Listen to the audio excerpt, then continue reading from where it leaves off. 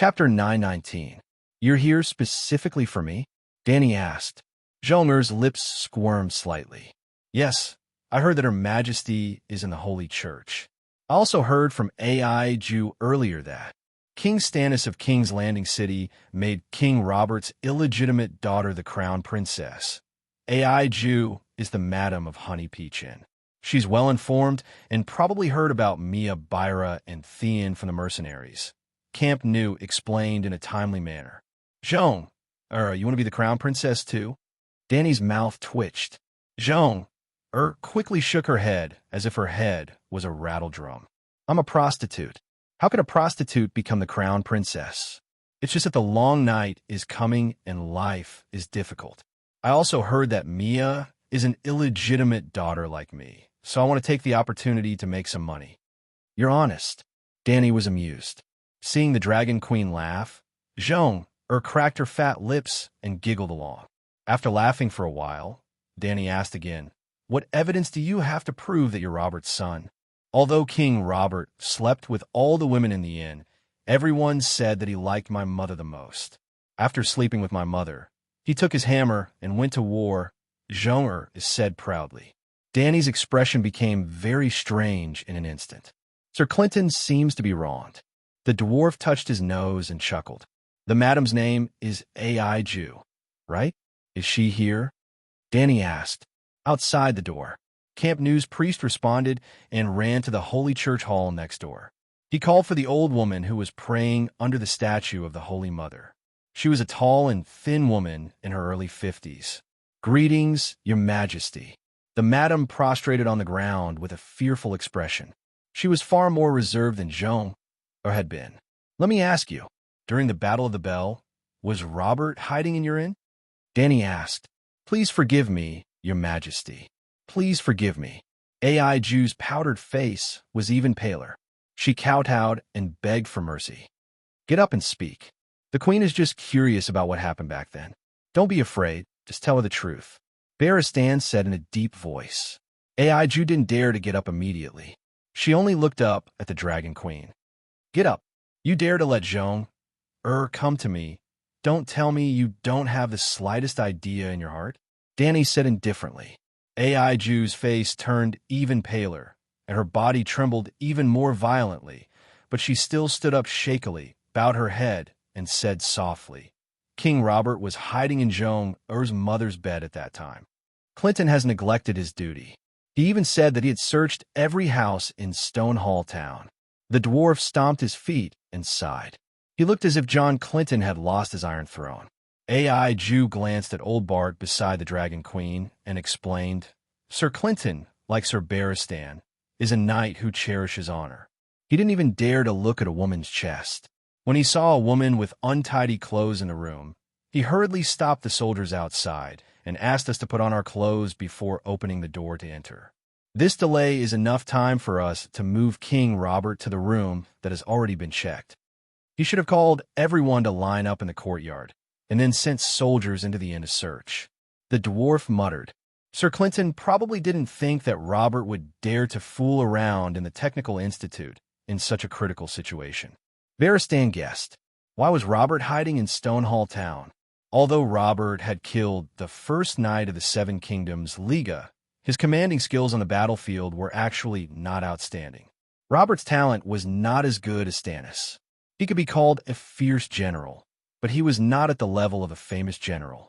Before Stonehall Town, Robert had just lost 2 battles in a row. The first time was at Sentry Beach, where he was chased by Randall Tully from Riverbend to River Gien like a rabbit. Note that he was defeated by Randall Tully and not by the Riverbend army. Randall Tully only brought his own Hornhill soldiers and fought Robert's Storm army head-on. Despite being outnumbered, they won a great victory. Robert lost his soldiers and generals and fled in a sorry state. However, Randall Tully's credit was stolen by Mace Tyrell. Later, his superior made things difficult for him. He had been outside Windstop Castle and did not have the chance to participate in the subsequent battles. Because of his defeat at Randall Tully's hands, Robert led the Storm army to flee to the north. In the north, there was Stark, Tully, and Aaron. When they fled near Stonehall Town, They were ruthlessly attacked by John Clinton. Almost all of them were wiped out, and he himself was seriously injured. He fled to Stonehall Town alone. This was why there was the Battle of the Bell later. When a normal person was completely annihilated and heavily injured, they would obediently hide in a dark corner and lick their wounds in solitude. However, Robert was indulging in wine and women in the Technical Institute, eating and drinking. After eating and drinking to his heart's content, he would play with people on the spot. Just like Jonger said, all the women in Honey Peach and had slept with him. At that time, John Clinton was anxiously looking for him in the town. I can't compare to Robert's tolerance. The dwarf sighed. You can't compare to Robert's dick either. They were both messing around. Robert did not need to pay, and he made them loyal to him. If you gave them money, they would despise you. Because of the grayscale disease, the dwarf was ostracized by the Red Saintess of Slavers Bay for a long time. Robert's messing around was not for nothing. He practically sowed seeds everywhere. Cersei killed more than 10 of Robert's illegitimate children. Now, she can still meet Robert's children wherever she goes. What about you? Is there a problem with your genes that makes you unable to have children? Danny looked at the dwarf with a strange gaze. What's wrong? The dwarf touched his face unnaturally. Danny shook off the strange thoughts in her mind and said with a complicated tone, So the change of dynasties in the Westeros was decided by a group of prostitutes. No wonder the kings on the Iron Throne were all either raised by whores or were whores themselves. The dwarf and Barristan were stunned for a moment. Then their expressions became distorted. AI Jew and Jong heard this and did not feel humiliated. Instead, they could not help but laugh. Looking at their expressions, they seemed a little smug. Danny asked the madam, You should know that Sir Clinton represents the Iron Throne and Robert is a rebel. Why are you helping the rebels against the king? The madam wanted to say something, but stopped. She looked at the Dragon Queen fearfully. Just tell us the truth, Danny said. Because the Mad King sits on the Iron Throne, but King Robert is a kind and good man. AI Jew shrank back and mumbled. Did the Mad King increase your taxes? Danny asked with a frown. No. AI Jew shook her head. Did the Mad King come to Stonehall Town to kill people? He has never been to Stonehall Town. AI Jew shook her head again. Have you seen the Mad King? Danny asked again. No. I heard that the Mad King has been hiding in the Red Keep, afraid that the rebels will harm him. AI Jew shook her head. Did the Mad King provoke you? Danny asked again. I have never seen him, AI Jew said. The Mad King was on the throne for 20 years. Did you have a hard time? It was okay. AI Jew thought for a moment and looked at the old priest. There was no shortage of food during the winter. Did I remember wrongly? The monks of Camp Nou were in their 60s this year and had even lived through the reign of the Mad King. The Battle of the Ringing of the Bell was called this because the old monk had rung the bell in the Holy Church after the battle began to warn the residents to hide in their houses. Outside Stonehall Town is the Blackwater River. The land is fertile and there are abundant products. With the developed commerce, there was never a shortage of food during the winter. When King Aerys was in power, merchants came here to buy food and transported it along the river to the other side of the narrow sea. Did Robert exempt Stonehall Town from taxes? Danny asked again. No. Did the good man Robert make your life better? This time, AI Jew did not answer immediately. She frowned and thought for a while, then shook her head helplessly. It seems that nothing has changed. Then why did you rebel? Danny asked curiously. We did not rebel. Isn't helping Robert a rebellion? We only wanted to help him. We did not want to rebel. In the end, she emphasized, King Robert laughed and laughed with us. We all liked him very much. The Mad King did not provoke us, but his past actions and the incident of him torturing and killing Duke Stark were too shocking. Danny recalled a certain president of the United States in her previous life who knew everything. That guy did not do any official business and was always indulging in state affairs. He only liked to do stand-up comedy in front of the people and seemed very unreliable. However, the people of America liked him and many people supported him to be the president. In a way, he and Robert were the same type of king. The country they ruled was also the same, Could it be that the foreigners liked this kind of charming leader who was approachable and exposed the same flaws as the people? Danny shook her head and dispelled the strange thoughts in her head. She asked the old madam, "Do you have any proof that Zhong is Robert's son?" "Everyone in Stonehall Town knows," AI Jew said doubtfully. "The others don't know. You have to convince them. At least, you have to convince Stannis," the dwarf said. AI Jew thought for a while and said, "Zhong was born naturally. She was born during the Battle of the Ringing of the Bell." "Did Robert stay in Stonehall Town for a long time after the battle?" the dwarf asked. "No. After the battle, he left on the same day." AI Jew shook her head. The dwarf spread out his hands. "So, why are you looking for the queen?" At this time, Zhong who had been listening by the side, spoke. She sighed and said, "Stonehall Town is in dire straits now. During the Battle of the Four Kings, the lions and wolves took turns to ravage the town. The town gate and 1/3 of the houses in the town were burned to ashes. The townspeople either died or fled. Before winter came, there was a famine. More than half of the townspeople starved to death. After a long night, the town was emptied. Now that the deviant ghosts are here, there are not many people left in the town. The business can't continue."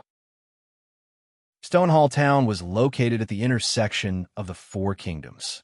It could reach the King's Landing through the Blackwater River. It was considered a prosperous trading town inland. Stonehall Town's resident population and floating population, as well as its economic benefits, surpassed Winterfell. But now, the town was desolate. The burned houses weren't repaired, and the collapsed charred walls were in the center of the town. It was difficult to find a living person on the streets. Worse, it wasn't the worst time yet. The future would only get worse year by year. But who could be blamed? Robert and Byra chose to join Theon's dynasty. The army that ravaged the town, stole their food, destroyed the crops outside the town, and burned the houses in the town. Regardless of whether it was the wolves, trout, or lions, they were the rebel army that they looked forward to and supported greatly. What was more ironic was that the soldiers who ravaged the town during the rebellion of the Four Kings had participated in the Battle of the Ringing of the Bell. Now, they were revisiting the same place. Chapter 9:20. Zhong looked at the queen with pleading eyes. "When King Robert was still alive, I knew that I was his son. But in the Peach Inn, I could feed myself, and I never thought of going to King's Landing to find him. But now I really have no other choice. I gave birth to a daughter last year, but there is no food at home. Not only is there no food, but Stonehall Town has also become very unsafe. The dead are coming, and there are no guards to stop them. I have to leave here and take my daughter away. I don't expect to be a noble bastard, as long as I can eat and not be caught by the otherworldly demons." Barristan frowned and said, "We all came from the town, and we know that you have a hard life. But what's the use of looking for the Dragon Queen? She can't prove that you are Robert's son, and she has a bad relationship with Stannis, so she can't do anything. I don't know. I have no other choice. I heard that the Queen is like the Virgin Mary, so I came to look for her." Zhong said blankly, "Try her blood." Tyrion's eyes darkened, and he suggested in a low voice, "If you have the power, give her the identity of Theon Bella's illegitimate daughter." Danny stared at him for a long time until the dwarf looked away, and then she said coldly, "Admit her identity, send her to King's Landing, and then you keep listening in the direction of King's Landing, hoping to hear the news of Stannis killing his own family again. Even if you change your face, you are still a little demon. You are so evil." The dwarf was angry and retorted loudly, "I just want to help this poor mother who has nowhere to go. Her daughter is only 1 year old." The dwarf emphasized the word "have nowhere to go," and Zhong, and AI Jew's faces darkened. "You heard what we said just now?" Danny ignored the guilty dwarf and turned to Zhong saying, "The king's blood has a special magic power. Through a simple magic test, it can detect whether there is power in your blood. If there is, you are most likely Robert's son, and I will give you a certificate in the name of the church." However, the royal bloodline was not only an honor, but also a dangerous burden. The evil sorcerers loved to sacrifice the king's blood to the evil god. At this time, The king's landing was filled with red-robed monks. I'm not trying to sow discord between you and Stannis, but I'm sure you've heard some rumors. Let's not talk about the others, but you should know about his biological daughter, Princess Serene, right? I heard that Princess Serene's grayscale disease relapsed, and she died from it, Zhong said suspiciously. You believe it? Dany asked indifferently. The grayscale disease will not recur after being cured. Not only will it not recur, but it will also be immune to most plagues, Barristan said solemnly. The grayscale disease on Princess Serene's face has never been completely cured. It's just that the scholar has suppressed it with medicine. Zhong bit her thick lips and said, the scholars have the ability to suppress the grayscale disease. That way, 3/4 of the scholars wouldn't have died during the plague in the old town, Dany said. Zhong's expression was blank. Apparently, she knew nothing about the plague that happened in the old town decades ago, let alone what it meant. Do you know Rick Windstorm? Dany asked again. Zhong was very well informed. She immediately nodded and said, I heard from a knight who came from King's Landing that the Holy Sparrow was going to crown him as king, but Cersei cut off his head. I've said what I should say. It's your choice. Dany sighed. Zhong glanced at AI Jew and said, I choose to go to King's Landing. I heard that Mia's mother was just a peasant woman. Monk Camp knew. Help Zhong with the blood test. Use the bloodline appraisal that the Holy Mother gave you, Dany said to the old priest. The old man was confused. The queen was confused. When did the Holy Mother give such a divine spell? The Holy Mother has bestowed. Before he could finish his sentence, the old man's mouth fell open. His eyeballs almost jumped out of their sockets. At that moment, a divine spell appeared in his mind, along with the instructions for the use of the divine spell. It was just like the day when he knelt in front of the Holy Mother statue and was suddenly bestowed with the holy healing spell. The devout old priest was confused and in awe, but his mind was in a mess. He did not know who to respect. The Holy Mother? Dragon Queen? Zhong was a little scared when she saw the priest, who seemed to be faceless. She called out softly, Master Camp knew what's wrong. The old man came back to his senses and looked at the calm Dragon Queen. He sighed and said, Thank you, Holy Mother. Holy Mother is merciful. He then turned to the White Knight and said, Sir Barristan, can I borrow your dagger? Old Bart handed over the steel dagger at his waist. He cut open Zhong's middle finger and squeezed out 2 drops of dark red blood on his palm. The old priest opened his hand and chanted a few verses of the Holy Mother's merciful scripture. A milky white flame floated in the palm of his hand. The blood droplets burned in the flame and quickly dried into ashes. A wisp of blood climbed up the pure white flame. This is interesting. The dwarf looked at Dany in surprise. If anyone dares to imitate my bitch sister and give birth to the king's bastard child, I'm afraid they will die a horrible death. The Holy Mother's magic can also test the child's father? AI Jew was shocked. Priest Camp shook his head and pointed to the flame in the palm of his hand. As you can see, the holy flame was pure white before. Now it is stained with blood red. This means that there is external magic burning. If there is no power in the blood, the holy flame will not be tainted. For ordinary people, this kind of magic is almost useless. Then is Zhong Robert's child? AI Jew asked anxiously. There is magic in Zhong's blood. She should have the king's blood. The old priest nodded. That's great. AI Jew's old face was distorted with excitement. She pulled Zhong, who was equally happy, and shouted excitedly, Zhong, you are really King Robert's child. You are a princess. The Holy Mother can testify. So, I'm really a princess. Zhong grinned. When the old priest heard this, he panicked and waved his hand. The Holy Mother cannot testify. I cannot represent the Holy Mother. The Church will not participate in the struggle for power. You're using the Holy Mother's magic. AI Jew glared. AI Jew, you have to understand. The magic only proves that Zhong has the king's blood in her. It does not confirm that she is King Robert's daughter. Priest Camp stomped his foot. What are you talking about? Why is she not King Robert's child if she has the king's blood? AI Jew was confused. Camp New looked at the Dragon Queen for help, but she sat on the high back chair with her eyes closed. She held a flame in her right hand. It seemed that she did not want to participate in this matter. Then the old priest looked at the dwarf who was watching the show curiously and asked, "You also have the king's blood, right? Why don't you try?" The dwarf's face became unfriendly. The old man quickly explained, "I don't mean anything else. I just want AI, Jew, and Zhong to understand that the king's blood cannot prove the father's identity. It's just a drop of blood." Barristan helped. "You could try it yourself. The evil god likes nobles more than commoners, which means that the bloodline of nobles is superior to commoners." The dwarf shouted. Barristan glanced at him indifferently. He really did cut his finger with a knife and squeezed out 2 drops of blood on the priest's left hand. Tongue. The same milky white flame burned the blood to ashes. Under everyone's incredulous gaze, the milky white flame was dyed a faint blue. "What's going on? Sir Barristan's king's blood is richer than Zhong'er's?" The old monk exclaimed. "Is there a problem with the magic?" Barristan was puzzled. After that, AI Jew and the old monk each tried it once.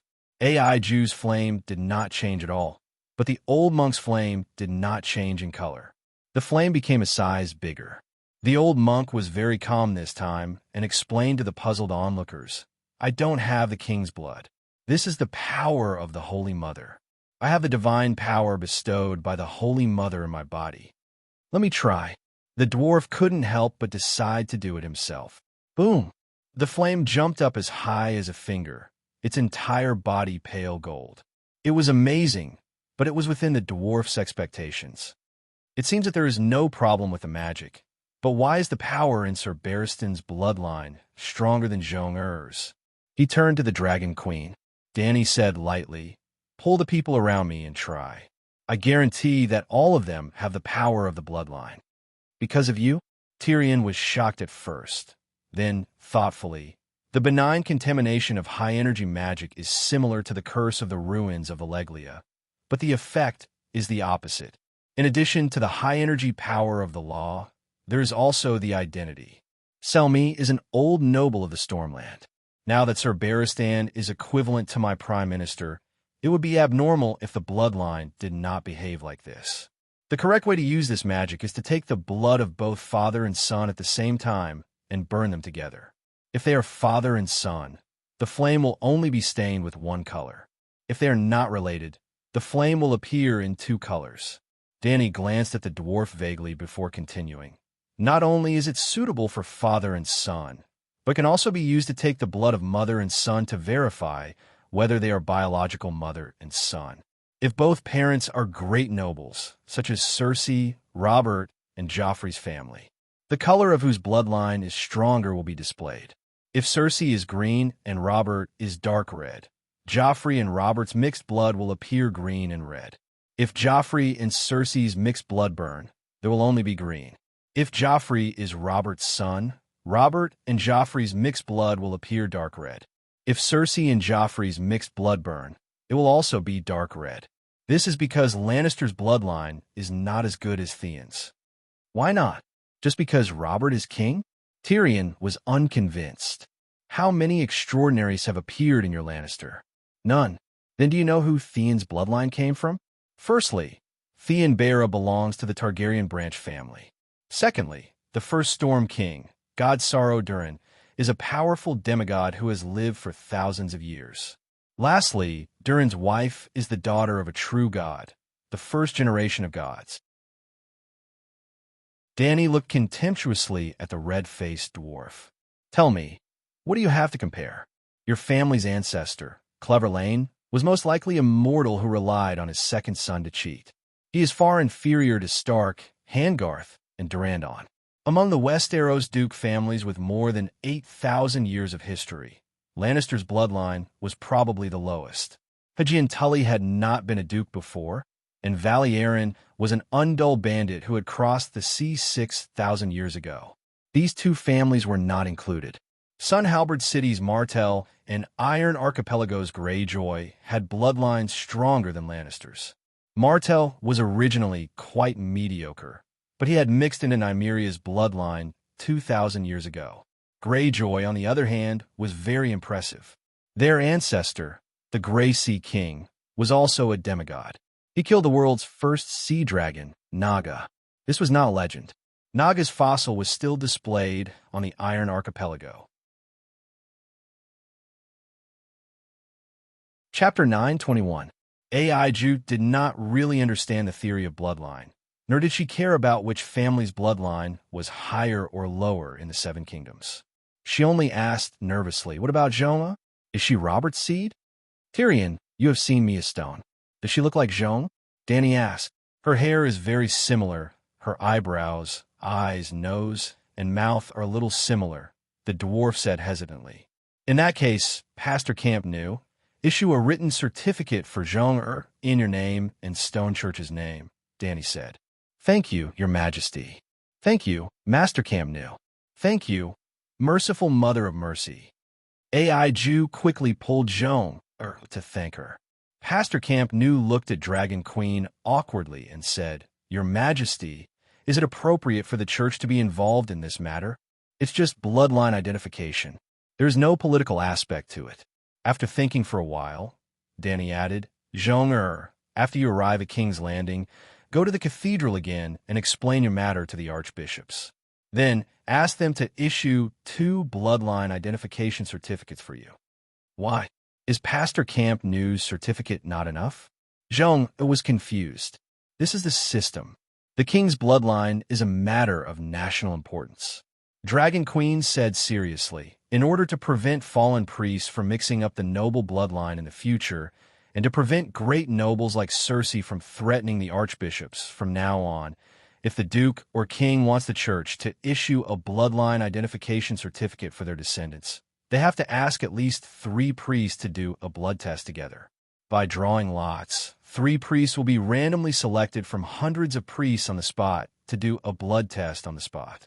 If possible, they can go to 3 different parishes and take turns to do it. You are thinking too far ahead. You really don't want to give the future Cersei and Marjorie any chance." The dwarf smiled bitterly. "If you put a hat on your husband, you might be able to find a reasonable reason.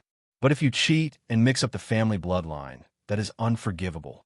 The Mother of Mercy will never forgive you. The teachings of the 7 gods do not oppose divorce. If you can't live together, then divorce," Dany said lightly. The dwarf's mouth twitched, but he could not refute. The hall was quiet for a while. Jean looked at the Dragon Queen with hope in her eyes and said, "Your Majesty, the distance from Stone Hall Town to the King's Landing is over 1,000 kilometers. It is a world of ice and snow, and there are also deviant ghosts. How are we going to get there?" Dany said casually, "The Heishui River is not completely frozen. Go downstream for another 100 kilometers, and you should be able to reach a ferry when you enter the mainstream. When the volunteer group leaves Stone Hall Town, I'll ask them to send you off." "Oh." Jean was a little disappointed that she couldn't ride the pterosaur, but she didn't tactfully make a request. After the old priest left with Jean and Aiju, the dwarf smiled and said, "Actually, it's more suitable for them to follow the volunteer legion to the garrison. Wherever there is a volunteer legion, there will be a prostitution business. With her status as Robert's daughter recognized by the church, let alone 1 daughter, she can even raise 8 or 10 children. Best to follow you all the way." Dany mocked. The dwarf said unhappily, "Don't talk nonsense. I'm about to get married, and I've already turned over a new leaf. I haven't been to the brothel for more than half a year. Jean, especially that Aiju, want more." Barristan sighed. They didn't have any hope, so they won't have any extravagant hopes. But Mia Stonehall didn't have a very good start, just like Blackfire back then. It's normal to have such thoughts. If she's willing to stay in a remote village for the rest of her life, I'll find it strange. Dany didn't think so. Then, she looked at the bleak and desolate town outside the window with a complicated expression and sighed. Even Joan, and Aiju have to starve. How miserable are those ordinary people? Sir, take some people to the streets and ask who can't survive. Organize them to build sleds and buses and move them to other castles. Do the other castles have enough food? Barristan sighed. There has to be an income. There will be a day when there will be a shortage of food. Danny thought for a while and said, fill the western region with 2 rivers. What? Barristan was puzzled. The dwarf looked pensive. Fill the empty western region with refugees from Riverside and Riverbend. That's the best of both worlds. The dwarf looked at Danny in surprise. It just so happens that Lannister and Casterly Rock City are empty and can accommodate hundreds of thousands of refugees. And Lannister Port has the largest fishing ground in the 7 Kingdoms. After Barristan left, the dwarf asked a question that he was very curious about but couldn't say in front of others. What's the principle of bloodline appraisal? It's amazing. You didn't come up with it on the spot, did you? The concept of bloodline appraisal did appear in Danny's mind a long time ago, probably after the first time she used the wizard lens to observe the genes of the grayscale disease patient. After discussing the types of spirituality with Botion, the president of the Necromancer Association, Danny came up with an idea. Spirituality is divided into Type A active spirituality and Type B willpower spirituality. Then, people with the same bloodline should have unique, similar spirituality in their blood. Then she continued to study the principle of the wizard lens and finally came up with a pirated version of bloodline appraisal. Well, the wizard lens was the real deal. But she didn't plan to shoot her mouth off with the dwarf in the Holy Hall. In fact, except for the time when she revealed the true identity of the 7 gods, Danny never discussed the topic of I'm the Holy Mother with the dwarf. It was the same this time. The Holy Mother's divine power is infinite, she said lightly. The dwarf looked around and muttered, there's no one else here. The 7 gods are watching you. Danny put on a straight face and stared at him. Midget, what's wrong with you, Lynn? Why didn't you just kill him? He had no choice but to change the topic. It's none of your business. How is it none of my business? He murdered my uncle, sister, cousin, and thousands of Lion Army soldiers. The dwarf said unhappily, the trial is related to the victims. When the trial is over, the crime and punishment have been determined. The rest of the punishment will be left to the 7 gods. Danny said impatiently, what about Arya Stark? When and where will the trial be held?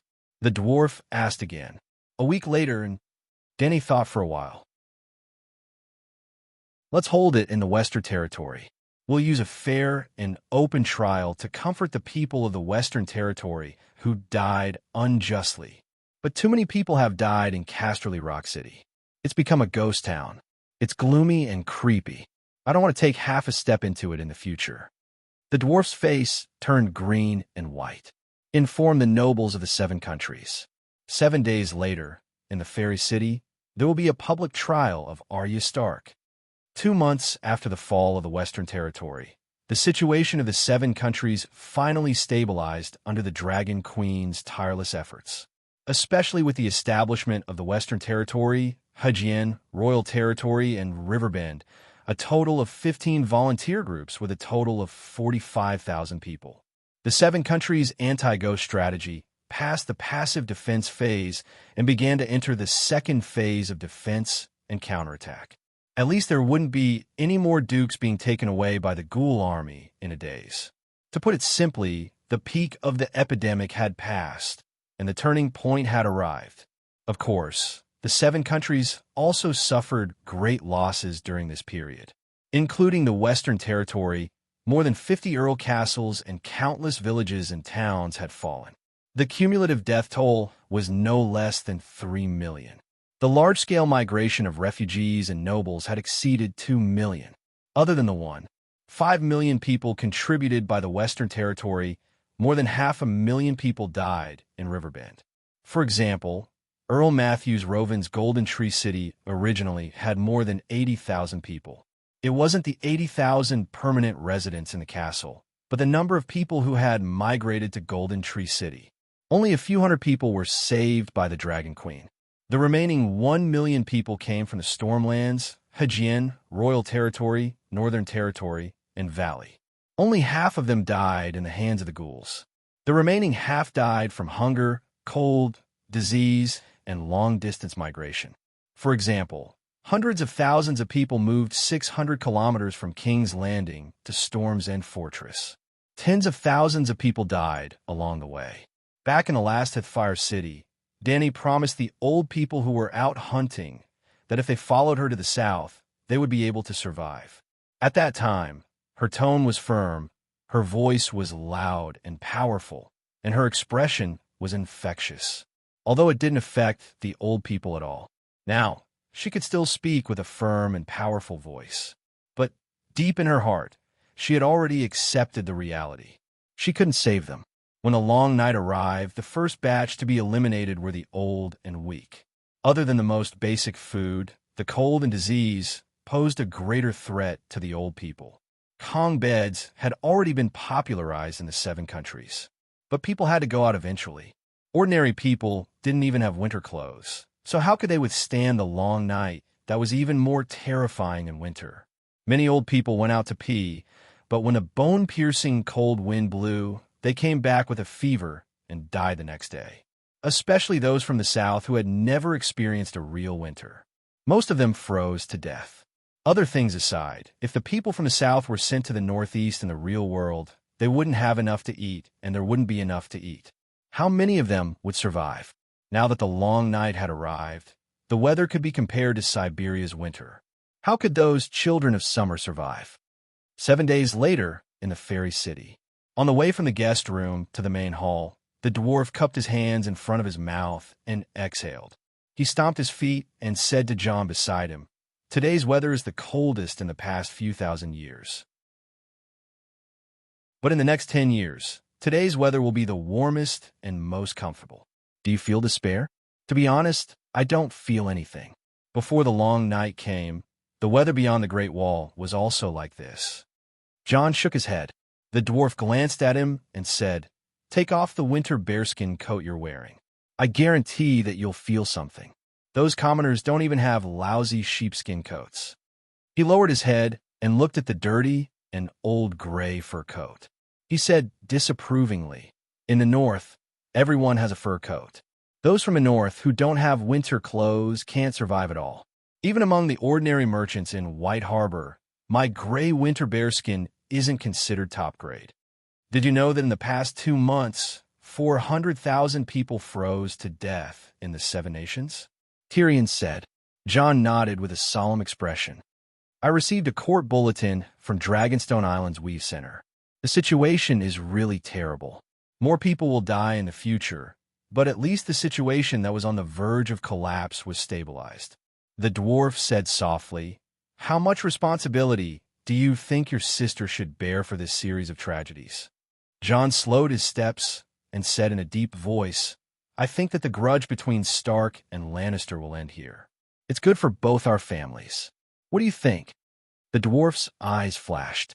He also slowed his steps and muttered, "More than 800 people. We're at a bit of a loss. But you're even more in the wrong.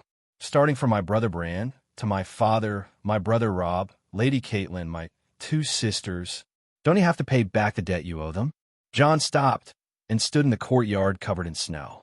The whistling northern wind made his cold and hard voice seem a little erratic. Chapter 922. How do you think Tommen died? Tyrion's tone turned cold. Jaime knew that your sister killed Tommen, but he decided to use Tommen's death to settle the grudge between the 2 families. But you gave him a good beating. His head was knocked out, and he still hasn't recovered after half a month of rest. Arya killed Tommen? John was shocked. Your sister already admitted it. She poisoned the cat's claws and used a shapeshifter to sneak into the Red Keep and kill Tommen.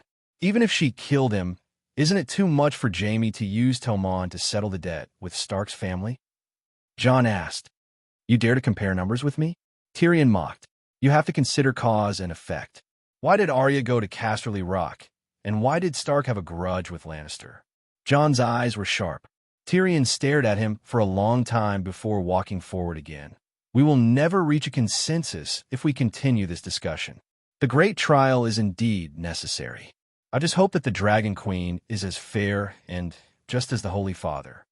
John's tense face relaxed, and he said confidently, I believe in the Dragon Queen.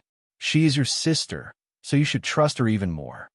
The change of topic thawed the cold atmosphere between the two. Sigh, sometimes I wonder if she will laugh under her blanket after seeing the empty Casterly rock. The dwarf sighed. Jon held back his laughter. That's nothing. Lannister wiped out her family and killed her nephew and niece when they were young. She has a reason to gloat over what happened to Casterly Rock. In fact, when the news of Casterly Rock reached King's Landing, 9 out of 10 people smiled. The only one who knew better only said that the timing was not right. You Lannisters should really reflect on yourselves. You always do things so ruthlessly. You will suffer retribution sooner or later. Shouldn't I be the one saying that to you? Tyrion's face turned cold again. Jon shook his head. There's no need for us to waste time repeating the previous topic. Today is the day of the trial. After that, the two of them walked all the way to the main hall of the Farming Castle. It was already packed with people. Although it was packed with people, the castle hall was only so big. It could only accommodate about 400 people. The courtroom was located in the center of the hall.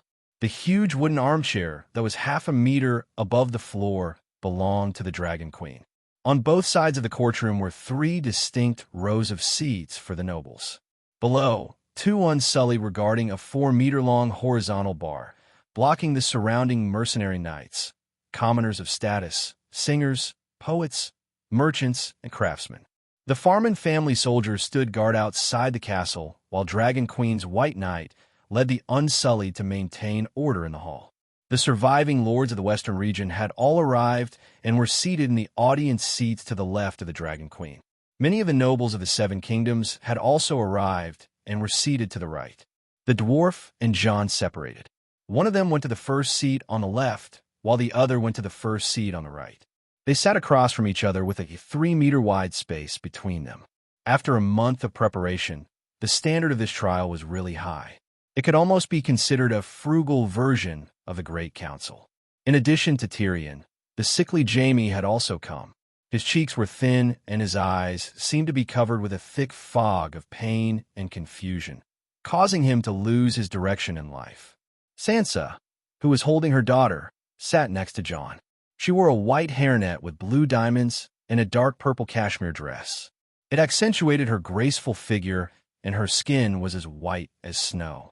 Compared to the past, her face was less sharp and uneasy. Her temperament was calm and confident, and her body had the elegance and gentleness of a mature woman. Especially when she looked at the infant in the swaddling clothes, her beautiful blue eyes seemed to be blooming with spring. After the dwarf sat down, his eyes were nailed to her, and he couldn't look away. Right next to Sansa was his fiancée, Arianne. The Dornish princess also saw her fiancé's dazed expression, but she thought that he was like Jaime, immersed in pain, and emptied his mind. The dwarf and Jaime's expressions were rather similar. Anyone who saw them would not doubt that they were a pair of pitiful brothers in grief. Behind Arianne sat a few sand snakes. They were the ones who were overjoyed when Jon first heard about what happened to Casterly Rock. They didn't hide their schadenfreude at all. They weren't the only ones. When news of Casterly Rock's fall and Lannister's massacre spread to Dorne, Prince Dowling first sighed and said that the 7 kingdoms were in big trouble. He then forgot about the millions of ghouls and ran 2 laps around Flowing Water Garden in excitement. Of course, this was fake news.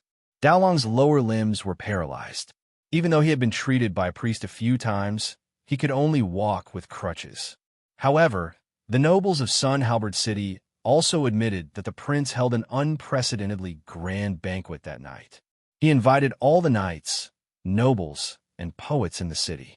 At the banquet, the prince couldn't hide the smile on his face. He even danced with every sand snake. Next to Arianne sat Erlu's king's hand, Davos. He looked tired and his eyes were dull. No one knew what he was thinking. Next to Davos was the complacent Bronze Jon. Although the vassals of the valley had suffered heavy losses in the explosion at King's Landing, this tall and thin old count was in good spirits. Because Aaron had no children, he became the new Valley Guardian. In the future, he even had hopes of becoming the Lord of the Eyrie. This was a promise that Erlu had made to win him over.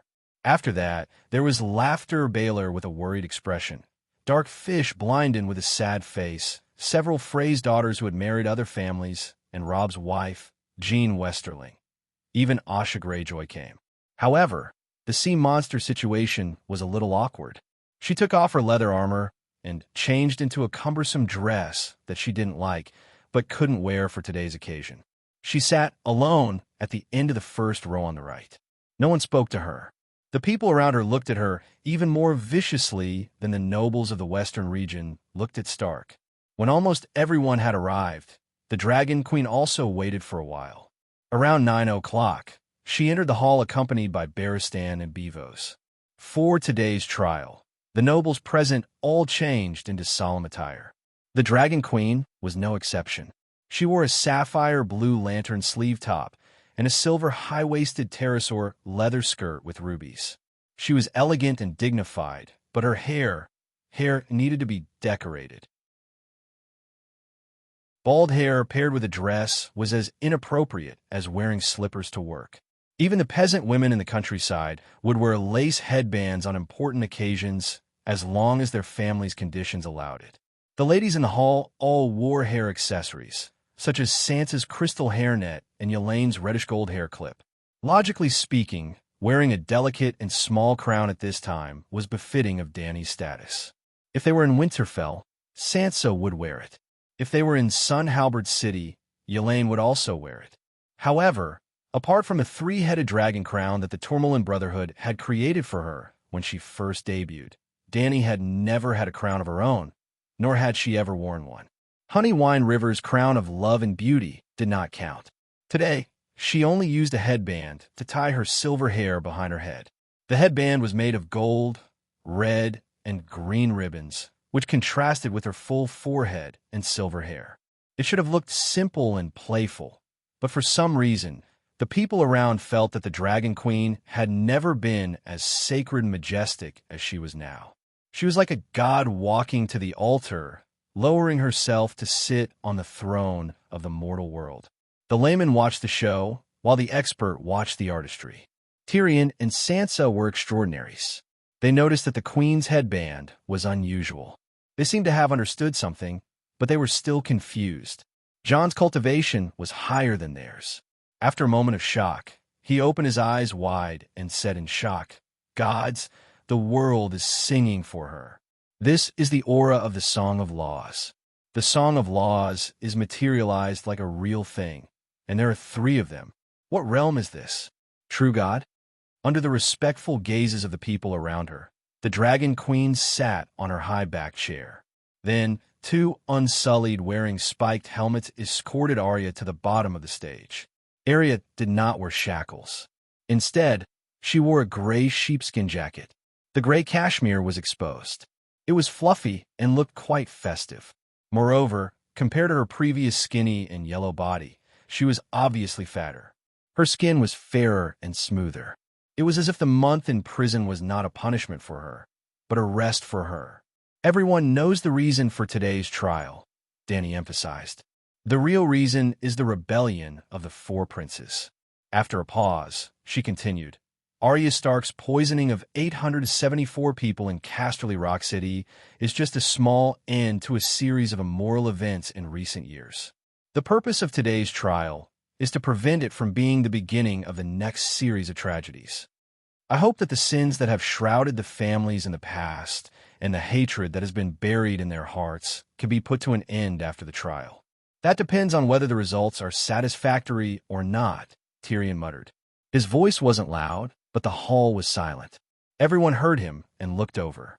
Dany also looked at him and said, "As the victim of the Casterly Rock City incident, tell us, how can we satisfy you?" Tyrion looked up, his gaze falling on the 2 Stark in front of him.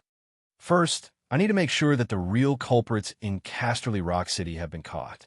Jon Stark, tell us, is there anyone behind Arya Stark, or is there an accomplice?" Dany asked. He stood up and said solemnly, "I swear to the gods, I did not know that Arya would go to Casterly Rock City, nor did I know that she was avenging Stark." Dany nodded and looked at the next Stark. "Sansa Stark?" Sansa stood up with the baby in her arms, her expression changing a few times. Finally, she sighed and said, "Before the Battle of Winterfell, I saw Arya for the first time after my father's accident. I knew that she was kidnapped to Bravos and trained to be a faceless hiss." The hall was filled with gasps, and then they pointed at Arya in the center of the hall. "Seven gods above, I've actually seen the legendary Faceless One. The Faceless lives up to her name. I was wondering why she was so cruel at such a young age and a noble lady. Now it makes sense. She is a Faceless. Actually, I was wondering before. The deaths of Freyr and Lannister in Casterly Rock City were very similar to the snake lizard poison used by the Faceless in the play. So they really are faceless. You took the play seriously, but Arya Stark's experience is almost the same as the characters in Dr. Wargrave's play. They were both kidnapped when they were young and brainwashed into cold-blooded demons. Everyone looked at Arya with a trace of pity in their eyes.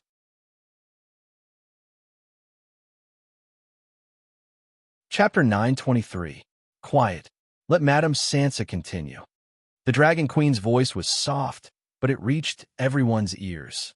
The noisy hall immediately quieted down. Sansa hugged the swaddling cloth tightly and looked at Arya worriedly. "I realized that my sister has become a different person. She was mischievous before, but now she's passionate and lively. She's like a ball of fire that can easily infect everyone around her. In Winterfell, we called her Troublemaker Arya, but now everyone saw it. Sansa's eyes were red, and she showed her most pitiful expression to the people around her. Just like what Professor Wargrave described in his play, Arya has been brainwashed by the Faceless One into a killing machine without a sense of self. She has become cold and heartless. Whoa." She began to cry, her face stained with tears. The men felt pity for her. Arain, Viper, and Asha watched. Although they cursed her inwardly, they couldn't help but lick their lips. Their hearts felt dry. It's all the House of Black and White's fault. The Bravosi plotted to brainwash my poor sister to interfere with the political situation of the Seven Kingdoms. Sansa hugged the baby, sobbing and complaining. As she tightened her arms slightly, little Catelyn let out a wail and started crying. "Baby, don't cry. My poor little Catelyn, you haven't seen Aunt Arya, have you?" She opened a cloth bag made of gold mink, revealing a small red face the size of a palm. Her purple eyes were wide open, and she was crying to Arya with a pout. Arya, who had been stupefied, seemed to have been pricked in the heart by a needle. Her eyes became unusually gentle.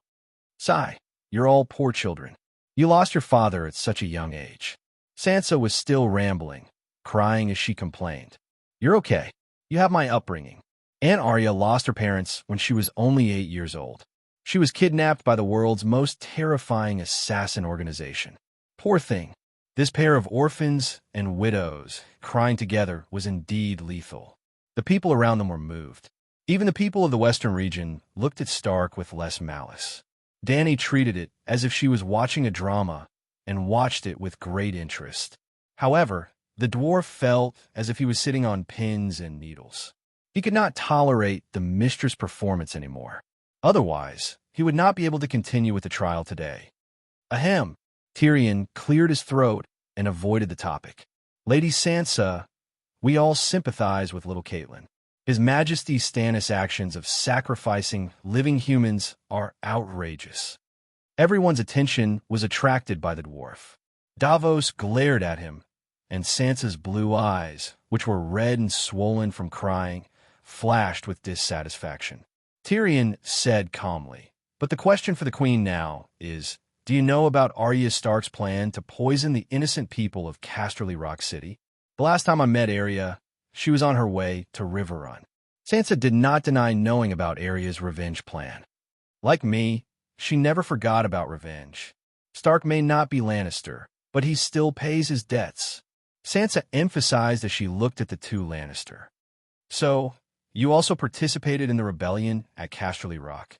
Dany asked. "No." Sansa shook her head. "I wanted revenge, but I also understood that not all Freys and Lannister were guilty. Everyone knows that Aegon and I led 2,000 Valley Light cavalry to attack River Contractor City. At that time, I only wanted to kill the main participants of the bloody wedding, but Waldfrey escaped with his descendants. Even so, I did not kill the babies of River Contracture City. When she said this, Sansa stared at Jaime and Tyrion. She spoke very loudly about the babies. Tywin killed the real Lay Gabe, a baby, and a 4 or 5-year-old princess. Dany's expression was calm, but Elaine and the Sand Snake's expressions changed. The surrounding nobles also understood what Sansa was trying to say, and their eyes flashed. Jaime looked down, his expression dim. The dwarf gritted his teeth and reminded her again. Lady Sansa, please answer the Queen's question. Did you participate in the tragedy at Casterly Rock? I said no. Sansa shook her head again. I am not talking nonsense, and I am not trying to change the topic. I want to tell everyone that Stark is not a devil. My revenge is only against those who have cursed the 7 gods. My target is Fry, then Cersei and Lord Tywin. Arya and I are the same. Lord Tywin is responsible for the bloody wedding, and Cersei, Lannister, and Joffrey are responsible for my father's death. Our plan for revenge is clear. Sansa looked at Jaime and said meaningfully, I believe that Sir Jaime can testify for us. What? Everyone was stunned. Lannister had already been exterminated by Stark, and Stark was still asking Lannister to testify that Stark did not plan to kill all the Lannister? That was ridiculous. Even more ridiculous was that Jaime nodded with a pained expression and admitted, yes, I understand. Even the most inhumane Stark did not want to take revenge on all the Lannister. But how did the incident at Casterly Rock happen? Everyone thought that the most inhumane Stark was Arya, including Jon, but everyone knew that it was Madame Stoneheart. Madame Stoneheart had even forgiven Jaime.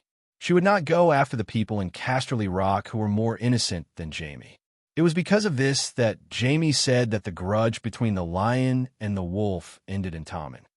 I swear to the Holy Mother that I only knew that Arya was going to Riverrun to seek revenge on Freyr. Later, I guessed that she might have followed him all the way to Casterly Rock. But to kill so many people, even the Lannister was caught in the crossfire. This is beyond the scope of Stark's revenge. Sansa looked sincerely at the grief-stricken Jaime. Dany gestured for the widow to sit down and shouted into the air, Bran, come out. It's your turn now.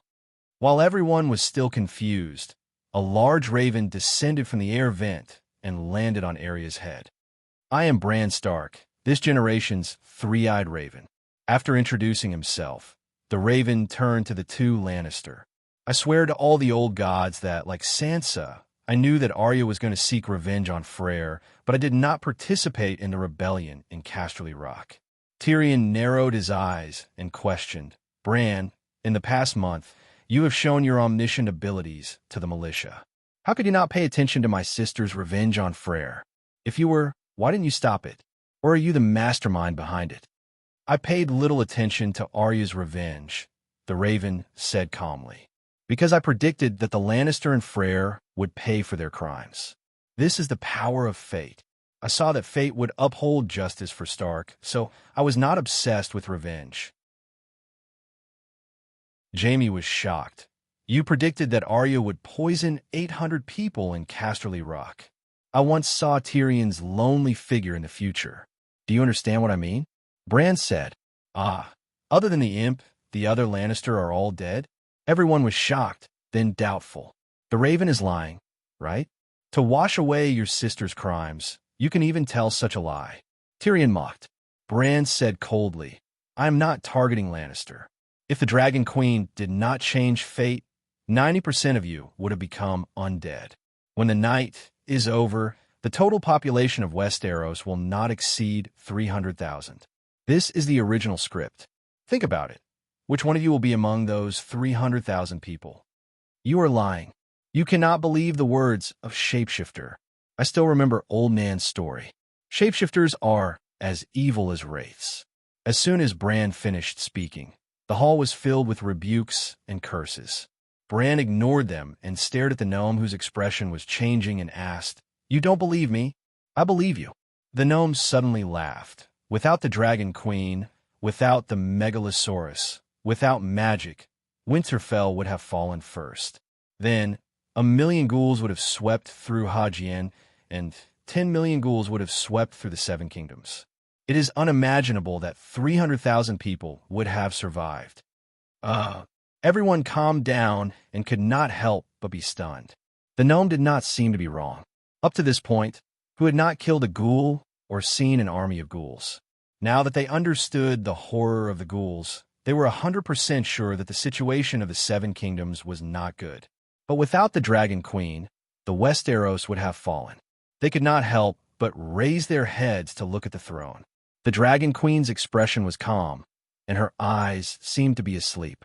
She held a ball of red flame in each of her hands. Green ribbons flashed in the flame in her left hand, and there seemed to be a fire crow in the flame in her right hand. What was she doing at this sacred moment? She was definitely not sleeping. Was she meditating and cultivating? The Dragon Queen said calmly, "Don't look at me like that. We are different. I am multitasking. I am cultivating and listening to your debate. I am also burning the ghouls in Hajian with Bran. There's a small gathering of ghouls near the Bend Inn. The green dragon is breathing fire to burn them," Bran immediately said. Everyone was stupefied. The difference in their realms was too great. "Don't change the topic." The gnome's face was distorted. He stomped his feet and shouted, "It is meaningless to pretend that the Dragon Queen does not exist. She is alive and well in front of us, and she is the child of the era.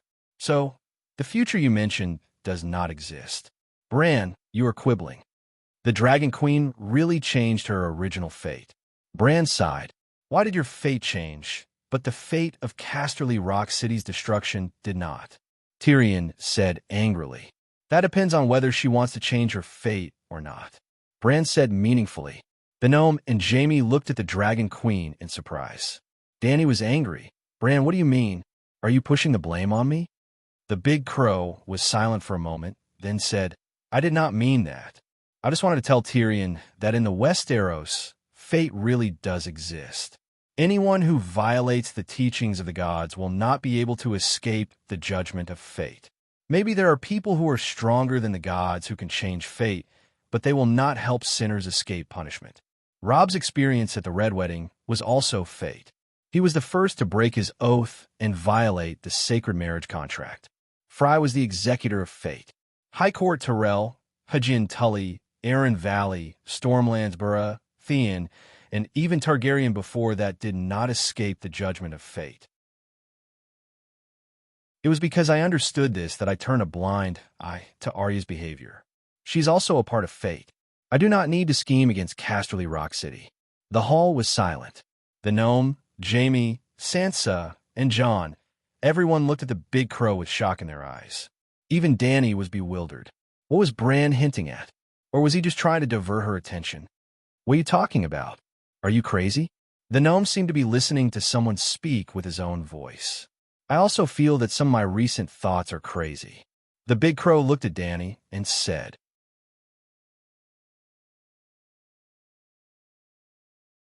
Chapter 924. Without waiting for Dany or the dwarf to ask, the big crow shook its head and said, "Don't ask me why I think and say that. I'm also going with the flow in the river of fate. You're not deliberately mystifying us and fooling us with words we don't understand, are you?" Tyrion said suspiciously, "Let me tell you, I stopped using this little trick after I turned 12 because it's too low level. I'm the Green Prophet. Do you understand what the old gods mean to the Green Prophet?" The big crow looked at the dwarf, its red eyes solemn. "I swear to all the old gods that what I'm saying today is true." The dwarf fell silent, conflicted. At this moment, second Grandpa Blinden spoke. "Bran, you said that what happened to the Tully family was also the judgment of fate. Why?" The big crow did not immediately answer second Grandpa's question. Instead, it flew in the air and looked at everyone around it. Nobles, civilians, and the queen. It's really rare for everyone to gather together in such an orderly manner today. I'm afraid there won't be another chance like this in the future. Therefore, I feel that today is the day of judgment for Arya. We can also hold the great council and great judgment that Dragon Queen has been planning for many years. I'm the Green Prophet, the guardian of this generation of Westeros. Perhaps I can't stop the arrival of the long night, but I know everything that has happened to Westeros. In my eyes, you have no secrets. Westeros have no secrets. At this moment, the big crow's red eyes flashed with a bright red light. It was extremely dazzling. Everyone saw an image flashing quickly in that pair of strange red eyes. It was obviously not clear, but it seemed very familiar, just like a thought flashed through their minds, and they suddenly realized that those were the secrets they had buried deep in their hearts. Everyone was shocked. The next moment, the red light in front of them disappeared, and they returned to the Judgment Hall in reality. The people and scenery did not change, but their mentality and the way they looked at the big crow had changed. It was not lying. It knew everyone's secrets. It was too terrifying. What do you want to do? Dany asked in surprise. Do what you've always wanted to do. The big crow landed back on Arya's shoulder and turned to second grandpa. We're all guilty. What crime? Hey, you asked blankly. You betrayed your vows. Crow said. Dany had a strange look on her face. Was Bran going to blow himself up and expose his grandfather's dark secrets? You mean the War of the Usurpers? Hey, you argued. That's because His Majesty Aerys cruelly killed your uncle. He's Tully's son-in-law. The motto of the Tully family is family, responsibility, honor, old Blackfish emphasized. No matter what other people thought, he and his nephew Moo tried their best to live up to the family motto. There were a lot of Seven Kingdoms #1 in Game of Thrones. For example, the #1 General Robert, the #1 swordsman Arthur Dayne, the #1 foster father Jon Arryn, the #1 best friends Robert and Ned. If one were to select the best uncles and relatives in the Seven Kingdoms, it would definitely be Moo Tully and Old Blackfish. For the sake of Stark, they were willing to sacrifice their families. His uncle was even willing to be his nephew's savior. At that time, Moo had never seen the girl's face. The Fry family's appearance was similar to that of Weasel's. They were all ugly. Even though he had sacrificed everything, sometimes Robb would scold and criticize his uncle in front of outsiders. However, his uncle would still smile and accept punishment. Moo Tully in the original novel was much smarter, kinder, and braver than in Game of Thrones. He was almost the only great noble with no original sin. If one were to choose a king based on virtue and temperament, he would be the most qualified. Bran sighed. Revenge for Uncle was something that happened later. But when Mother was only 4 or 5 years old, the alliance between the direwolf and the trout began. What was the purpose of the alliance? To protect ourselves. Old Blackfish blurted out. The Mad King is crazy. Every noble is in danger. Hujin is a place of war. We need to form an alliance to protect ourselves. Grandpa told you this? It's not wrong. Tully doesn't have the ambition to be king. She just wants to protect her current power and go one step further. Hujin was connected to the Royal Territory, the Valley, the Northern Territory, the Western Territory, and the River Bend. It was definitely a place of war. But at the same time, if Hujin was strong enough, it would be easy for it to expand.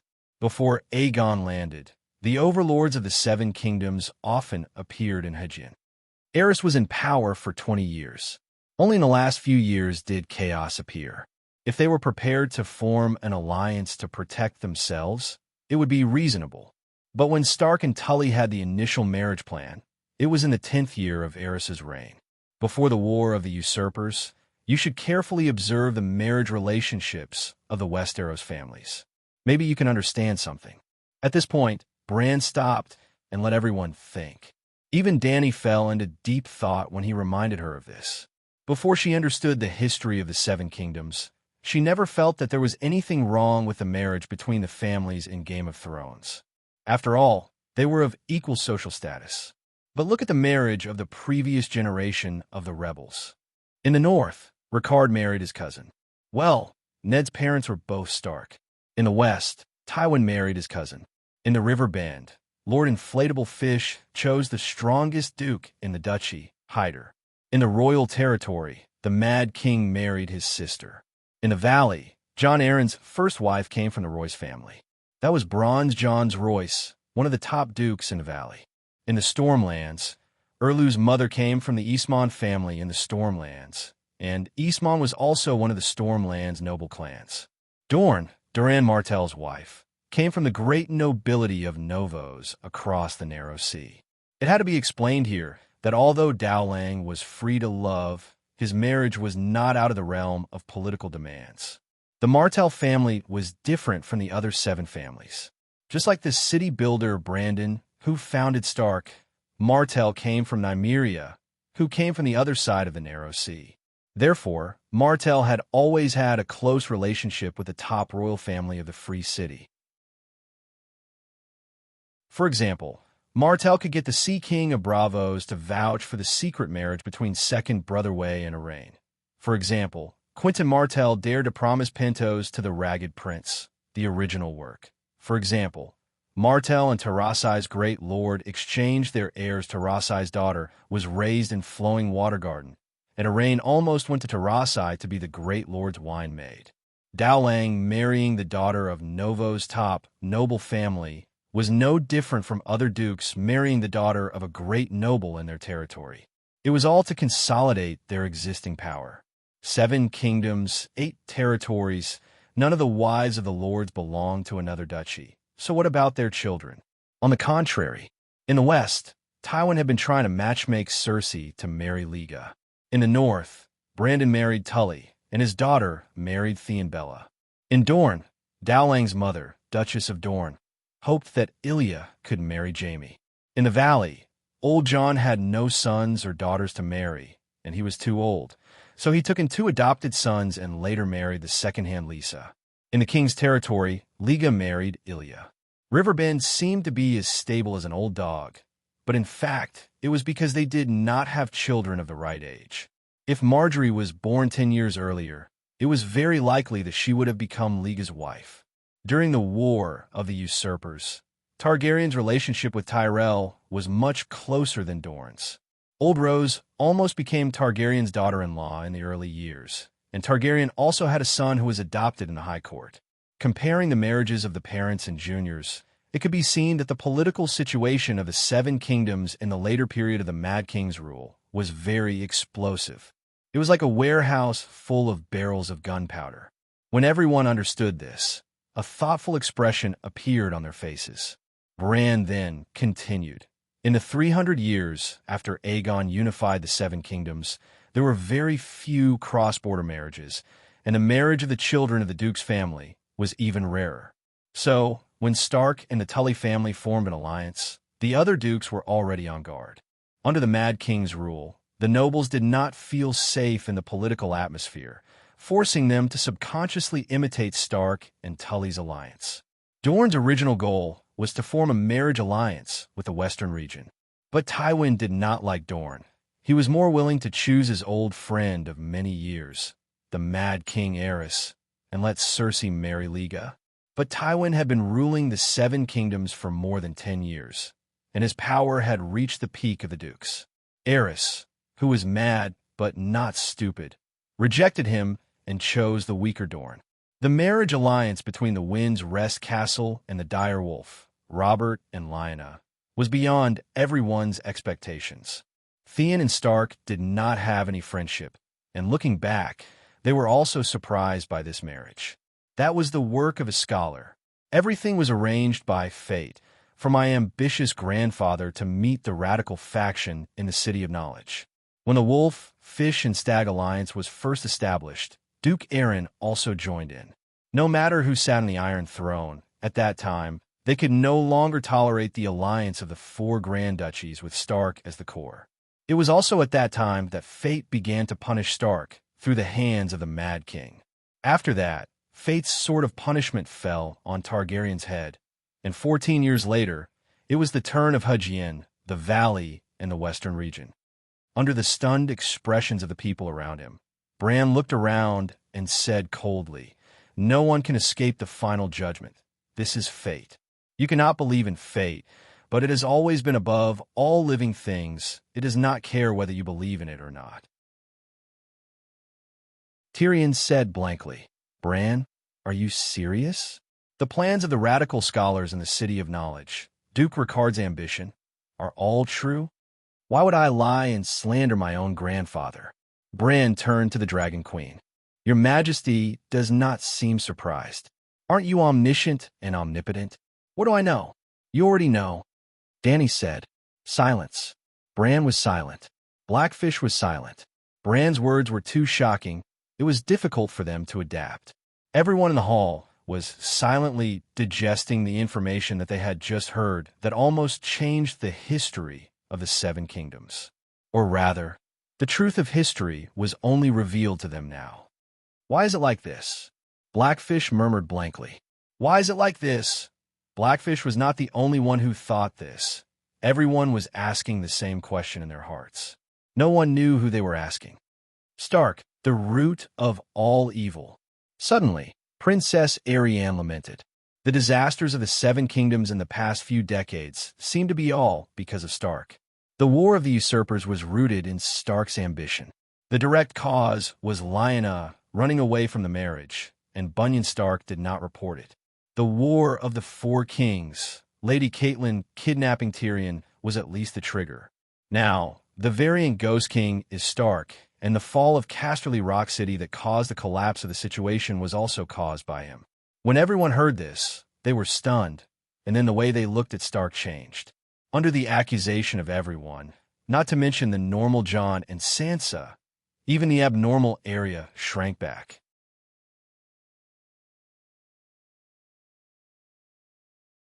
Chapter 925. The Big Crow said indifferently, Today is the day of judgment. I won't hide Stark's crimes, and I'm prepared to take responsibility. We'll take the punishment that belongs to us, but we won't take the blame for anything that doesn't belong to us. Sorry, we won't take any of it. My grandfather was ambitious, but who doesn't have ambition in the game of power? It's not wrong to be ambitious. It's only wrong that he did something wrong. If there are 100 crimes in the War of the Usurpers, Stark will only take 5, and the rest will belong to the other families. Isn't 5 too little? Tyrion shouted. I said, it's only wrong that he did something wrong. What did my grandfather do wrong? He only facilitated the marriage between Stark, Tully, and Theon. And then, did he kill anyone unjustly? That's because he died early, a noble shouted. Bran nodded. I admit that. If he didn't die early, he would have committed more crimes. But you can't use things that didn't happen as evidence to convict. In the game of power, dying early is also a kind of luck. Dying early means making fewer mistakes. He sighed. The dwarf's expression twisted. He wanted to refute loudly, but Bran's words made sense. Ricard was the one who started the War of the Usurpers, but he and his unlucky son had been killed by the Mad King long ago. Betraying the monarch and dying at the hands of the monarch was already considered atonement. Moreover, because the father and son had died so miserably, it added a lot of sympathy for Stark. It could almost be considered a kind of accumulation of good karma. Then what about his father, Tywin? It seemed that dying early meant fewer mistakes. If he was still alive today, who knew how many sins his father would have committed? Moreover, his death was also very miserable. It seemed that he was accumulating good karma for Lannister. The dwarf was a little confused. Dany muttered to herself for a moment and said, Ricard violated the principles of a monarch and was one of the instigators of the turmoil. He committed a heinous crime.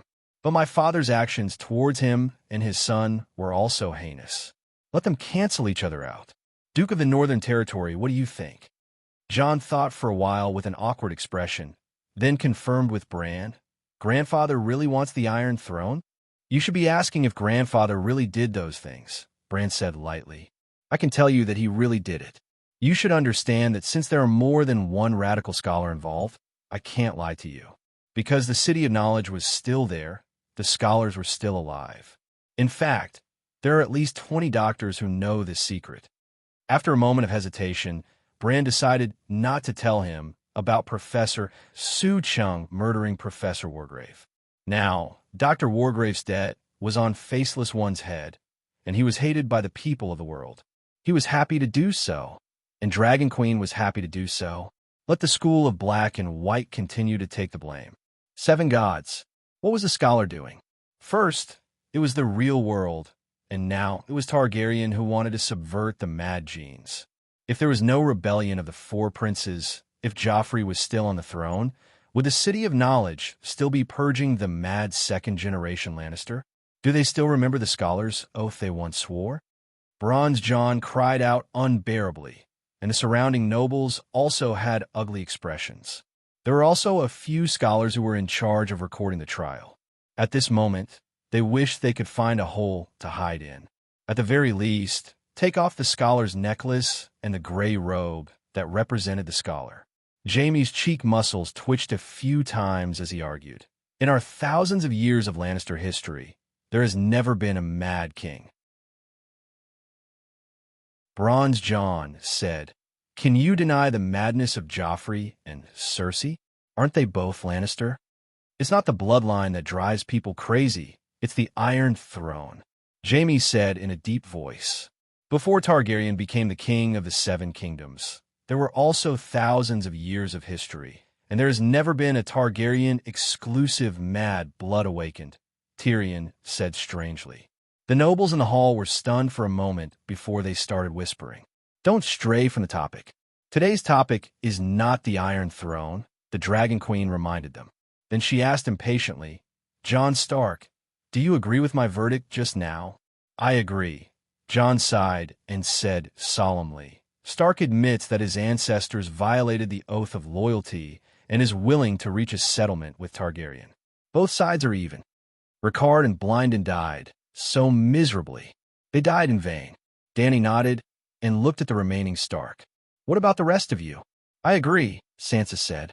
"I agree with Jon's decision," Arya said woodenly. Bran asked, "My grandfather's crime is cancelled out with Aerys. What about my father and uncle? They did participate in the campaign to overthrow the Targaryen dynasty. Your father did not commit any crime. I've said this before. Your uncle should not have hidden the truth of Lyanna's elopement. But he later put on the black robe, so any crime is cancelled out," Dany said. At this point, she turned to the two Lannister. "If Duke Tywin was still alive, I would take revenge on him. But since he died at the hands of Tyrion, the grudge is more or less settled. What do you think?" "I completely agree," the dwarf said almost impatiently.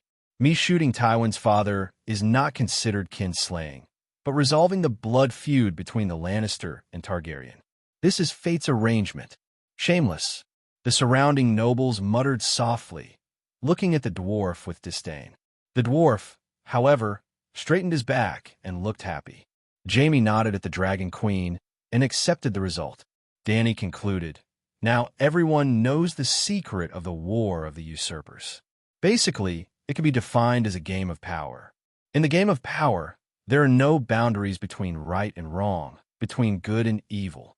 Aerys, who was thought to be completely crazy, was actually just defending his royal power. Stark, who was thought to be the victim, was actually the initiator of the game of power. But the Mad King was indeed crazy and committed a crime that deserved to be cursed by the gods. He deserved to die. Similarly, even if Ricard was guilty, he deserved a fair and just trial, not a blasphemous torture. In this matter, it is difficult for us to determine who is more guilty and who is more wronged. But there is no doubt that they're all guilty and deserve to die." Although the Dragon Queen was right, everyone in the hall still felt strange. The Mad King was your father. Isn't Saint Dany too selfless to say that your father deserved to die? The selfless Dragon Queen sighed and said, "Those who are innocent may not necessarily have a smooth life, but those who violate the teachings of the gods will definitely be punished by fate. Aerys, Ricard, Tully, Aeron, Lannister, Theon Bella, whether they were the winners or losers of the game of power back then, none of them escaped the final judgment. I hope that today's trial can serve as a warning to those in power in the future. You can play politics today, but you will be played by fate tomorrow. If those in power don't play games of power, what do you want them to do?" the dwarf asked. Dragon Queen said sternly, "Be a model for the people in terms of virtue, and seek peace for the people in terms of behavior. After doing these two things, if you still have the energy and time to play games of power, the seven gods won't object." Then her expression became cold, and she said indifferently, "But if as a lord you can't protect the peace of the land, can't ensure that the people have a place to live, have a place to farm, have a reward for labor, have support for the young, have support for the old, and still waste the people's money and start wars for your own selfish desires, then, I promise, even if the king doesn't punish you, even if the laws of the seven kingdoms don't punish you, when you go to hell, Stranger will teach you to repent for 1,000,000 years. 1,000,000 years. The nobles' faces paled. They didn't seem to be qualified noble lords. Did they have to repent for 1,000,000 years in hell? They subconsciously touched their chests. Feeling the shape of the pouches containing the atonement scrolls behind their clothes, they quietly breathed a sigh of relief. Merciful Holy Mother, long live the true dragon, King of the Seven Kingdoms, Danny rise. The nobles were anxious, and the commoners, merchants, craftsmen, and bards in the outer circle were collectively in high spirits. In the Westeros, where fart, cattle, and horses were all the property of the nobles, the Dragon Queen's way of judging the nobles by the people's livelihood was very novel and also very exciting. She didn't wear a crown, but they sincerely hoped that she was their queen, and they hoped that she could transform the seven kingdoms into a kingdom that was like heaven. Danny waved her hand, and the excited cheers stopped, and the hall returned to silence. Now, the trial of the participants of the War of the Usurpers is over, and we should return to the original case. She glanced at Arya, but since the three-eyed crow volunteered to answer everyone's questions, why don't we go back to the original case? Then, why don't we follow the timeline and put an end to the terrible things that happened in the Westeros in the past few years? In the end, we can judge Arya Stark. After all, everyone knows that the tragedy in Casterly Rock wasn't a single event, but a small end to a series of events. What do you think? She asked. Only by resolving the hatred can we unite and fight against the deviant ghosts, Barristan said loudly. I've been tired of the chaos in the Seven Kingdoms for a long time, and I can't ask for more if the Queen can clean up the filth and return the Seven Kingdoms to a better place, Bronze John said with emotion. The Onion Knight beside him smiled bitterly. The Seven Kingdoms were broken, and they needed a new trial to re-establish the glorious knight's faith, but it would be great if his king could do it.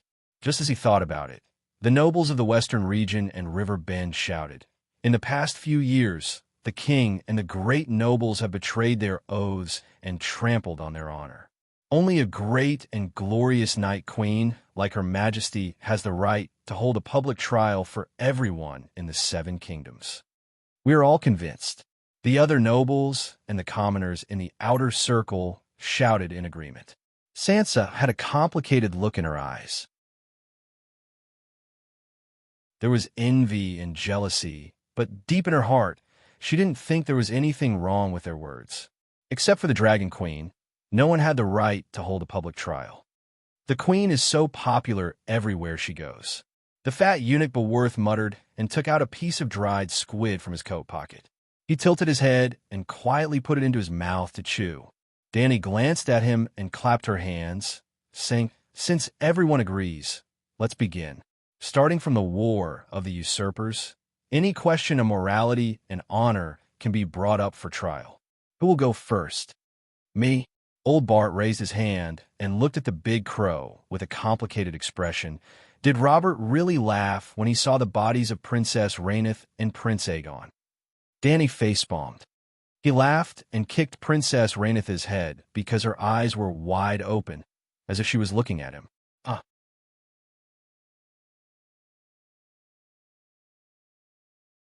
Chapter 9:26. The hall was filled with cries of surprise. The Sand Snake's cries were the loudest and angriest. Robert deserves to die. Mother Mary, please send him to the 7 levels of hell. Elaine gnashed her teeth in anger. I was his white knight for 14 years. 7 gods. Old Bart held his head in agony. King Robert has already received his retribution. As the representative of Theon Barat, Davos had a complicated expression. He did something that caused him to lose his honor, but he did not murder the 2 princes. He wanted to eliminate the root of the problem and pursued me for more than 10 years. In the end, when his illegitimate daughter came to me for help, I helped her, Danny said. Davos's old face was red. He could not refute her words. Robert had been dead for so many years. Dany did not want to make things difficult for an old knight. She said, "Bran, tell us about the case of Varys swapping the babies." Varys is also a Targaryen. This was a huge bomb. Even Dany was shocked. Sigh. In front of the three-eyed crow, all schemers who boast of their wisdom are like self-satisfied clowns in a stage play. From now on, the people of Westeros will be much more obedient, but fear might make them. Tyrion looked at the big crow, who was analyzing Varys' scheme in detail. His eyes flickered. He moved closer to Jaime's ear. His voice was as soft as a mosquito. "What do you think he's thinking? How does he plan to end this?" "I don't know what he's thinking, but he definitely knows about your dark thoughts," Jaime warned sternly. "Don't worry, I won't do anything stupid." Tyrion pursed his lips at the people around him and said with a strange expression, "Only those with ulterior motives will be afraid of an omniscient god.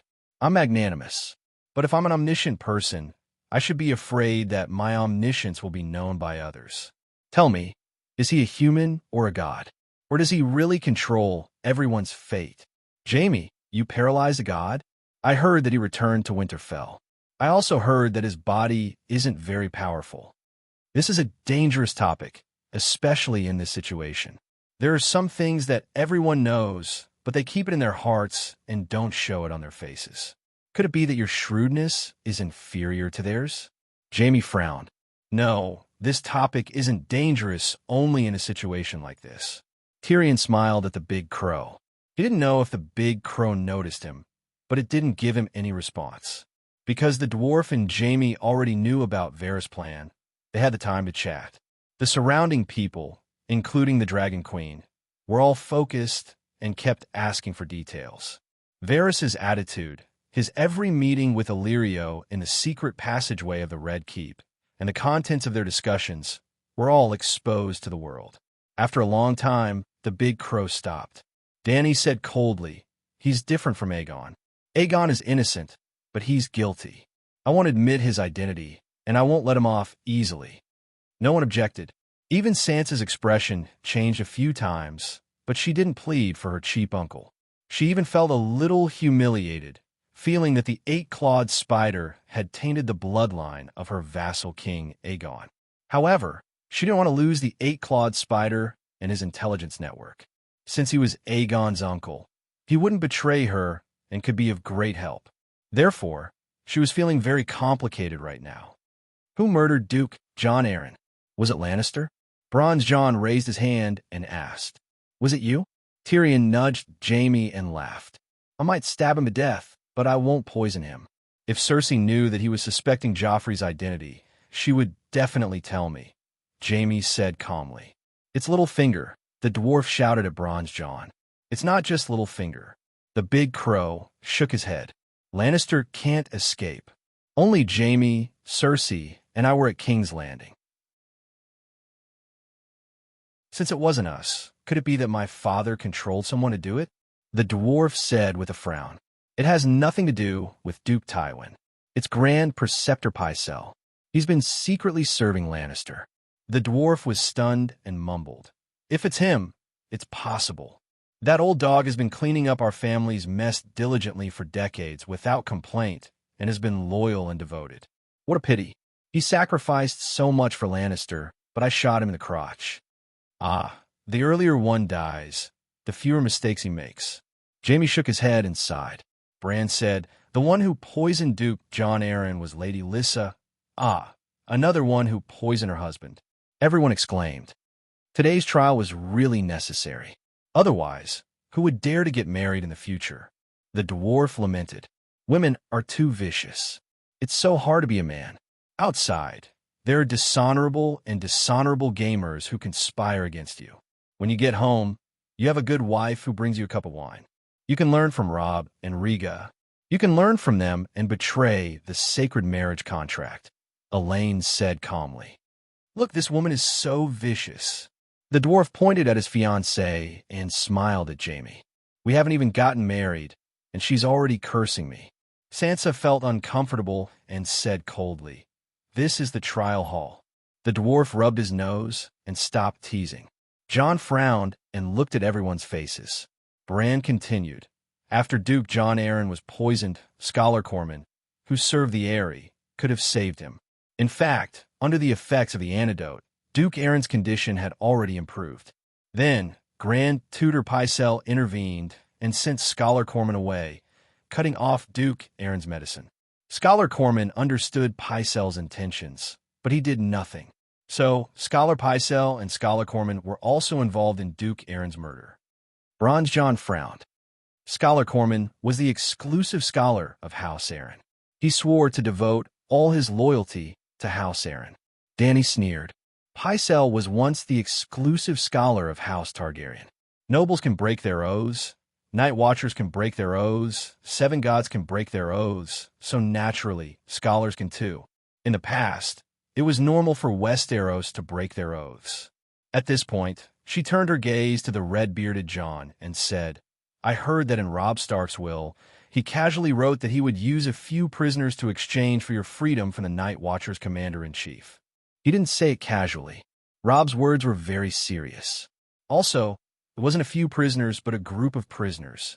Jon awkwardly explained, See, this is the true attitude of the nobles towards sacred oaths. Dany looked around at everyone and slowly told the story. There was a young couple. They were very unfilial.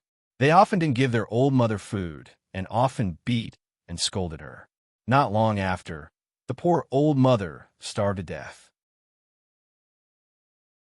Guess, where did the mother go after she died? The Holy Mother of Mercy took her to heaven to enjoy life. A woman piously said. The Holy Mother will definitely punish that couple and send them to hell. A noble lady beside her said angrily. Dany nodded and said, Miss Farman is right. The old mother went to hell. What? The little girl's red lips parted slightly. Her excited expression froze on her face. She mumbled, Your Majesty, you must have misheard. I just said that the ones who went to hell were that couple. Yes, it's that couple. Dany sighed. This is a cycle. The old mother also had a time when she was young. When she was still a daughter-in-law, she also dealt with her mother like this. Her children watched from the sidelines and learned from her. Then, when she became an old mother, her children became her. Miss Farman was enlightened. She exclaimed, I see. If the king himself treats sacred oaths as child's play, then his subjects will treat oaths of loyalty as child's play too. The king of the north, Robb, first broke the sacred marriage contract and set a price for the oaths of the Night Watchers. Then, Walter Frey and Roose Bolton can also set a price for their loyalty. In the end, everyone will lose respect for oaths. This kind of world is too scary. Everyone in the hall, be it nobles or commoners, was shocked and deeply moved, especially the few Stark, whose expressions were especially complicated. All this time, their hearts were filled with resentment. They resented Walter Frey's breaking of the oath and Roose Bolton's betrayal. They felt that they were innocent victims and that even the gods should shed tears for the Red Wedding. But now, Robert Arryn was also killed by Scholar Common, Bran suddenly said amidst the silence. What? Sansa and Bronze John exclaimed together. Why would he do that? What good would it do to murder Robert Arryn? Who would benefit from it? No one would benefit from it. It doesn't make sense, the dwarf said in disbelief. Littlefinger wanted Robert to die slowly in a normal way. Bran said, but Littlefinger died a long time ago, Bronze John reminded. Bran said, Robert had epilepsy. Littlefinger often asked Common to give him sweet sleep flower. A small amount of sweet sleep flower can suppress epilepsy, but in excess, it's a lethal poison that kills without leaving a trace. So, sweet sleep flower is not suitable for Robert, who often has epilepsy. Just like how he treated Duke John Arryn, Scholar Common knew the consequences of doing this, but he still did it. It wasn't that Scholar Common was loyal to someone, worked for someone, or wanted something. He was just weak and heartless. He didn't have much loyalty to Arryn. Arryn had lost his heir, but it didn't affect his life at all. No matter who became the ruler of the Eagle Nest, he would still be the first scholar of the valley. The system of scholars has really collapsed, laughing Baylor said with a sigh. All systems built on oaths and trust will collapse when trust is broken, Tyrion said with a complicated expression. After that, they ended the assassination of Bran, Robert's death, Ide's death, Langley's death, and a series of other cases. They perfectly recreated the process of Langley's death and explained the Shadow Binding Knight's Shadow Wizard technique. The crowd was shocked. The Onion Knight woke up from his sleep as if someone had poured a bucket of cold water on him. Then, he fell limp on the chair, as if his spine had been removed. His eyes were filled with despair and grief. In the end, the mystery that had troubled the nobles of the Seven Kingdoms for many years was easily solved by the three-eyed crow.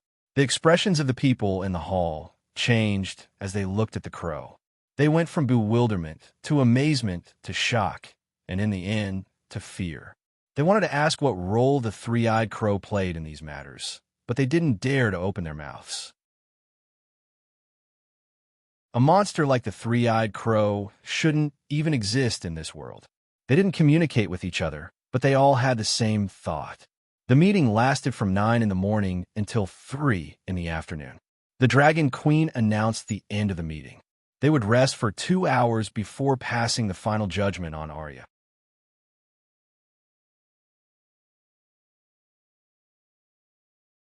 Chapter 9:27.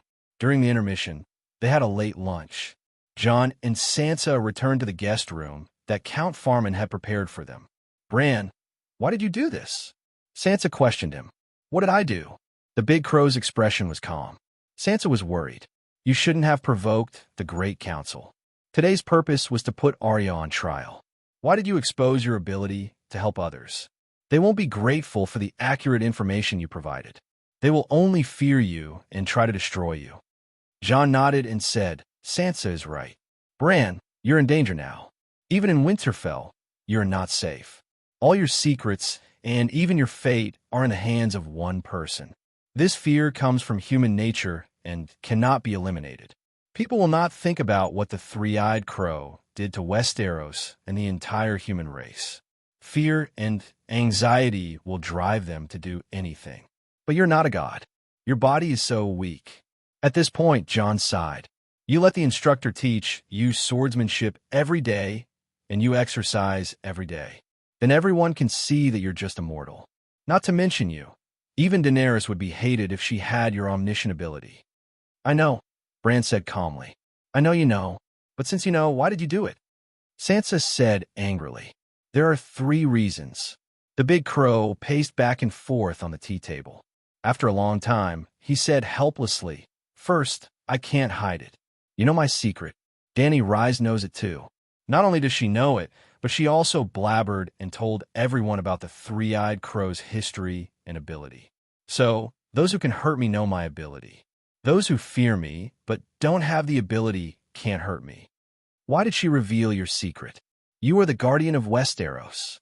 Sansa said unhappily. Bran ignored her and continued. Secondly, the Seven Kingdoms have indeed been devoid of etiquette in recent years, and their people are beasts. As the guardian of Westeros, I have the responsibility to help the human king change this situation. Human king? Sansa screamed. Perhaps you can become the king of the Seven Kingdoms, but the human king can only be Dany Leasy. Crow glanced at Big Sister, her tone somewhat impatient. Isn't the human king a king? Sansa asked in confusion. She is the queen of the humans. That's ridiculous. Her slave bay isn't even as big as Hygiein, Sansa said. She defeated the World Alliance army. Jon reminded, other than the Seven Kingdoms needing the Great Judgment to end the conflict and chaos, Arya also needs more sensational news to divert the attention of the Seven Kingdoms. When they were shocked by the secrets of the Seven Kingdoms, shocked to the point of numbness, the tragedy of Casterly Rock was no longer as eye-catching. When they subconsciously realized that the people of the Seven Kingdoms were not what they used to be, that the nobles and kings had lost their honor and justice, Arya's slaughter for revenge was no longer so unacceptable. Compared to those dukes and kings who betrayed their oaths and honor, at least taking revenge for their families is a righteous act recognized by the gods. Jon and Sansa's jaws dropped, and they were stunned. After a while, Sansa said with a complicated expression, For Arya, You would rather sacrifice yourself. Have you ever done anything for me? Sansa thought bitterly. The raven turned away from her. Today, the Dragon Queen sorted out the dozens of large-scale cases that the Seven Kingdoms had accumulated over the years. Basically, she followed two principles. Do not implicate the culprits, and do not punish them by death. This is just and merciful, and it was accepted by the nobles of the Seven Kingdoms. As such, after confirming that we weren't involved, Arya alone will bear the responsibility for the tragedy in Casterly Rock City. Winterfell will not be implicated to the greatest extent. Do you want Arya to die, or do you want to sacrifice yourself to help her? Sansa shouted again. She was like an angry hen spreading her wings to protect her chicks, while the raven became an evil eagle preying on chicks. Revenge for our father, for Robb, for our mother, and for our family is the responsibility of all Stark. Arya did what we should do, and we cannot put the blame on her alone. In fact, I don't think she is guilty at all. If I had her ability, I would have killed Freyr and Lannister's entire family. Don't say I'm cruel. Freyr and Lannister wanted to kill my entire family. If they can do it, why can't we do the same? Sansa said. Why don't you say this to everyone in the hall later? Bran said calmly. I'm not stupid. If I really say it, won't the people of the West hate Stark for 10,000 years? Sansa said coldly. If Stark could live for 10,000 years, that would be the case. Jon complained in his heart. If you're not stupid, are you saying that Tyrion and Jaime are stupid? Dany and Rhys are stupid? The nobles of the Seven Kingdoms are stupid? Bran mocked. You're the one who's stupid if you can't think deeper. Sansa's face reddened. She said angrily, What do you mean deeper? Bran looked at Jon. He sighed with an awkward expression. The human heart is fickle.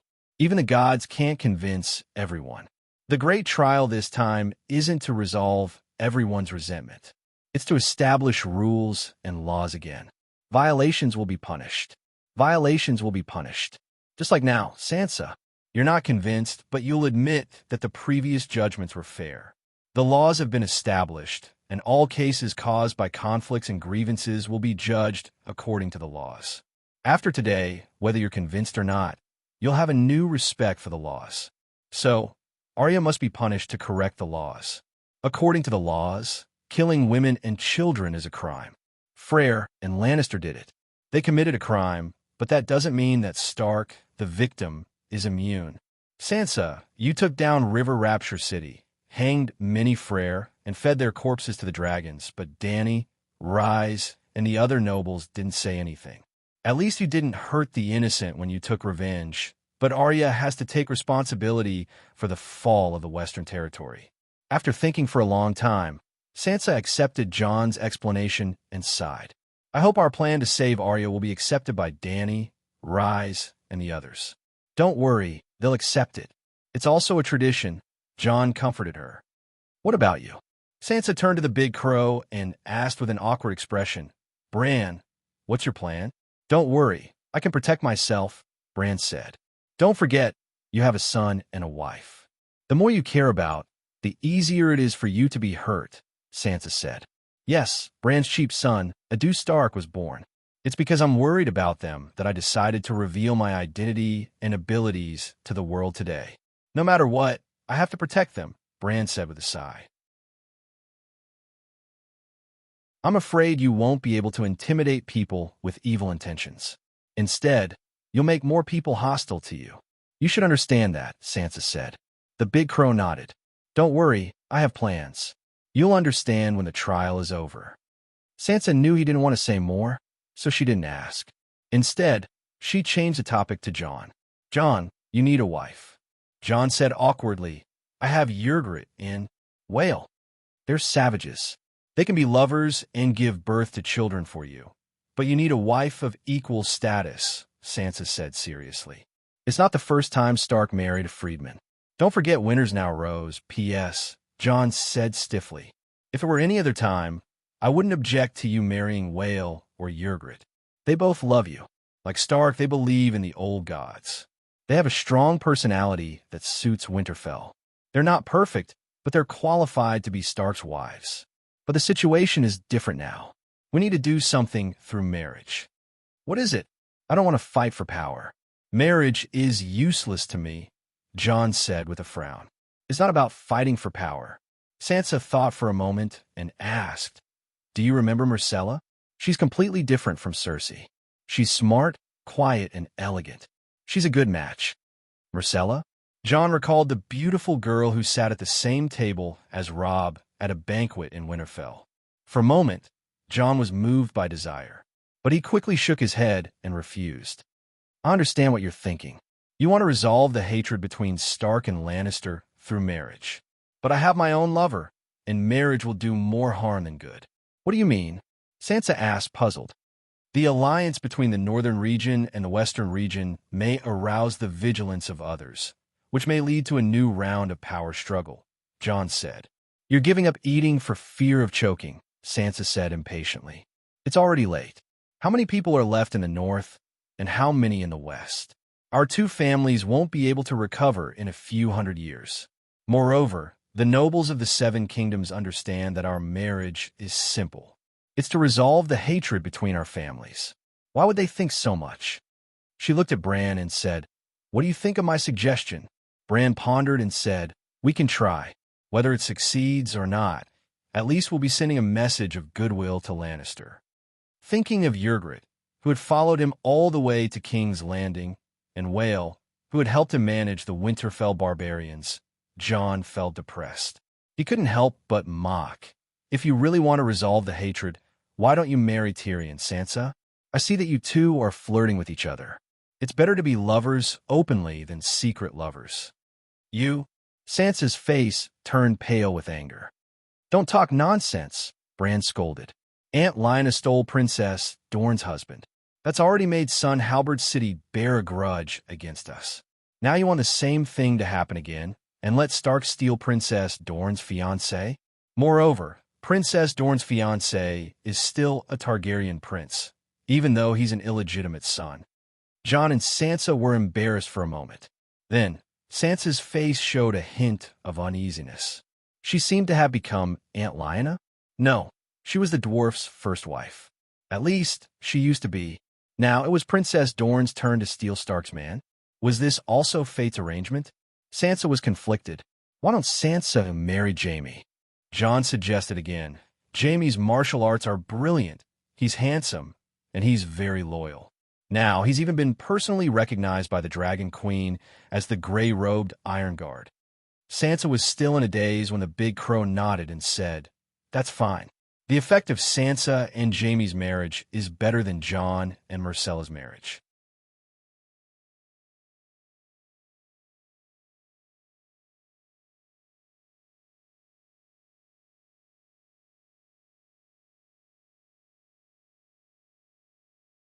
Chapter 928.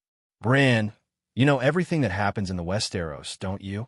Just as they were about to leave the lounge and return to the main hall to continue the great judgment, Jon, who had already stood up, stopped in his tracks and looked hesitantly at the big raven. Bran seemed to have sensed something. After a moment of silence, he asked, what do you want to know? Who is my mother? Jon was hesitant at first, but when he asked the question, he could not control his excitement.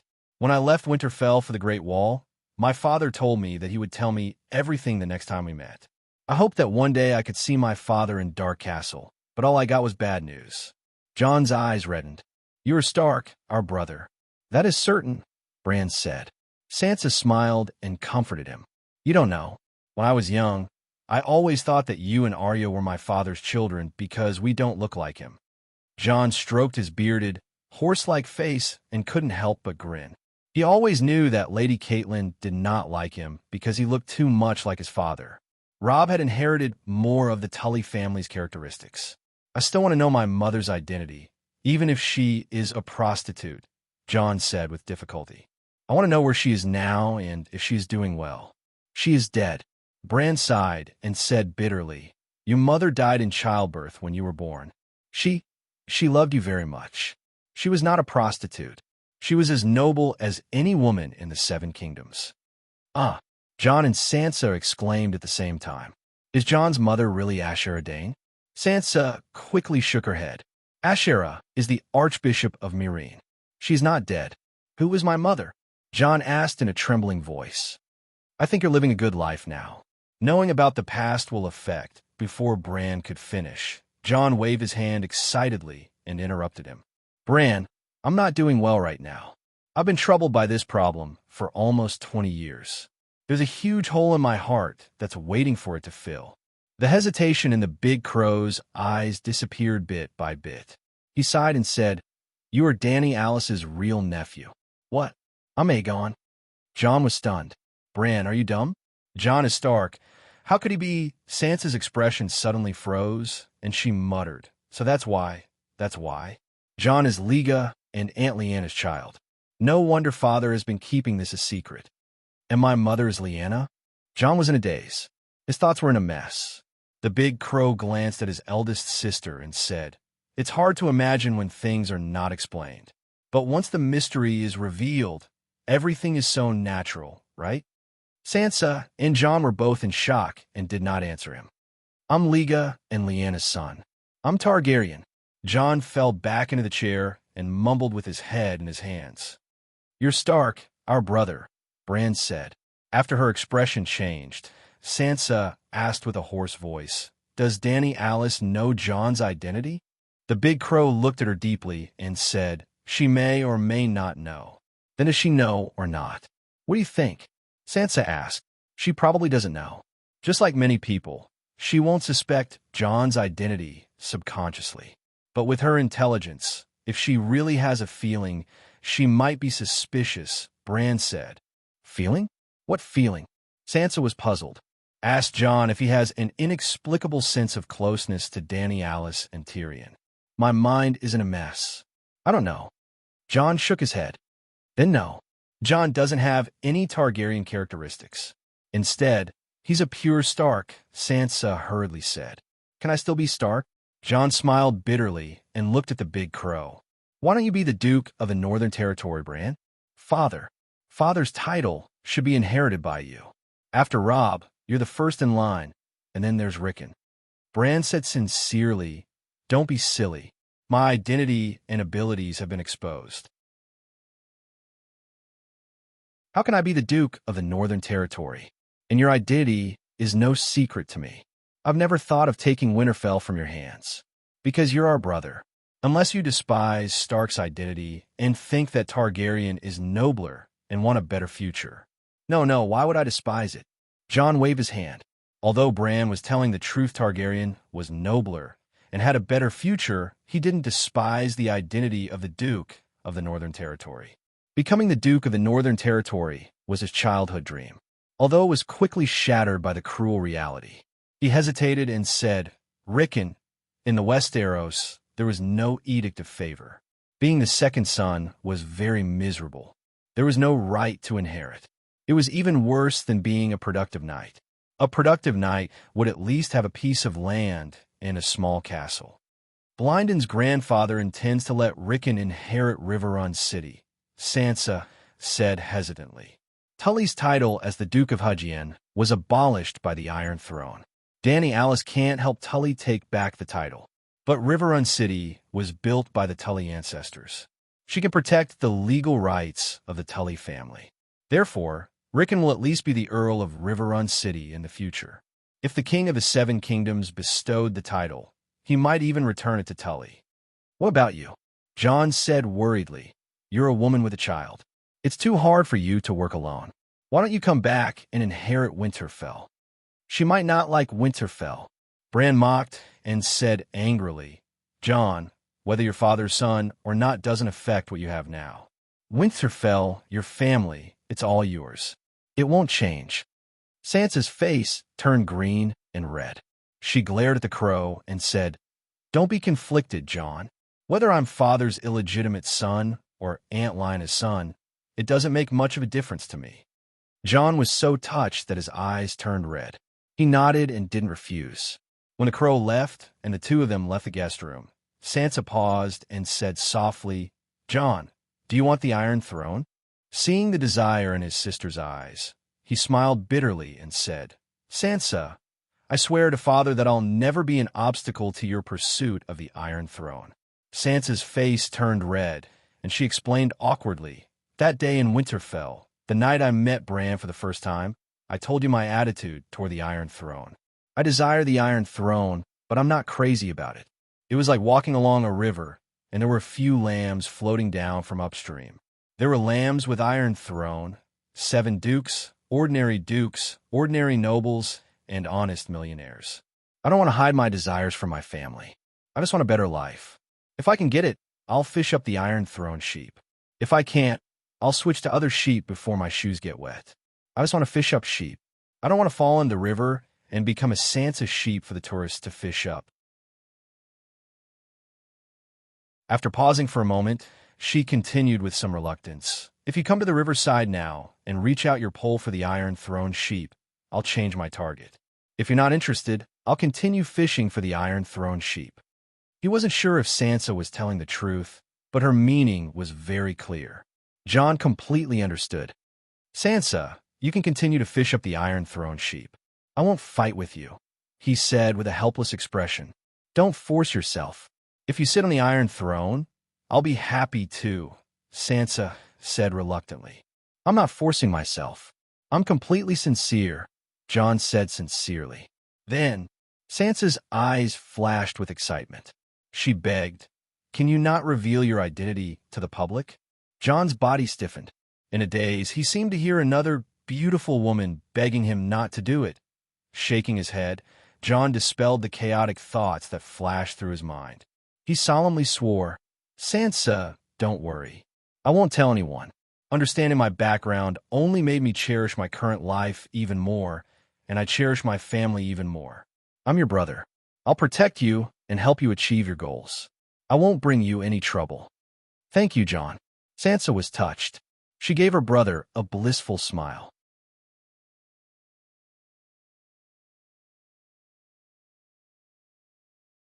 Chapter 9:29.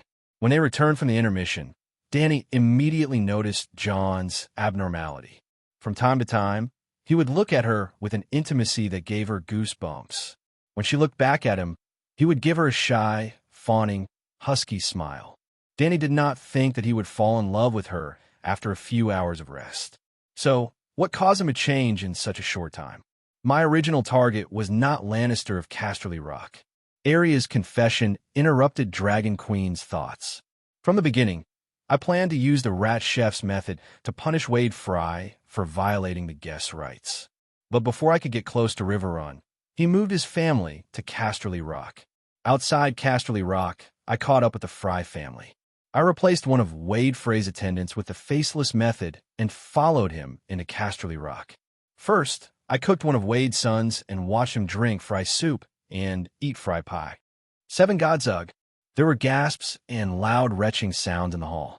They had just eaten meat pie and drank broth during the intermission, so when they heard Fry soup and Fry pie, it was as if they had become Wade Fry who had eaten his son's flesh. Dragon Queen wrinkled her nose and summoned 2 wind elves to block out the sour smell.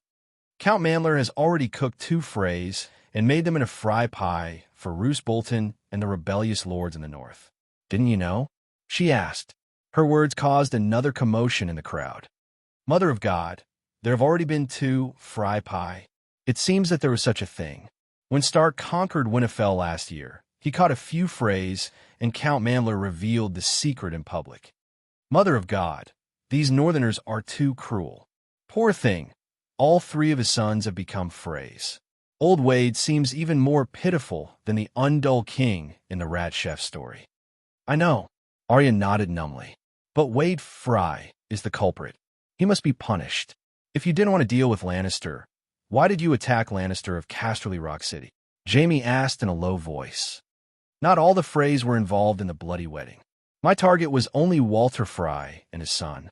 The other Freys were similar to my feelings for Lannister. They were dispensable.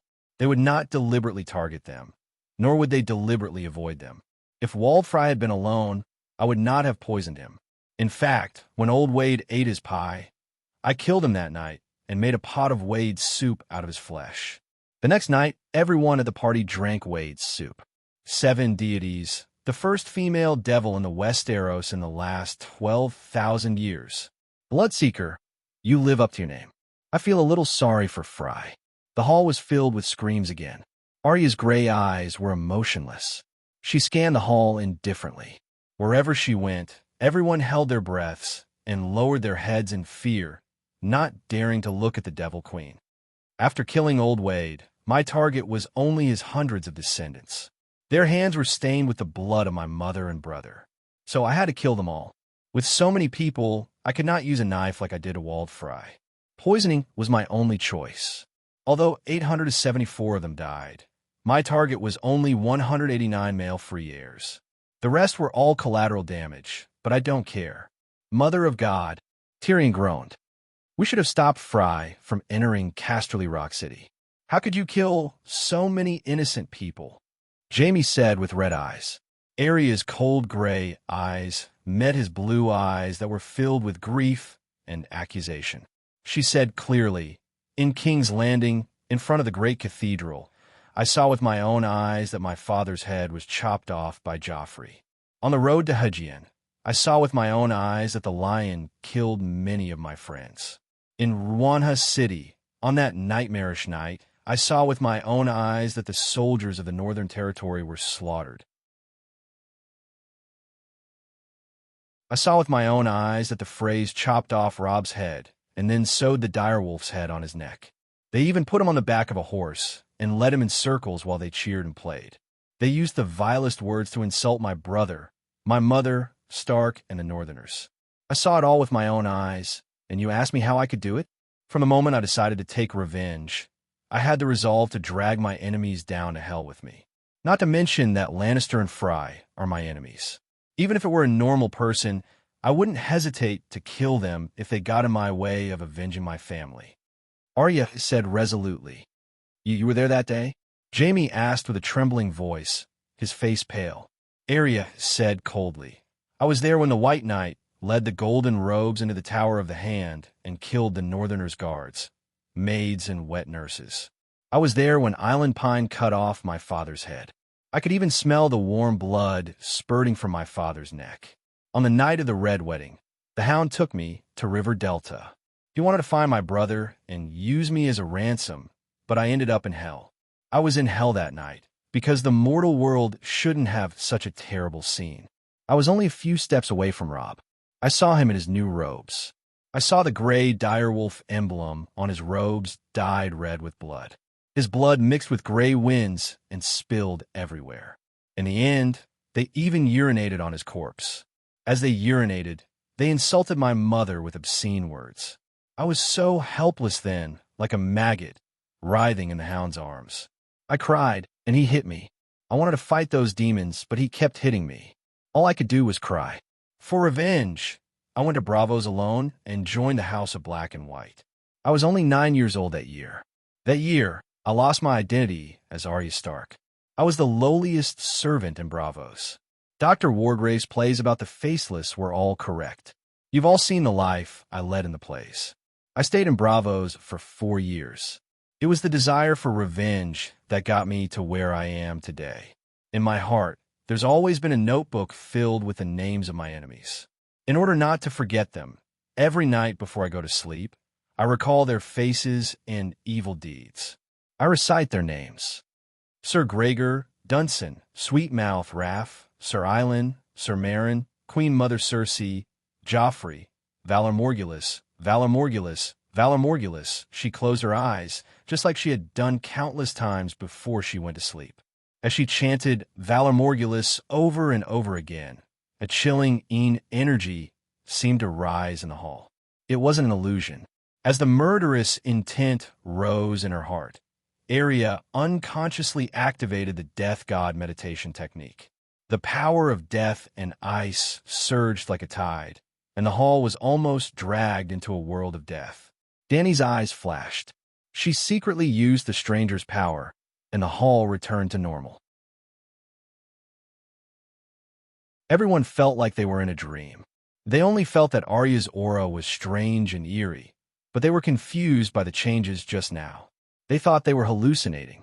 After waiting for so many years, finally, the chance for revenge is right in front of me.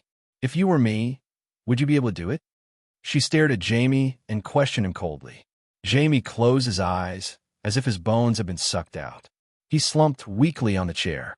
At this moment, he only felt pain, and there was no longer any trace of hatred. The child was right. She had seen her father, brother, and mother die in the cruelest way. No one would hesitate when faced with an opportunity for revenge. Besides, Fry and Lannister were her enemies to begin with. Tyrion's expression was solemn. He had nothing to say. Jon's eyes were filled with pain and pity. He wanted to say something, but stopped. Words of comfort were too shallow. He even started to blame himself for not being able to protect his sister and letting her go through such a terrible experience. Sansa covered her mouth and wept silently. When the others in the hall looked at the stupefied Arya again, there was no more hatred and fear in their eyes. Instead, there was more sincere sympathy and respect. If they were in Arya's shoes, they would not hesitate when the chance for revenge came if they saw their family being tortured and killed one after another. Or rather, they would not think that Lannister and Fry were innocent at all. They would kill their enemies, men, women, old, and young, without leaving a single one alive. Even Dany was deeply shocked. She had always seen Arya as a bloodthirsty child who killed mercilessly wherever she went. She had never considered the impact of the outside world on her. As Arya said herself, when she was 9 years old, she stood in the crowd and watched helplessly as her father was beheaded a few steps away. She could do nothing but cry. She went through a lot of hardships and finally came to River Delta from King's Landing thousands of miles away. King's Landing was thousands of miles away from River Delta, but Arya did not travel in a straight line. Instead, she made a big circle between the rivers. When she was hoping to hug her mother and brothers for comfort, the greatest tragedy happened to her. The Red Wedding took place in front of her eyes. She watched helplessly as the wolf's head was sewn on her brother's body. That was why she longed for power. She wanted Bravos. When she had power, no one could stop the return of the goddess of vengeance. Speaking of which, Arya was the most affectionate and righteous of the wandering Power Rangers. Why did she put Hound on Arya's blood list? Because Hound killed Butcher's underling, Michael. At the Ruby Beach, she had a duel with Michael with wooden swords. Emperor Joe had a chance encounter. Why was Arcane Mountain on the blood list? It was not because Arcane Mountain did anything to her or Stark. It was because of Arcane Mountain's atrocities in Helen Castle. They burned, killed, and looted. Who was that sweet-mouth Raff? He killed Arya's little friend, Milo. Wave Crow Yuluen was recruiting Night Watchers in King's Landing. Arya disguised herself as a boy and hid in the team. Milo was a member of the Night Watchers. There was also the White Knight, Sir Marlon. He killed Arya's dance teacher, the chief swordsman of the Sea King, who taught her the water dancer. There were many more. They were listed with Ida's murderer. Arya remembered them well. It showed that she was indeed a vengeful person. It also showed that she was a loyal person. Looking at the whole book of the Song of Ice and Fire, only she, Dany, and Rhys had taken revenge for the ordinary people at the bottom. Of course, Arya's loyalty could not deny the fact that she was a blood child. Many times, she would kill people for small things. For example, people threatened her, scolded her, beat her, or robbed her. In general, Arya was a chivalrous person. She did things based on loyalty. If she was not happy, she would kill. She would kill one person in 10 steps and would not leave anyone behind. Sai, tell me, how should we punish her? Sir Jaime, Tyrion, you are involved. You go first. After a long silence, Dany sighed. Your Majesty, you decide. I will accept whatever the result is. Jaime's expression was dejected. There was no hatred or relief in his eyes. There was only endless desolation. I think the dwarf's eyebrows seemed to be twisted into a fried dough twist. Arya has a good reason for revenge, but so many people died in Casterly Rock. I can't accept her being acquitted. What do the Freys think? Dany looked at the Freys.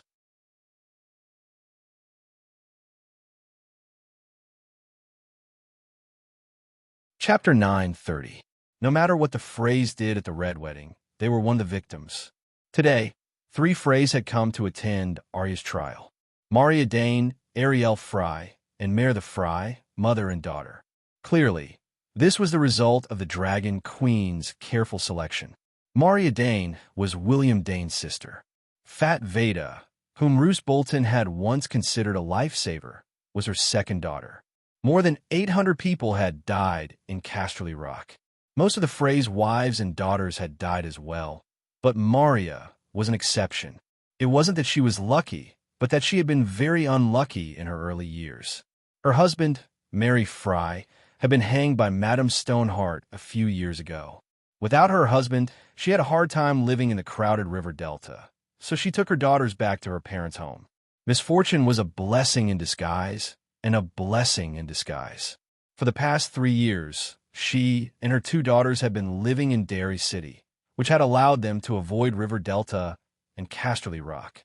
Well, after the Derry family's male heirs had been killed by the Demon Mountain, the first daughter of the Derry family had become the heir. Lannister had also taken a fancy to Derry City, and the one-armed hero, Lannister, had become the rightful Earl of Derry City. In order to justify it, Lannister had married Maria's eldest daughter, Ariel, who was known as Ollie the Gatekeeper. Lannister had cuckolded Jaime, and fate had punished him. His wife was called Ollie the Gatekeeper because she was promiscuous and would open the gates for every knight who approached. When Ollie was 14, she had been caught fooling around with 3 grooms in River Delta. Later, her parents had no choice but to marry her off to a lowly knight. When her husband died in the War of the Four Kings, Ollie was lucky enough to become the first heir to Derry City. She was the eldest daughter, and Lannister had come to take over. It was no exaggeration to say that Ollie was the most promiscuous woman in the game. Lannister had come to King's Landing to become a monk, mostly because his wife was fooling around, and she disliked him for not being able to fool around. It was said that all the men in Derry City who were second in rank had knocked on Ollie's door. Once, when Jaime passed by Dai Ruaching, the concierge, Ollie, seduced him in front of her husband. The scene was extremely awkward. As soon as Jaime left, Lancel went to the great cathedral. However, the Dragon Queen couldn't stand Ollie using the Derry family's name to become the best product in the 7 Kingdoms. She stripped Ollie of her title in Dai Ruach City, but helped her obtain the right to inherit Rouen River City. Ollie was Old Wade's granddaughter and was qualified to inherit the Frey family's title and territory. As William Derry's niece, the Dragon Queen would protect her and ensure that she could live a free life. However, she could only wander around as Frey. Even if she became the most promiscuous lady in the history of Westeros, Frey's name would go down in history, and it would have nothing to do with Derry. Regarding this, Ollie was overjoyed. She was so grateful that she cried out loudly, "Dragon Queen's gift!" Rouen River City, known as the first city in Hudgin County, was exchanged for the old and dilapidated Dai Ruach City, which couldn't even be found on the map. Only a fool wouldn't make the exchange. Well, the first city in Hudgin County wasn't Rapid City. In the early days, it was Hallowen Castle, and later it was Rouen River City. Rouen River City spanned both sides of the river and was much more magnificent than Rapid City. Rouen River City also had the only stone bridge on the Trident River. Just by relying on the bridge tax, the Frey family became the most famous nouveau riche in the 7 Kingdoms. However, Dai Ruach City was very small and dilapidated. However, the concierge, Ollie, definitely didn't know about the Dragon Queen's plans for Dai Ruach City. Otherwise, she wouldn't make the exchange even if she was beaten to death. As for the current Dai Ruach City, Maria Derry was only 36 years old. Dany was looking for a husband for her. She wanted to find a 24K pure gold bachelor with a good reputation, strong ability, and a wealthy family. Unlike her daughter, Ollie, Maria was a typical Derry. Not only was she exceptionally beautiful, but she was also dignified and elegant. She had a gentle personality and was quite talented. She was probably someone on the same level as Princess Anshin. She was rich, powerful, beautiful, and elegant. She didn't have to worry about marriage. Actually, Maria had a son, known as Little Wade. He was sent to Winterfell as an adopted son and later died at the hands of Stark. Maria was also quite pitiful. When she was young, 4 of her brothers sacrificed themselves for Targaryen. When she became an adult, because the dairy family declined, she had no choice but to marry Fry. She was extremely disappointed in this marriage. When she reached middle age, first, her only brother and nephew died in the rebellion of the 4 princes. Then, her husband, son Little Wade, sister, also married to Fry and died at the hands of Stark, and daughter, Fat Veda. If Dany hadn't transmigrated, when a long night fell, Dai Rue City would have been taken away. Even if Maria didn't die, her life would be miserable. Now, her luck had changed. She had met the Dragon Queen who wanted to repay her kindness. As long as she could live to 60 years old, she would definitely be able to see the glorious Dai Rue City. She would also be able to be a dignified and powerful matriarch like Old Rose. However, becoming a matriarch was a matter of decades later.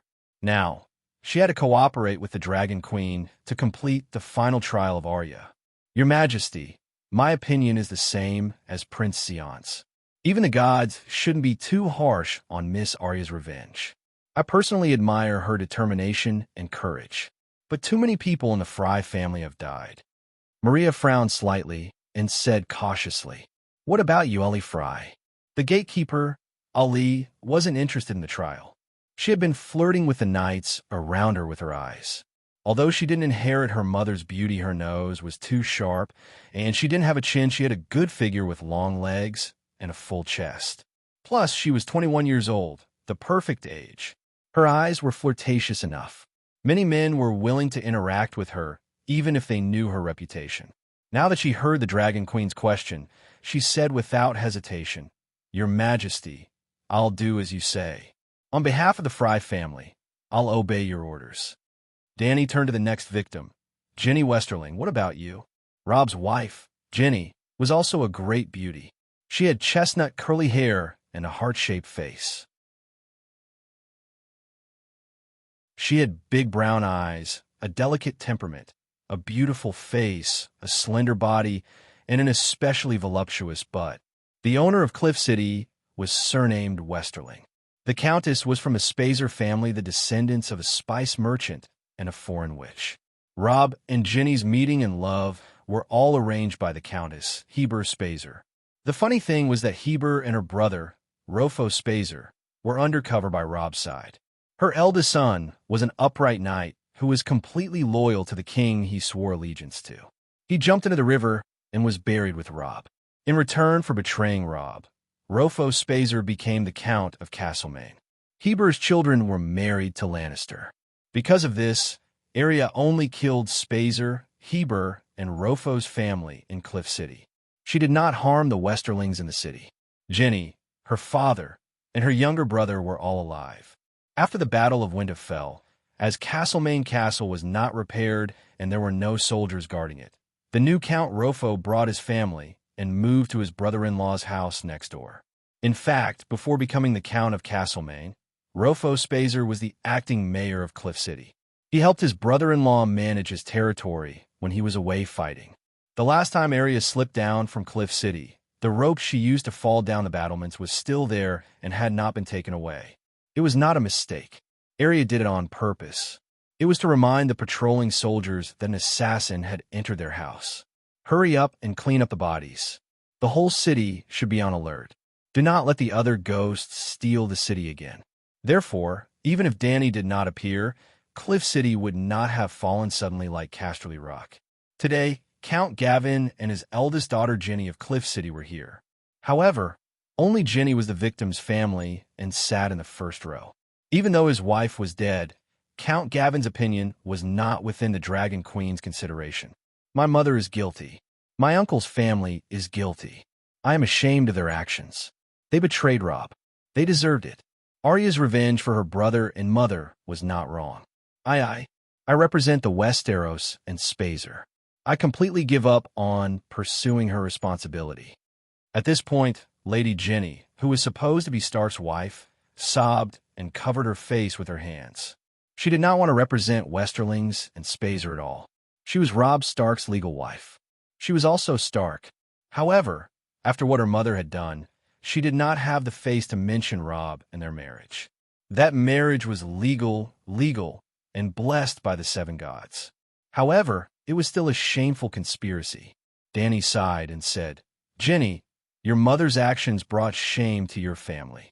However, you and your brother's loyalty is enough for Westerlings to face anyone, even Stark."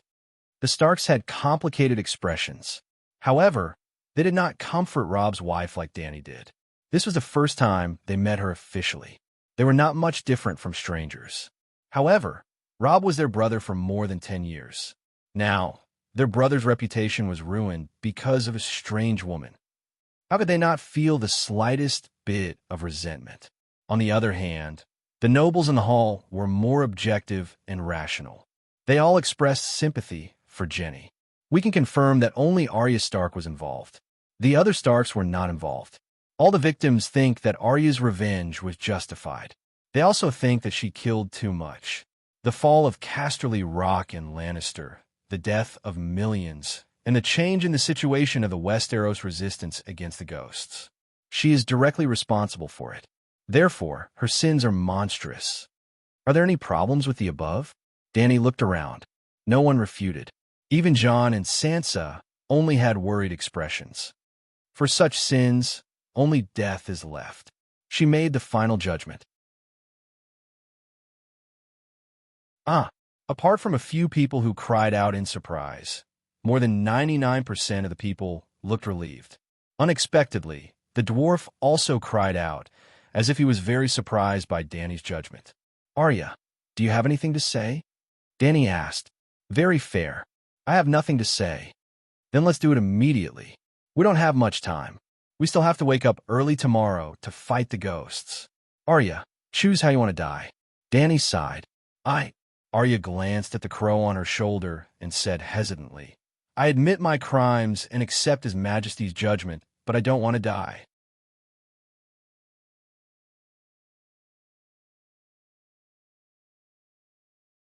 Chapter 9:31.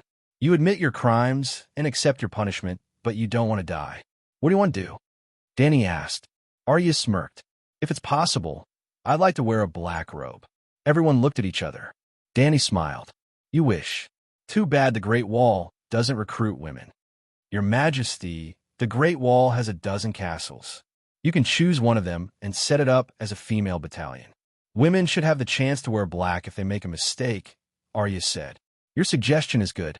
I'll keep it in mind. But even if the new rule is to be implemented, it has to wait until the Great Wall is repaired and the long night is over. Then the nobles of the Seven Kingdoms will sit together and discuss it." Danny shook her head. Arya wanted to say more, but the crow on her shoulder pecked her ear and said, "Your Majesty, Arya can wear the gray robe and swear to join the Sisters of Silence and serve the seven gods forever." Holy shit. The dwarf slapped his forehead and cursed. "I've never seen such a shameless person. A woman joining the Sisters of Silence is no different from a man joining the Night Watch, right?" Jaime didn't understand his brother's reaction, but he thought it was reasonable. "You don't understand. This is surrender, offering, and being in the same boat." The dwarf covered his face and groaned. Jaime really didn't understand. Danny looked at Arya strangely. "You're willing to join the church?" Arya hesitated. She turned to Jon and Sansa. They nodded. "I'm willing." Danny asked again, "Do you know what the Silent Sisters are?"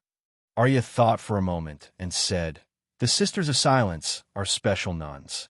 They only serve strangers, and they swear to abstain from sex and silence. That's why the Silent Sisters are also known as the Strangers' Wives. They wear gray robes and use a hood to cover their faces, only revealing their eyes.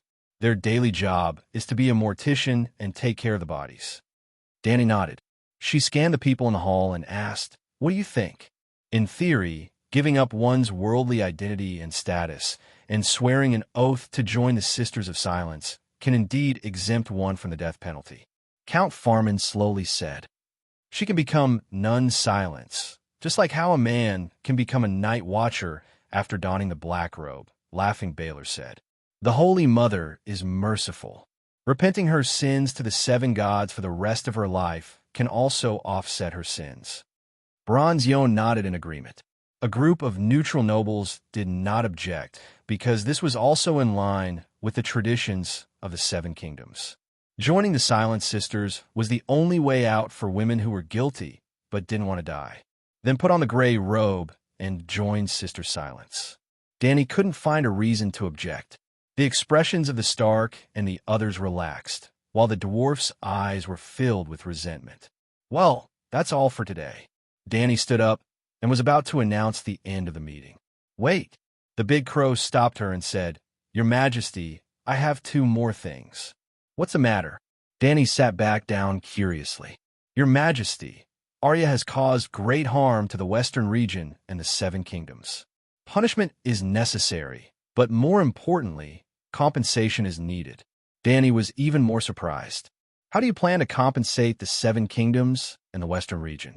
Stark is willing to provide 500,000 tons of food to relieve the refugees of the Seven Kingdoms and the Western region. Bran threw out a sudden thunder. Sansa and Jon were the first to change their expressions. When the nobles and commoners in the hall came back to their senses, they shouted in disbelief. 7 gods, 500,000 tons. Is Stark bragging? Isn't the northern region the poorest duke's family in the Seven Kingdoms? During the Battle of Winterfell, they even asked the nobles of the Seven Kingdoms to provide supplies and knights. Don't forget Sansa Stark. I heard that she hid more than 300,000 tons of food on Tass Island. Actually, it was 500,000 tons, but 200,000 tons were given to Aunt Dany. That's still not enough.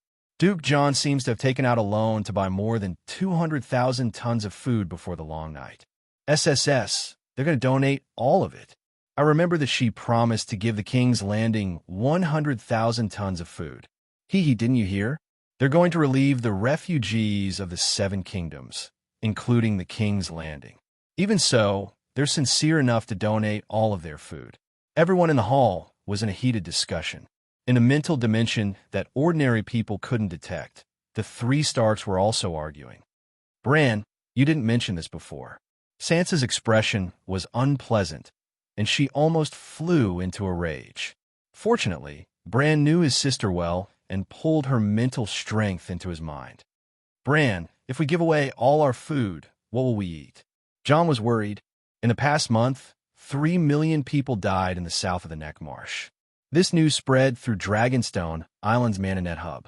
The nobles of the Seven Kingdoms know about it. What do you think they'll think of Stark? Bran said calmly.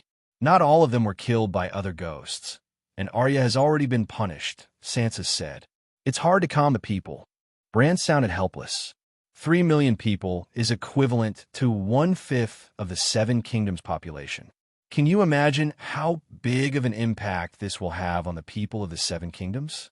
The Seven Kingdoms have never had such a large number of deaths. 2 years later, the Seven Kingdoms will have a large-scale famine, and people will starve to death everywhere. Only Stark will be alive and well. What do you think they'll think? Do they want us to starve to death with them? Sansa said coldly. At least, let the Seven Kingdoms think that we're starving like everyone else. How many people are there in Stark and the North? Isn't giving out food to the North a form of relief? Bran said, I have other plans, not just to save the North, Sansa said hesitantly. If the Seven Kingdoms hate Stark, you'll never be the queen, Bran said bluntly. Sansa's embarrassment turned into anger, and she immediately left the Star Chat group. When the discussion in the hall died down, the big crow said, Your Majesty, you're still lacking a white knight, right? Dany was stunned. Tyrion's mouth twitched, and he muttered softly, I was wondering why he dared to expose his background to the world. It turns out that he had long since thought of looking for a powerful backer. Being omniscient doesn't mean being omnipotent. Mortals feared but were disrespectful, so they were bound to harbor jealousy and evil intentions. Now, one is omniscient, and the other is omnipotent. The two of them are in cahoots, and in the end, one of them is the strongest. Darkness, the Westeros won't be able to make a name for themselves in the future. What did you say? Jaime, who was beside him, asked in puzzlement.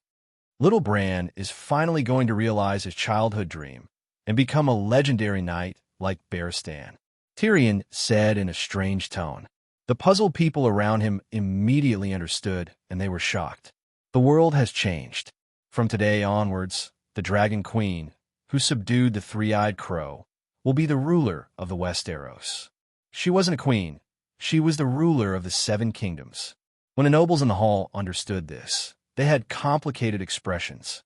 They hoped that Tyrion had guessed wrongly, and that Bran didn't want to become the Dragon Queen's White Knight, or that the Dragon Queen would righteously refuse to break away from the scope of mortals and become a lofty ruler that people could only look up to. Dany came back to her senses from her shock, and she looked meaningfully at the big crow. She said, "I have 6 White Knights now.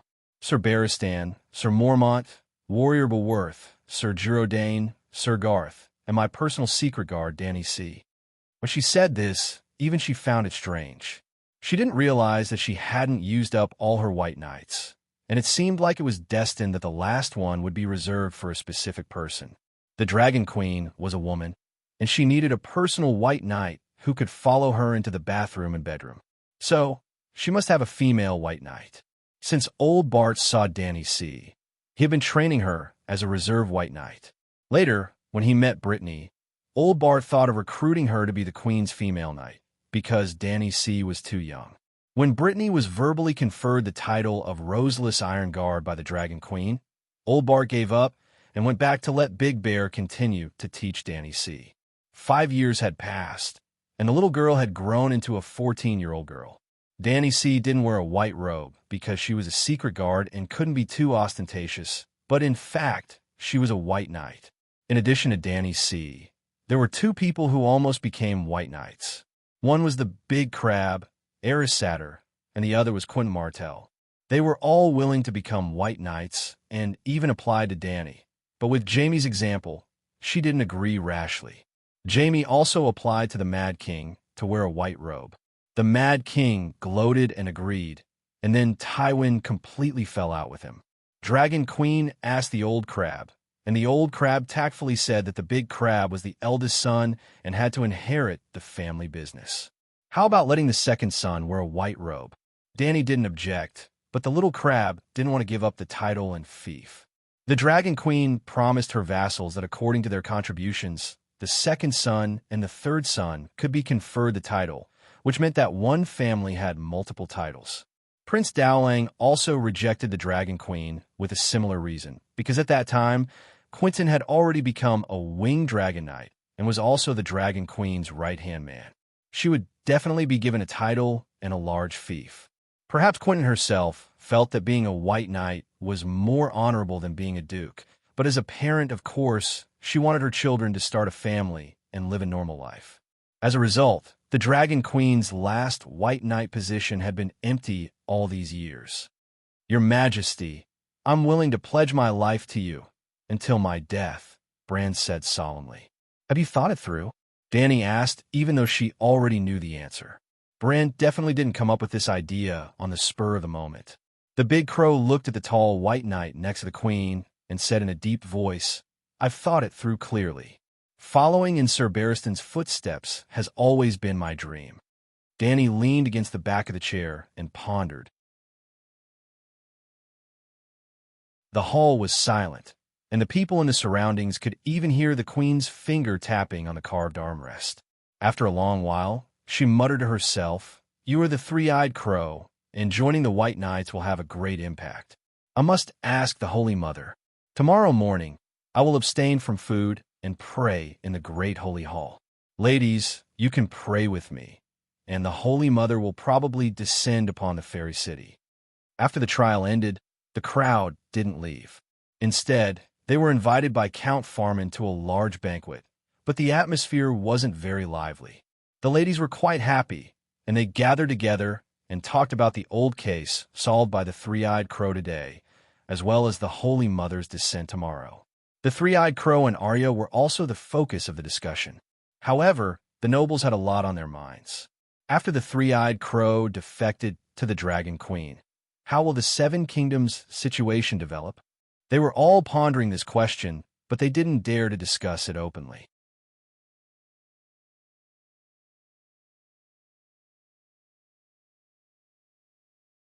Chapter 9:32. It was a classic European-style living room, and the southern wall was made of a whole piece of obsidian, which had the appearance of a black dragon lying on the ground. The fireplace was the black dragon's mouth. It was filled with firewood. There was a large French window on the eastern wall next to the fireplace, and the firelight passed through the window and shone on the thin, snow-covered cedar trees. It was pitch black in the east, and the sound of waves could be faintly heard. Danny took a cup of lemon black tea from Lee's hand, and she leaned comfortably on the soft couch. She said, "You have been exposed, and you want to seek refuge from me? This isn't the main reason." The great crow landed on the megalosaurus's horn, and it said slowly, "The three-eyed crow's mission has changed because of your appearance. The three-eyed crow isn't an independent life form, and we don't have any personal feelings. We are just a will that protects the world. It's also because the will is pure enough that the three-eyed crow can become the Westeros god. In the past innumerable years, we have tried our best to make the world a better place." When the great crow saw the Dragon Queen's disapproving expression, it paused for a moment before it sighed and said, "I understand that in this process, we might harm an individual, a family, or even an entire kingdom. But humans are just a species living in the world, and humans are insignificant compared to the world itself, let alone a kingdom. Humans are insignificant, and kingdoms are even more insignificant, while families and individuals can be ignored. The three-eyed crow's essence is a combination of wills, and it's the superimposition of innumerable green prophets' wills that protect the Westeros and the world. As long as it's beneficial to the world, we can sacrifice anyone, even if it's the human race's epic master. As long as we can stop the world from falling into the abyss, we can cooperate, even if it's the evil god Lalo. Don't treat the three-eyed crow like a human, and it's just a pure will that protects the world. Now, the situation has changed. You are a human, and you have a family, and you established a kingdom. However, your power is too great, enough to change the direction of the river of fate. As such, the individuals, families, kingdoms, and humans with you as the main body are no longer insignificant. It is very likely that you will lead the humans to dispel the long night without the help of the gods. It is also very likely that you will be able to stop the world from falling in the future.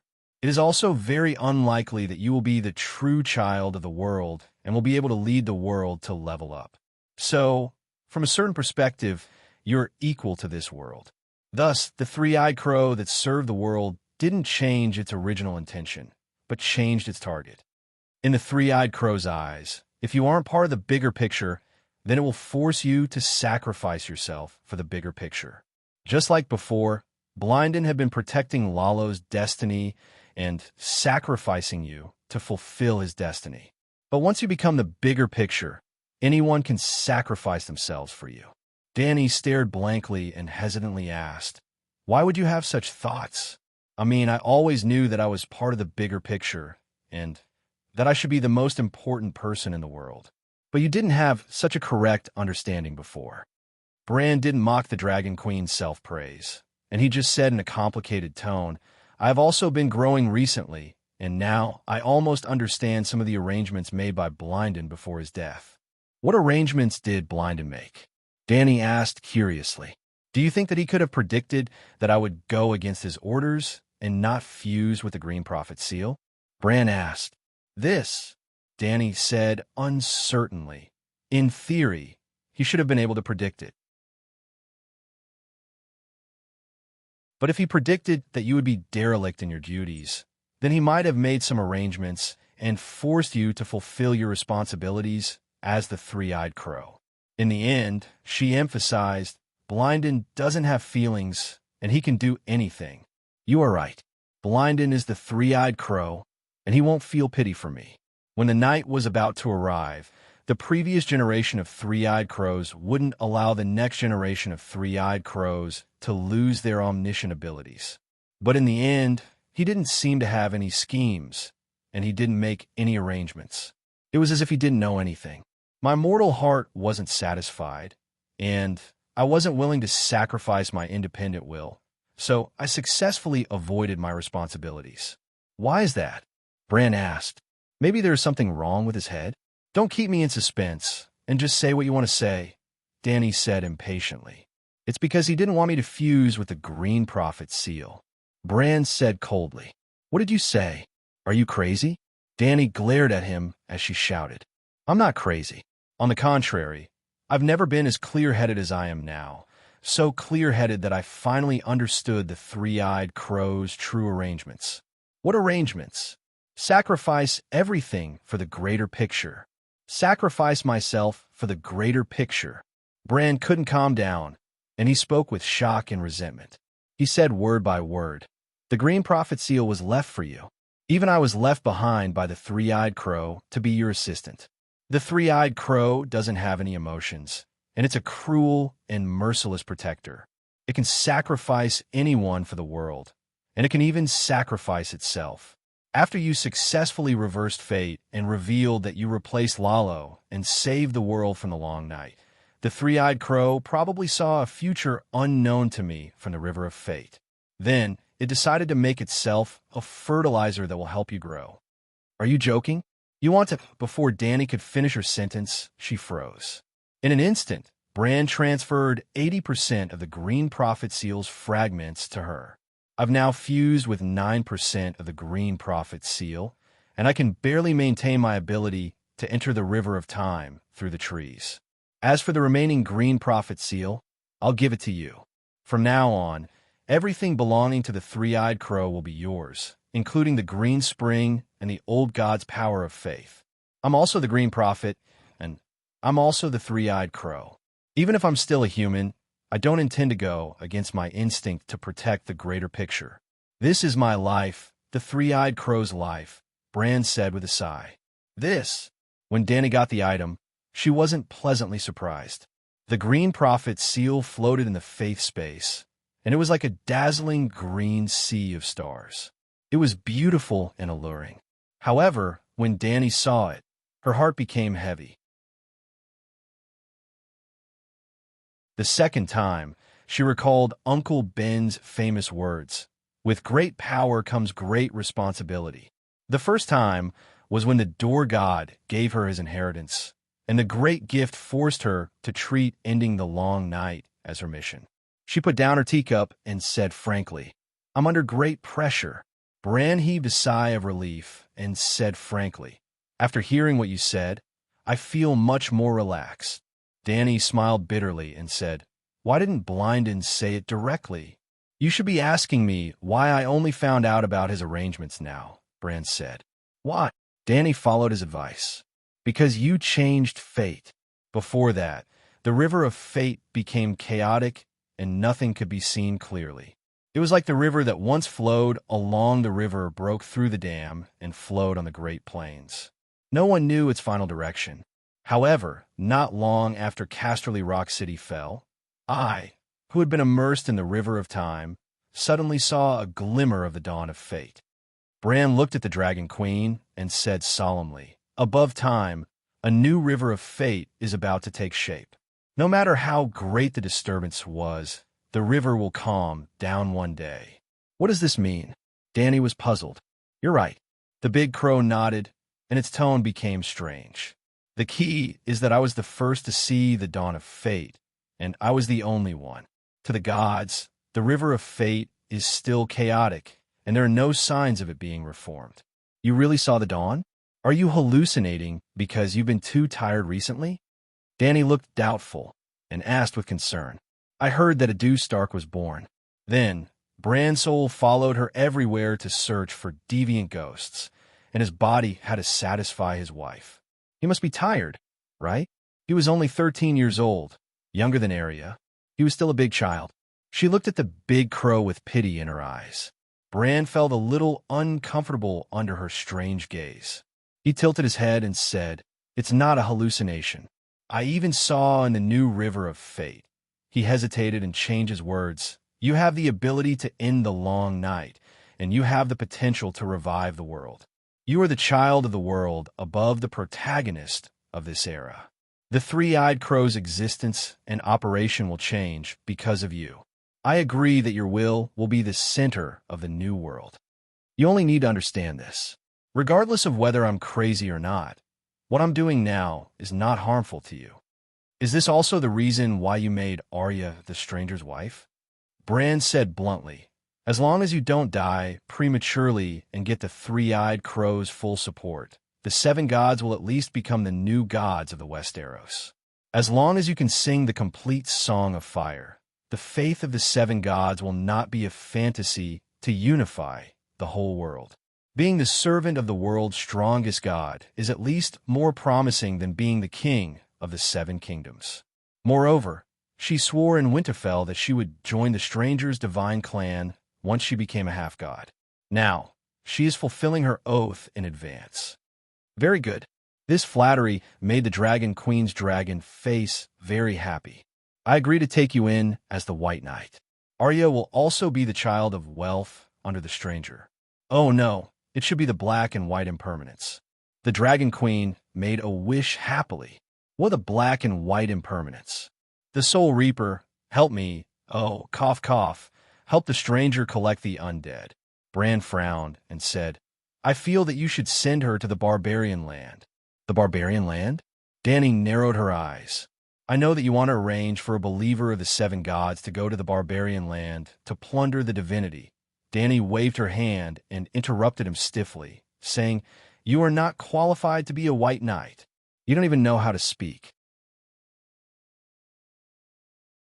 The Holy Mother is merciful and arranged for the child of the seven gods to go to the barbarian land to save the people from suffering and suffering, Bran said blankly. Not bad. You have a future. Dany leaned lightly on the soft couch and said thoughtfully, Your suggestion is not bad. At first, I wanted to let Tyrion go to the barbarian land, but he did not agree to it. If the Big Sparrow was still alive, he would be the most suitable. That fellow is loyal to his beliefs, and most importantly, he is flexible and proficient in political tactics. St. Matthew lacks the ability to adapt and is simple and dull. He can be a role model for the practitioners in the flourishing age, but he is unable to adapt to the complicated situation in the chaotic world. If I let him go to the barbarian land alone, I am afraid that I will lose my only angel. I have been training Matthew these days, and I have also considered arranging for a team of warriors' sons to go with him. Now that I think about it, 3 useful disciples are more useful than thousands of troops. Arya can be counted as one, and the rest. A plan gradually formed in Dany the Buddha's mind.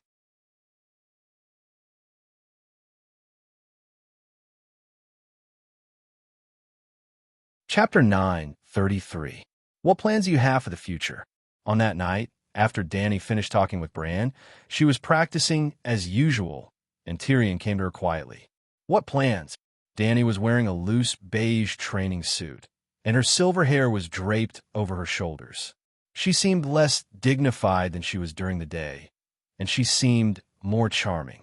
However, the dwarf didn't pay attention to the change in his sister's temperament, and he just said anxiously, The three-eyed crow harbors evil intentions. Now, everyone knows that he has omniscient abilities, and he can observe the timeline and control the Westeros' fate. Everyone is jealous and fearful of him. You should know that humans can do anything when they are fearful. So, Dany asked calmly, You are right. The three-eyed crow shouldn't exist in this world, Tyrion said cautiously. You are really daring. Just because some things aren't mentioned doesn't mean that people won't think about them. Tyrion looked around warily and said loudly, Since I mentioned it, it means that I'm magnanimous, and I don't harbor any evil intentions. I'm just discussing this matter with the goal of finding a better future for the Seven Kingdoms.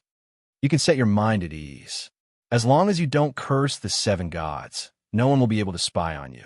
Dany smiled mockingly. Oh, that's good. You really scared me to death. The dwarf heaved a sigh of relief and said, I don't even dare to speak. Look, as long as the three-eyed crow still exists, the Seven Kingdoms people will have to live in fear, and the whole world will be gloomy. The three-eyed crow needs to exist. It doesn't have any selfish motives. and it has been using a method that certain wise mortals don't like, which is controlling fate to protect the world. Danny spoke calmly. You didn't say that before. You are certain wise mortals. Tyrion opened his eyes wide. Did you all get distorted again? Danny cast him a sidelong glance and handed him a basket full of disdain. I'm still wise, but I'm no longer immortal. The three-eyed crow, which isn't under my control, shouldn't exist. But time has changed. Don't you understand this principle? Tyrion looked at the Dragon Queen in horror and said through gritted teeth, the dragon slayer of the past has become an evil dragon. I am a mother of dragons, Danny said calmly. You're overthinking this. A mortal like you isn't qualified to attract the three-eyed crow's attention. All of a sudden, a familiar voice transmitted from the fireplace, and it made the dwarf wet his pants. Bran, the 7 levels of hell. The dwarf raised his head in horror and saw a large red-eyed black crow standing on the obsidian wall. Because there were only ashes left in the fireplace, and there was only one lantern that Tyrion had brought in the room seemed especially dark, and the stone carvings on the walls were the same color as the crow feathers. When the big crow didn't open its eyes, it was almost one with the environment. The dwarf had already cautiously looked left and right, but he still ignored it. The dwarf clamped his pants tightly and shouted with a distorted face, Didn't you say that no one could detect it except the 7 gods? She didn't lie. As long as she wanted to, no one could eavesdrop on her conversation. But I didn't eavesdrop, and I stood here openly, the large black crow said. You heard everything? The dwarf asked dejectedly. I don't need to hear it. I know what you're thinking with just one look. If I want to, I can clearly see what you will do and say in the timeline. At that time, you won't even know what you will say or do, Bran said calmly. Damn it. The dwarf was flustered and exasperated, and he decided to throw caution to the wind. He shouted, This is the reason why we can't tolerate you. I know, Bran said softly. You know, but you don't care. Tyrion calmed down. Did you know that the three-eyed crow's inheritance has been passed down for several million years?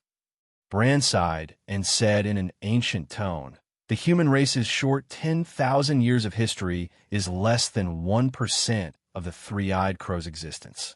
Before the human race, all living beings in the Westeros, such as the forest children, giants, and strange creatures, knew about the three-eyed crow's existence.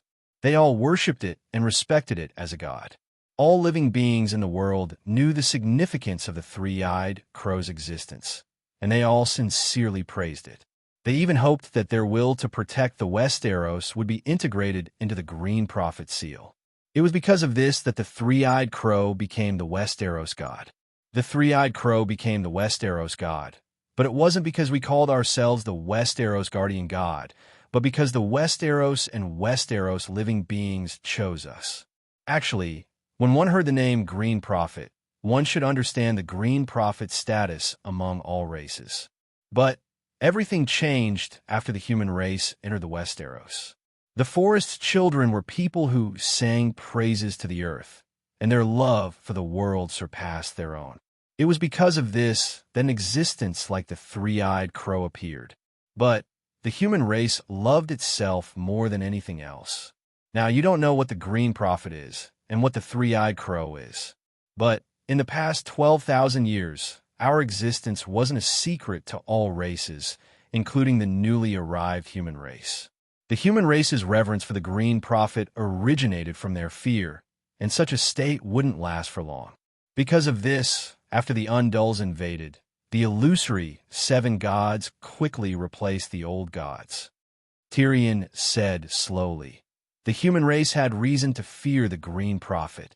The three-eyed crow didn't care about the human race's attitude toward it, but it was willing to sacrifice everything for the Westeros. This was because the three-eyed crow's essence was the combination of all the Green Prophets will to protect the world. Its existence was to protect the Westeros. When reality proved that the world would be better without the three-eyed crow, it chose to destroy itself without hesitation. Bran said bitterly. Destroy itself? Tyrion was startled.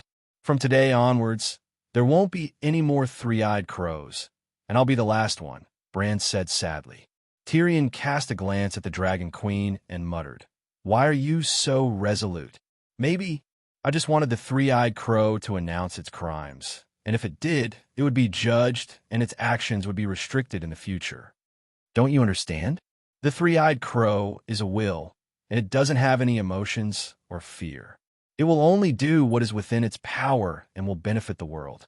If you judge it, it doesn't care, and it will still do what it should do in the future. It doesn't even care about its own existence and death. So why should it care about the human race's likes and dislikes? So, when there's a will that's as strong as it, one of them must disappear. Now, that will has appeared. She's the child of the world, and her significance to the world far exceeds that of the three-eyed crow, who can only abide by the rules. The three-eyed crow also wanted to make progress, but its ability was just there. Bran emphasized in a deep voice, "In the end, the three-eyed crow chose to give the world a better place, and the Westeros changed their world. You?" Tyrion looked at the Dragon Queen and spoke bitterly. Dany nodded slightly. "As a Targaryen, do you feel proud?" "No, I'm afraid."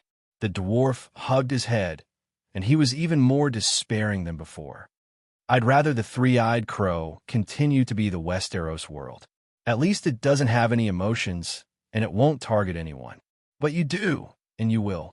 Fool, you're my family, and I'll treat you well," Dany said with a gentle smile. Tyrion shivered. "If I leave the Westeros, I'll be able to avoid the three-eyed crow, right? Maybe after the long night, I should go back to my fief, Jean Island. I love Slave Bay. The scenery there is great, and there's also the Red Saintess and Free Maiden. I love freedom." Bran shook his head and said, "If she can only stay in the Westeros, then she can't be considered the child of the world, and it's impossible for her to make the three-eyed crow abdicate." The dwarf had a bad guess in his heart, and he said in a trembling voice, "Could it be that she can still control the world? As long as she can stop the world from falling, she'll be the world's sky. If she can lead the world to rise, then she'll be equal to the world," Bran said. Tyrion felt dizzy, and his vision blurred.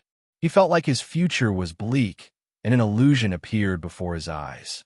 Five-colored evil dragons surrounded the world, and the world was as small as a soybean in front of the demonic dragon. Then, the Dragon Queen stood on the black dragon's head, and strong winds blew around her. Lightning flashed, thunder rumbled, and dark clouds covered the sky. Her sinister laughter echoed throughout the world. "That kind of future is too dark and suffocating," he said in fright. "The world will rise, and the eternal summer will be here forever. Humans won't have to worry about the dark and cold eternal night. That kind of future should be bright and desirable," Bran said. "Do you believe what you just said?" Tyrion mocked him. The big crow shook his head. "In the three-eyed crow's eyes, that's the most beautiful world. In my opinion, it's indeed a bit depressing. But it can't be helped as we live in a world, and the world doesn't exist because of us." The big crow's red eyes turned toward the Dragon Queen. "The world exists because of her." Dany sneered and said, "If you have the energy to worry about the future, then it's better to take care of the present. The eternal night hasn't even ended yet." Tyrion slapped his forehead, and he remembered the purpose of his trip. He said, "The nobles are afraid of the three-eyed crow, and now that Bran has become your White Knight, their fear of him will be transferred to you. What plans do you have for the future?" "I will kill deviant ghosts and train hard at the same time," Dany said matter-of-factly. Tyrion thought for a moment and changed his tone. "Do you know something? Today, many nobles seem calm on the surface, but they all have an impulse in their hearts. They want to question the three-eyed crow. How much has he interfered with their fates in the past years? They even suspect that the three-eyed crow is related to the many things that happened in the Seven Kingdoms. But they all play dumb, and they don't dare to ask him. A mortal trying a god?" Bran mocked him. "If the Dragon Queen wasn't here, the three-eyed crow wouldn't even give them a fart. It's just like how a mortal doesn't care about an ant's will. Aren't you immortal?" Bran sighed and said, "I'm immortal, but the three-eyed crow isn't. Today, Everyone condemned Stannis for using the Blood Wizard spell to kill his relatives, but no one thought about trying Lalo, who carried the evil divine power for him. Tyrion shook his head and said, "The nobles know their own limits, and what's the point of mentioning something that can't be done? Believe it or not, if you tie up Lalo and place him in the hall, they will surely be more righteous than anyone else. After today, the fear and doubt in their hearts will destroy their sincere respect and worship for you, even if you really end the long night. I came to look for you to warn you that this might be Bran's plot against you, and he wanted to transfer his hatred to you. But now I realize that I guessed wrong." He paused for a moment and stared into the Dragon Queen's eyes. "But you don't want to be feared and hated by the Seven Kingdoms people while you shed blood and sweat for them, right?"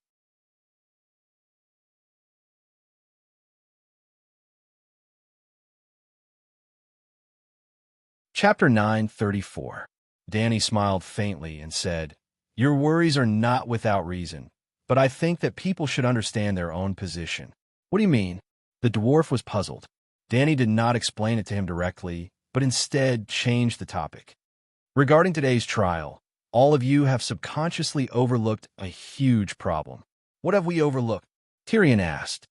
"Did you notice that in today's great trial, the victims were only nobles and not a single commoner?"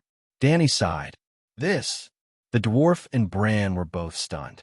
"Bran, tell me, with the standard of death for sending troops to rob commoners, how many nobles here today can survive?" Bran was silent. "According to that standard, within the Seven Kingdoms, as long as a noble had led troops, they would all die. Among the nobles who participated in the Great Trial, which one of them was not a lord with a large army? And in recent years, the Westeros had been in constant turmoil. Other than Jon, everyone should be killed?" Dany's lips curled into a mocking smile. "If we use the standard of killing innocent commoners, strong peasant women, and abusing castle servants in the entire world, how many nobles can get away with no charges? Nobles have special privileges. Otherwise, who would spend so much effort to fight for the title of nobility?"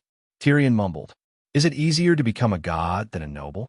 Or rather, do you think the difference between a god and a noble is bigger, or the difference between a noble and a commoner is bigger?" Dany asked again. The dwarf was silent as well. "People will always be divided into classes based on money, nobility, and power. It is unavoidable. Even someone as strong as me can only try my best to be fair and just, but not truly fair and just. Or rather, the world is unfair to begin with, and absolute fairness is the greatest unfairness," Dany said helplessly. Tyrion also understood what she meant when she said that a person should understand their position. Dragon Queen did not want to be a noble. She wanted to be in existence above the nobles.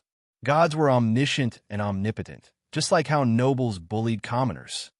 "You want to be a god?" he asked.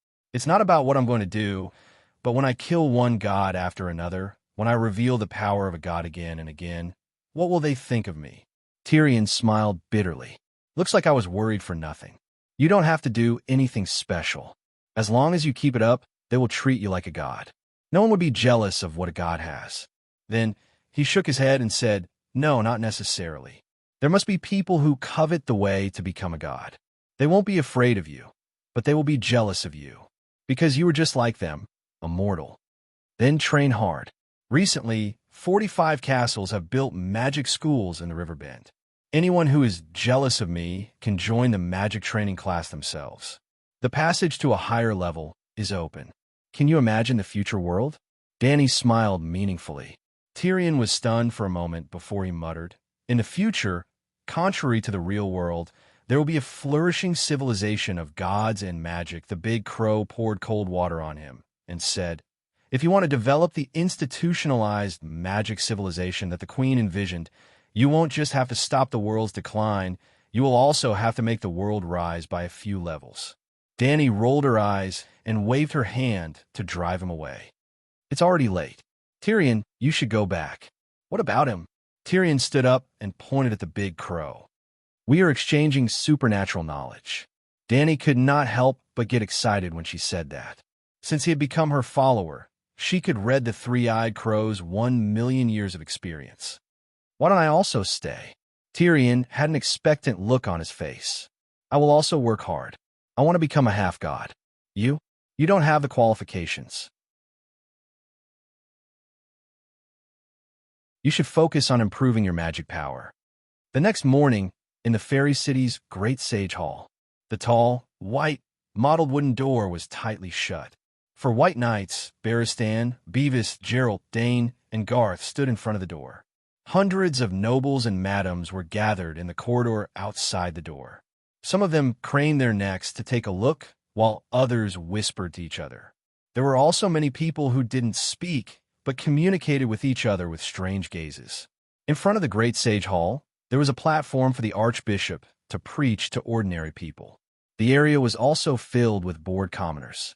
They weren't as reserved and cautious as nobles, and they were gesticulating at the great sage hall's gate while discussing loudly. Can't the dragon queen communicate directly with the Holy Mother? Why does she still need to abstain from food and pray this time?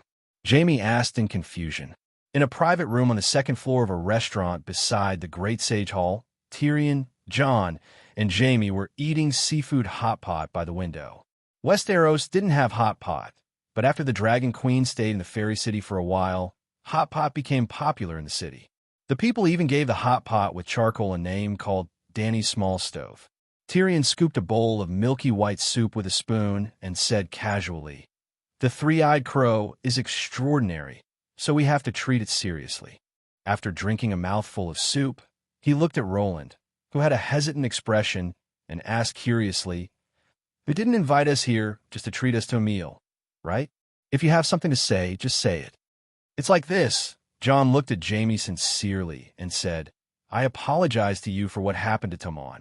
"The trial is over," Jaime said, shaking his head. "The trial is over, but I still have to apologize to you personally for Tomon's death." Jon's expression became complicated. "I don't know how it feels to lose a son, but when the news of my father's death reached Dark Castle, I felt as if the sky had collapsed and everything in front of me turned black and red. At that time, I only had one thought in my mind, and that was that no one could stop me from taking revenge for him. I was almost beheaded by Commander Mormont because I rode a horse and became a deserter that night," he said with a bitter smile. Jaime put down his fork and sighed. "Jon, you are very sincere, and I should be sincere in return. I feel pity and relief for Joffrey and Tomon's death, but I don't feel sad, at least not as sad as when you lost your father." Jon was stunned. "They are your sons, aren't they?" "Yes, but their identity." Jaime's cheek muscles were tense, and he said with difficulty, "It's not because they're illegitimate children, but, the way people look at them.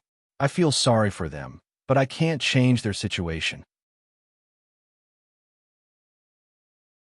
Maybe they can start a new life in the stranger's world of death, where no one will criticize them, and they can be happier, at least better than suffering in the human world. When I think about it this way, I don't feel so sad. Tomon may be in heaven, but Joffrey will definitely go to hell," Tyrion said with a smile. Jaime glared at him. "You have a good chance of reuniting with Joffrey, so take good care of him for me." Tyrion looked at the cathedral, and a smile of superiority appeared on his face. After a moment's hesitation, Jon asked awkwardly, "Jaime, do you have any plans to get married?" The dwarf and Jaime were both shocked. "You want to marry Lannister? Who will marry Jaime?" Tyrion frowned. "Sansa," Jon mumbled. "The seven gods," Jaime shouted. "I know what you were thinking. You want to mend a relationship between the two families through marriage, but Sansa," he looked at his brother. The dwarf's face was twisted, and it seemed to be turning green. Jon also noticed Jaime's gaze and the dwarf's expression. He frowned and said, "Tyrion and Sansa's marriage has been annulled, and he is now Princess Elaine's fiancé." Jaime shook his head. "Forget it. The relationship between these people is already messy enough, and I really don't want to get involved. Besides, I don't love Sansa at all. I won't marry someone I don't love." Jon was a little embarrassed. Who were the ones with messy relationships? However, seeing Jaime's straightforward rejection, he did not insist. He only reiterated, Stark will do his best to support the reconstruction of Casterly Rock. If one day the people of Casterly Rock go hungry, then the people of Winterfell will also go hungry. Thank you. Jaime's gaze softened. He sighed and said, if our parents could sit down and talk peacefully, perhaps there wouldn't be so many tragedies. I can't imagine Pops and I'd sitting together and chatting. The dwarf chuckled. Jaime and Jon looked at each other awkwardly and laughed as well. In the afternoon, Saint Dany finished her prayers. The doors of the Holy Church opened. The nobles and commoners tidied themselves up and walked in. They lined up behind the Dragon Queen, according to their status. How'd it go? Before entering the Holy Church, Sansa pulled Jon nervously. Jaime rejected a marriage without love, but he also expressed his acceptance of our goodwill. We have achieved a small part of our goal, Jon said casually. Sansa heard this and heaved a sigh of relief. That's good, that's good. From the bottom of her heart, she did not want to marry Jaime, but logic told her that a marriage with Jaime would be the fastest and most direct way to mend a relationship between the North and the West. Unlike Cersei, who struggled with all her might, Sansa was willing to do something against her conscience for her family. Are you going in? She asked. I want to see Arya. Jon said. Arya definitely won't appear in front of everyone today, but Bran is here. Then I won't go in. When Sansa entered the Holy Church and found her seat, the Dragon Queen's prayer ceremony had already begun. It was not complicated. She just knelt in front of the Holy Mother statue and recited the scriptures of the Holy Mother. The only attraction was the main character of the day, Bran. He came personally. After making the decision yesterday evening, Little Green, who was suppressing bandits in Hudgian County, went to Winterfell and brought Bran to Fairy City overnight. Ah, he's so small and thin. He hasn't even reached adulthood, right? He's about 13 years old, not more than 14 years old. He's really thin and doesn't fit the fierce and terrifying image of the three-eyed crow. Holy Mother above, are you looking for death? How dare you speak such nonsense here? What are you afraid of? This is the Holy Church. Doesn't the three-eyed crow have to kneel before the Holy Mother here? That's also true. When everyone saw the thin and fair-skinned Bran, who was wearing gray leather armor and looked like a little girl, they were not in the mood to recite the scriptures. Only the people at the back of the prayer line dared to speak softly. The great nobles at the front did not dare to be disrespectful. Saint Dany and the three-eyed crow were beside them. Suddenly, the Dragon Queen, who had finished reciting the scriptures, shouted in a loud and powerful voice, Holy Mother, Holy Father, please decide whether to accept this heretic into the White Knights team. In an instant, the hall fell silent. Asterisk buzz. Asterisk a ray of white light appeared out of nowhere, and the world was dyed in holy white. Ah, Holy Mother, the Holy Mother has descended to the mortal world. In the Holy Church, an old monk shed tears of excitement.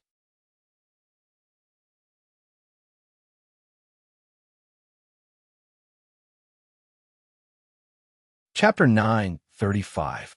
Holy Mother. The Holy Mother is merciful. Tears streamed down Sansa's face as she stretched out her hand. She wanted to touch the dignified and benevolent giant figure in the air. Before today, she had never thought that she could be so pious. She was not the only one. When the milky white holy light filled the entire world, everyone in the Holy Church felt the call from heaven. The scenery in the Fairy City's sacred hall disappeared, and only boundless white light was left around them. It was as if they had followed the white light to heaven. In this strange world, they had found the peace and safety of returning to their mother's body. They had never felt so satisfied and happy before. In fact, their feelings weren't wrong. Saint Dany had directly revealed heaven to the human world, and now the Fairy City's sacred hall had entered the higher faith space from the material world. It wasn't an illusory space, but a real space transformation. It was filled with the faith power of the seven gods, and it was the source of the faith of the seven gods' followers. They had found the most primitive sense of belonging here, and it was as if they had returned to their mother's embrace. In the faith space, Dany's consciousness which contained millions of followers' souls, was heaven's main body, and it took the form of the Holy Mother. It was as tall as Mount Everest in front of mortals, and its appearance couldn't be seen clearly because it was too big. However, its dignified aura was like a solid entity, and it was so oppressive that people couldn't breathe. If there was a god in the world, then it must be one. Compared to it, they felt that they were as lowly as ants. This wasn't an illusion, and in front of that consciousness, even St. Danny was as small as a brick next to a building. It was the combination of millions of souls, and mortals couldn't even compare to ants in front of it. In addition to its dignified aura, the followers also saw a pair of eyes as bright as the sun. They were as gentle as a lake in summer, and boundless love and compassion rippled within them. It was the Holy Mother. The rain is vast, but it doesn't moisten the rootless grass. The sacred gate is vast, but it doesn't save those who are not fated. The Holy Mother's voice rumbled, and it was like a clap of thunder ringing in people's ears. However, it was also extremely gentle, and it enlightened them, but it didn't hurt their eardrums. Three-eyed crow, 3 million years ago, we were fated to meet. At that time, I was talking about the world's fall with your master god, and you were serving him as a servant. You served me 3 cups of tea, and I granted you 3 fated chances. Times have changed. His Majesty the Wind God has fallen into an eternal slumber, and I have sincerely saved you twice. Today is your last chance. Ask your soul, are you willing to give up all of the three-eyed crow's divine abilities and glory, and follow me to cultivate the Tao of compassion?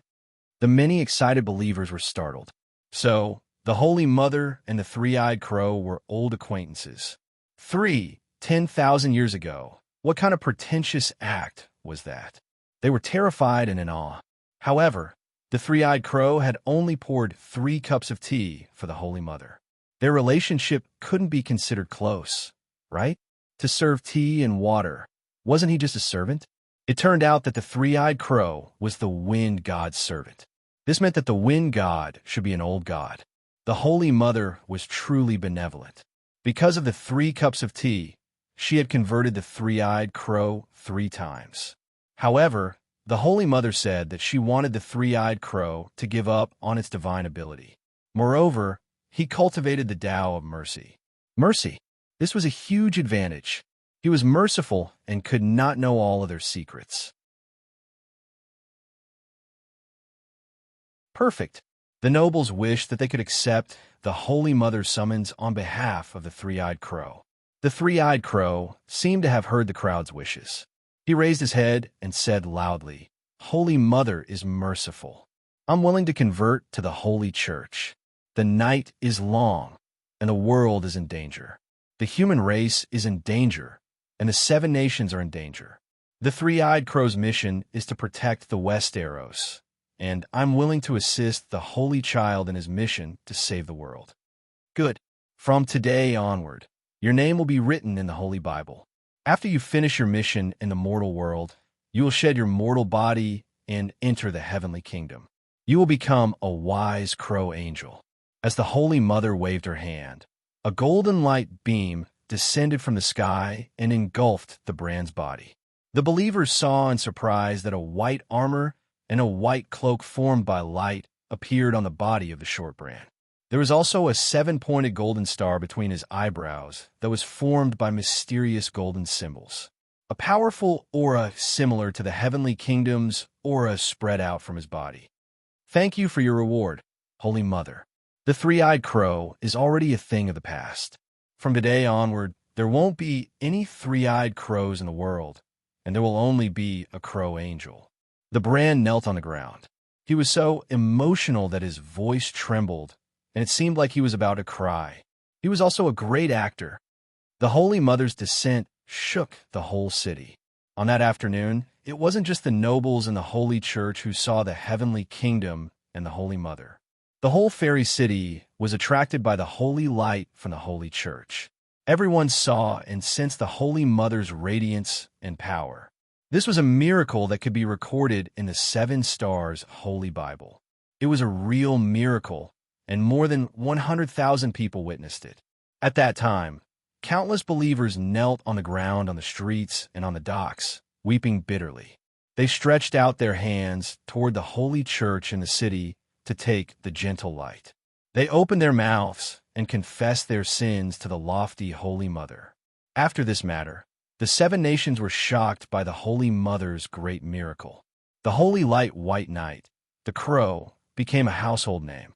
Everyone knew about the three-eyed crow, and while they were afraid, they also rejoiced.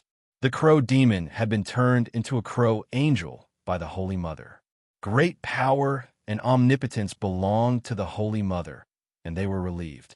At the same time, after the believers of the 7 nations understood the significance of the wind god and the three-eyed crow to Westeros, they revered the 7 gods even more, and their faith became more devout. Even the old gods had converted to the Holy Church.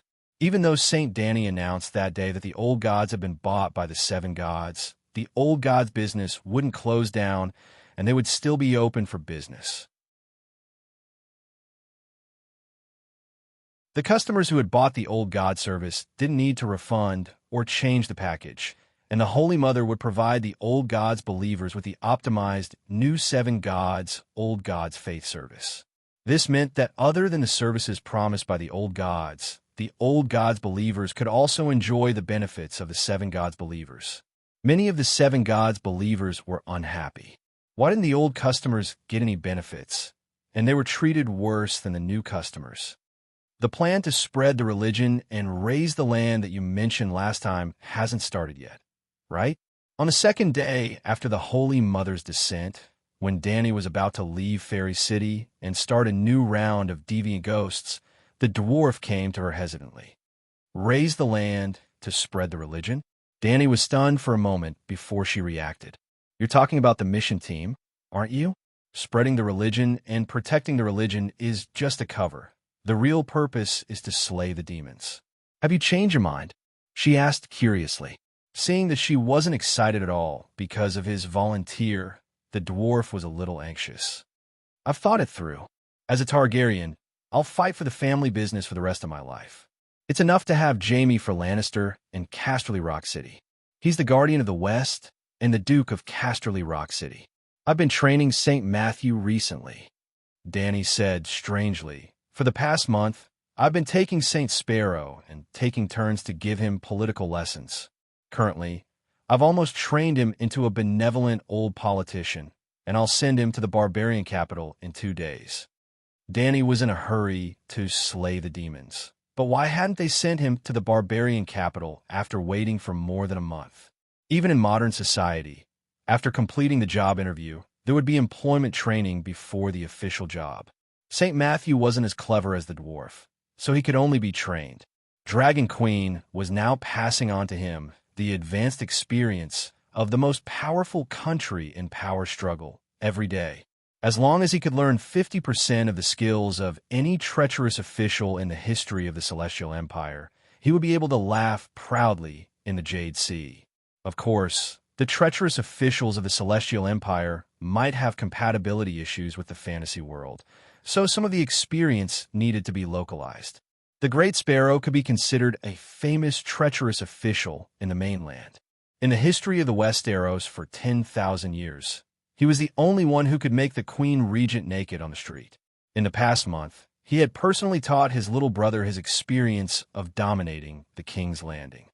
The same bachelor, the same teaching materials, the same classes, but some students have especially good grades, even if they play around every day. Why talent?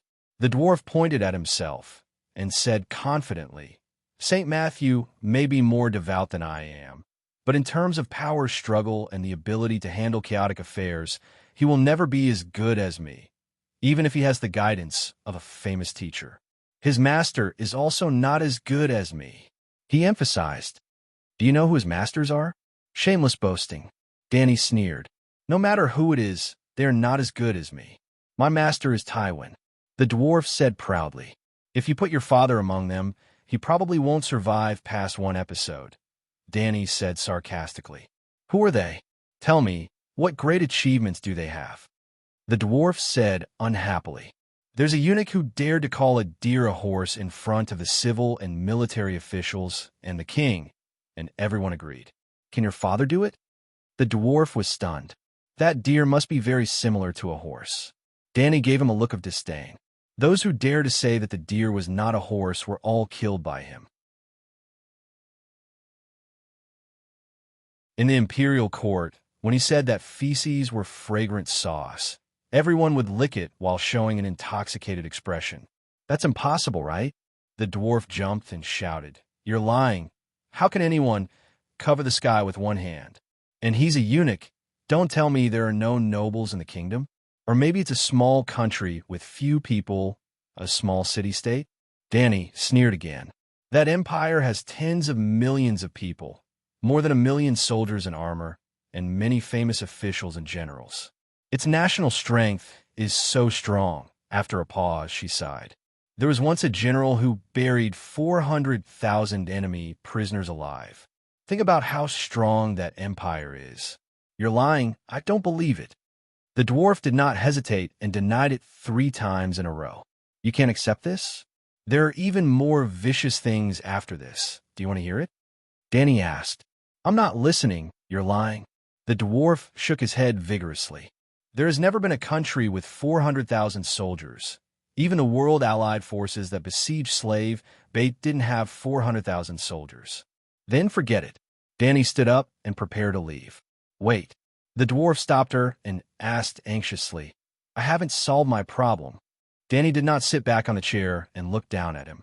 She asked, Why did you change your mind? Tell me the truth. The dwarf said with a complicated expression, Yesterday, the Holy Mother descended. It was too exciting. That was a real god. The huge pressure of the soul made me feel like I was a maggot beside the megalosaurus. I never thought that a person could be so strong. I never thought that the gap between humans would be so big that it made me despair. If I don't become a god, I'll be an ant. His eyes were firm, and he said resolutely, I'm not satisfied. I want to become a god too. You're ambitious. Very good. Danny nodded and asked, Why don't you work hard to cultivate, instead of going to barren land?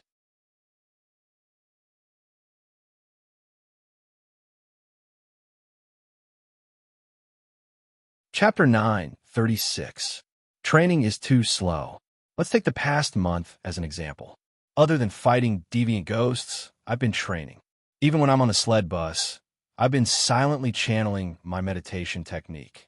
By right, my meditation technique's level should be high enough, but my magic power hasn't increased at all. The dwarf's face was filled with despair. This isn't the most despairing thing.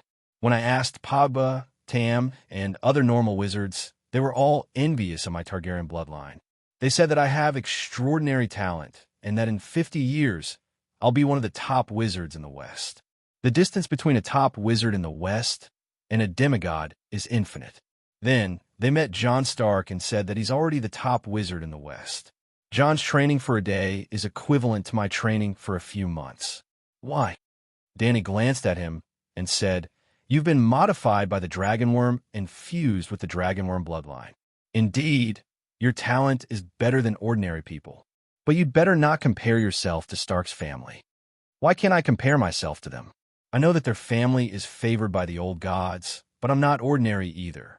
I have a sister who's a god. What does he have? Also, even Sansa's talent is better than mine.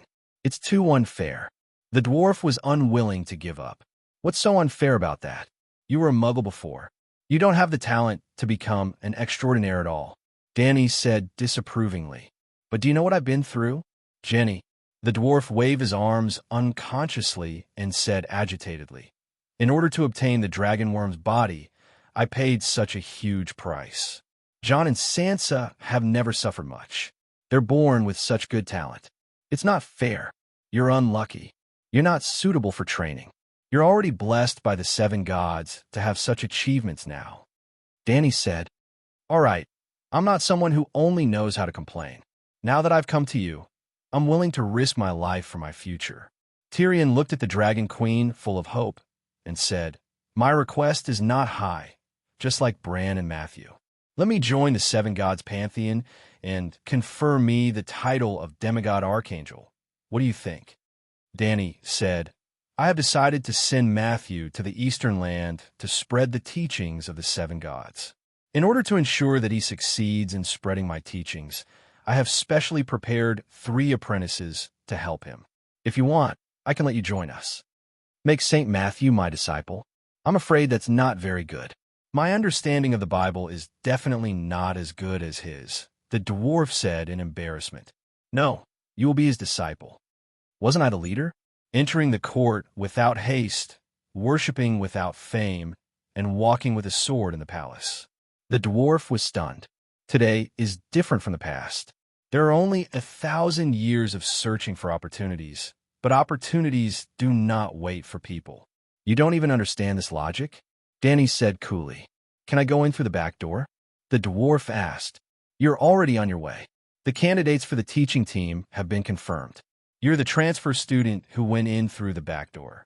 The dwarf rolled his eyes and said in a low voice, You know that I was the hand of the king in my early years, right? I spent a lot of effort to rope in Tyrell and Martell, appease Lisa in the valley.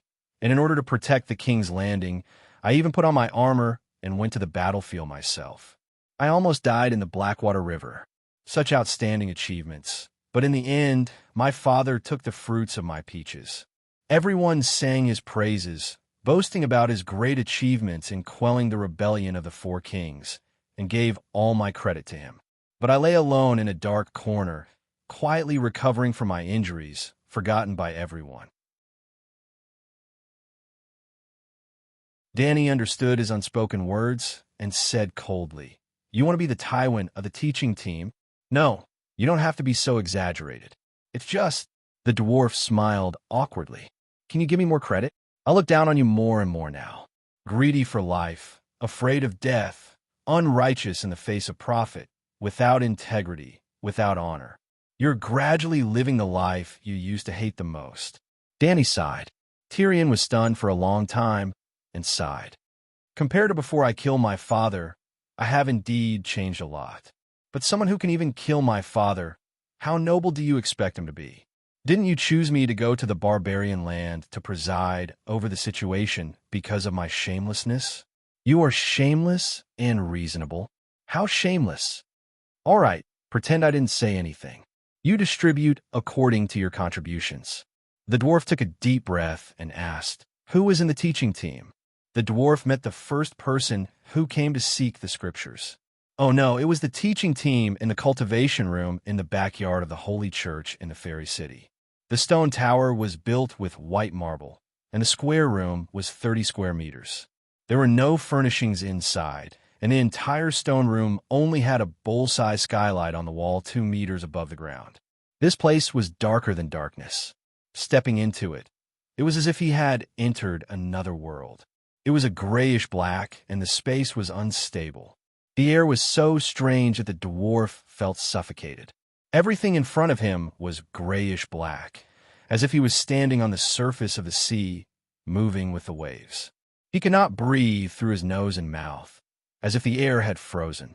It was uncomfortable to be suffocated, but he could smell the stench of rotting corpses. Perhaps it was not the smell of his nose, but the touch of his soul. Where is this? He closed his mouth and shouted.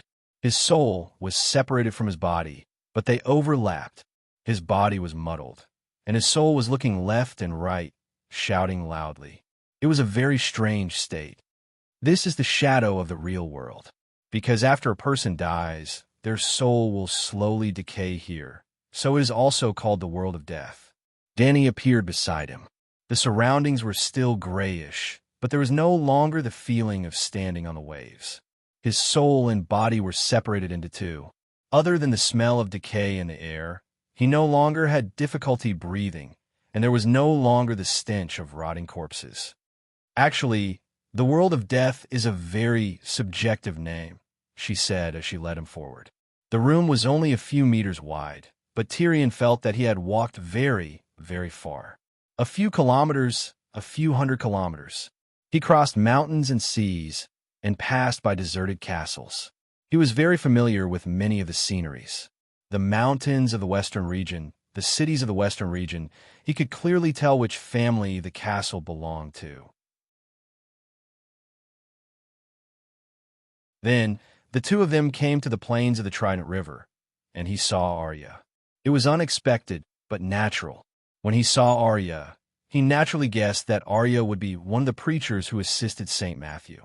But seeing Arya like this in this kind of situation, Tyrion was very surprised. Arya was in a forest. The trees were like the thin fingers of the Grim Reaper, piercing straight into the sky. In the dark forest, an expressionless girl was holding a giant scythe that was taller than she was. Her body flashed like lightning, graceful and agile. Like chopping wood, she slashed across the bodies of dull black figures who were missing arms and legs. The figures turned into black fog and were sucked into the black scythe. "How do we come here? What is she doing?" Tyrion was surprised. Dany said, "This is the world of death, the country of the stranger. Distance is meaningless. Only souls and mental projections come here. I am a mental projection. Your soul has left your body, and Arya's soul has also left her body. You don't have the power of death, and you can keep your mind clear because you are standing beside me. And Arya is the goddess of vengeance under the stranger, and also the Grim Reaper. Other than the stranger and the three-eyed crow, she has the highest authority in the world of death in the Westeros. Now, we are in the Forest of Babbles. Do you still remember the Battle of the War of the Four Kings, the battle that made Robb famous? Many people died back then. In the era without the stranger, their souls could only enter the world of death. Just like corpses rotting in the material world, the undead rotted in the world of death. Now, Arya is cleaning up the undead that have not completely rotted. This kind of trivial matter is a waste of time for the stranger, but for Arya, it is a good opportunity to train the power of the Grim Reaper. Arya is the goddess of vengeance. The dwarf muttered. Strictly speaking, she is the angel of vengeance, the stranger's subordinate god. She can borrow the stranger's power of death without limit, and her job is revenge and slaughter, Dany explained. Tyrion smiled bitterly. What kind of punishment is this? It is clearly a reward. She has already become a god. This is the punishment. One day, when you can look at this problem from the perspective of a god, you will find that the punishment now is worse than being beheaded, Dany said with certainty. Her oath of loyalty to the stranger is not 10 years or 100 years, but eternity. If she can live for 10 million years, she must serve the stranger, the Westeros, and the human race for 10 million years. No matter how many people she has killed in the past, she will save billions of people in the future. No matter how much suffering she has brought to the world, she will compensate billions of times for the world's beauty. A million years later, when people talk about the great trial of Fairy City again, they will express the deepest and most sincere sympathy for the goddess of vengeance, Arya. Because, to her, the journey of atonement will never end. You may say that there is something wrong with being a god, but she is not a god with independent will. She has no freedom and no hope of transcendence. How about this? I will tell you a story. A long time ago, there was a goblin called Wukong. He was the leader of the barbarians in a wild area with beautiful mountains and rivers, and he was free and unfettered. The world's strongest god, Tathagata, noticed Wukong and felt that this goblin could be cultivated. Through a series of schemes, he made him commit a serious crime, used absolute power to suppress him, and forced him to help spread the teachings of the Bible. In the end, Wukong completed his mission and spread the Bible to the eastern lands. Tathagata was delighted. Not only did he confer him the title of the strongest battle god under his command, he also made him the Grand Duke of the World Empire. But all the gods, and even mortals, pitted Wukong's experience. They felt that he had received the greatest punishment in the world, living like a dog. "Do you understand?" she asked. The dwarf shook his head and said in disbelief, "From a goblin to the strongest battle god under the strongest god, from a barbarian tribe leader to the Grand Duke of the World Empire. How is this punishment? I want as many such punishments as there are. The more the better. You don't have enough foresight. Use your brain. Would the main god, Tathagata, make a losing deal?" Dany shook her head and sighed softly. The dwarf's expression froze. He glanced at Arya, who was killing hundreds of undead, and nodded. Indeed, I don't have enough foresight. The main god, Tathagata, must have a request. What can you get? What did she lose? She lost her future. She lost the chance to transcend. I got her just like Stark got the dire wolf, Dany said. She's your dog. Tyrion's face twisted. A dog. Dany sneered. Don't you know the difference between Sansa without a wolf and Stark with a wolf? The dwarf seemed to understand something and asked again, what's the chance to transcend? Wukong's cultivation potential is as strong as the main god, Tathagata, or even stronger. He originally had the chance to surpass Tathagata. But once he becomes Tathagata's vassal god, even if he creates a new song of laws, the glory will still belong to the main god. It's like a general fighting bloody battles on the battlefield, opening up new territory, and finally conquering the entire enemy country. But the newly open land belongs to the king. The general can only receive an uncertain amount of rewards based on the king's wisdom and kindness, or in other words, leftovers. Tyrion was horrified and looked at Dany with fear. Have you been plotting against Arya all this time? Just like how Tathagata plotted against Wukong. Is Casterly Rock City a sin prepared for her? Dany sneered. If she's Wukong, then I'm Tathagata's grandmaster. If I have the time to plot against her, I might as well use that time and energy on my own cultivation. Moreover, she has already reserved the position of stranger. I don't need to plot against her.